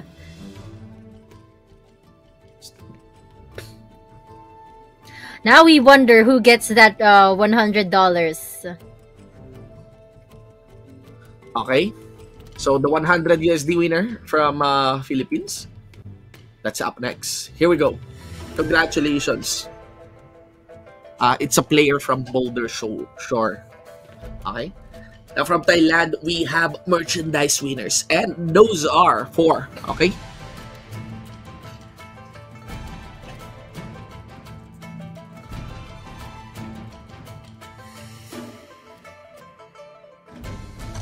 lots of excellent mounts in Revelation. Mm-hmm.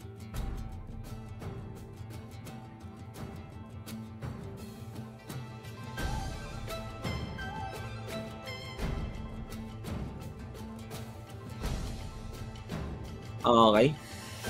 You guys are not unlucky if you didn't win. I mean, those who win, they're definitely lucky. But if you didn't win, you are not unlucky. That's actually a very low chance of winning. Well, I think the universe is just fair because I feel like maybe you have abundance in your other factors in life. Of your other areas in life. I've seen some raffles. Have you seen some reverse raffles? You know what reverse raffles are? What are reverse There's only one raffles? loser. Everybody Really? wins and there's only one loser. Yeah, sometimes in some other games, we Oh do my that. gosh. Yeah, we have like How only does that one feel? loser. So basically, everyone in the wheel already won. Yeah. Except if we roll, the only one who gets selected. That's what you call unlucky. Yeah, that's very unlucky. Yeah, that's what you call unlucky. Like the So what does the reverse loser raffle. do? I actually experienced that. I joined a raffle. We Yeah. are 7 players. We're doing a raffle. I joined that. And the stipulation is very simple. Whoever gets chosen doesn't win anything. I got chosen, man. Okay, and how did it feel like being chosen with that kind of reverse raffle? That's unlucky. Yeah. I mean, Because the it's chances so of you weird, winning, like yeah. you're The chan- celebrating the loser, right? Yeah. That's how it goes. Now we're rolling the 4 winners from Singapore and Malaysia. Again, out of that 4 winners, 2 will be taking home $20 Razer Gold bonus, and of course 2 will be taking home $50 Razer Gold bonus. So again, congratulations, guys. Mad props to everyone that has tuned in and has supported, the broadcast through and through, starting from the show match, starting from day number 1, and even in this day number 2. Also to those OG viewers who has been watching the Revelation tournaments from the Blaze of Glory days, the Blaze of Glory tournament. Wow, guys, really congratulations to all the winners, and congratulations again to Ice, and to those who won in the Kahoot quiz earlier.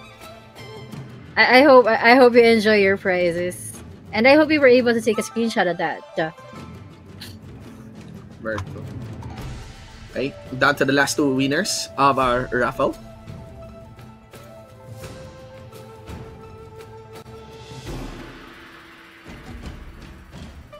Oh, a comment by our moderator was posted that if you won in the Lucky Wheel, you can file a ticket with the CS support portal. Yeah. The link has already been posted, okay? So if you're wondering, guys, how you're gonna claim your win,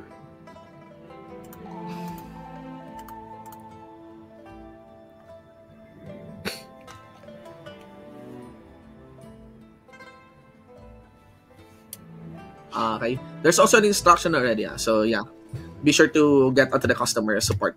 Again, guys, congratulations to all the winners of our Lucky Wheel here for both of our broadcasts, even to the winners of our previous broadcast, even to the winners of, from our show matches. Congratulations, guys. Again, thank you for tuning in. That you guys deserve to win. And of course, if you didn't win, you guys are not unlucky, okay? yeah. Even if you didn't win, you guys are not unlucky. The chances of winning is actually very low. Okay. Congratulations, guys, and congratulations to Ice for that stellar performance earlier. It's been a very, very great night. Great 2 nights with all of you.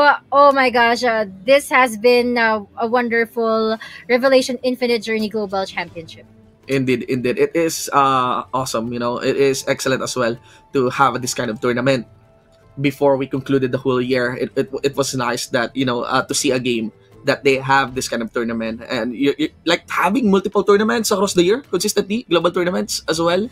It really shows like how much the game really wants to give back towards the community, and how the tournament has upgraded. We've been casting since the Blaze of Glory tournaments, and now we saw the RGC right now, and the introduction of this new tournament up, plus these new mechanics. They even employed the Swiss format on the show match.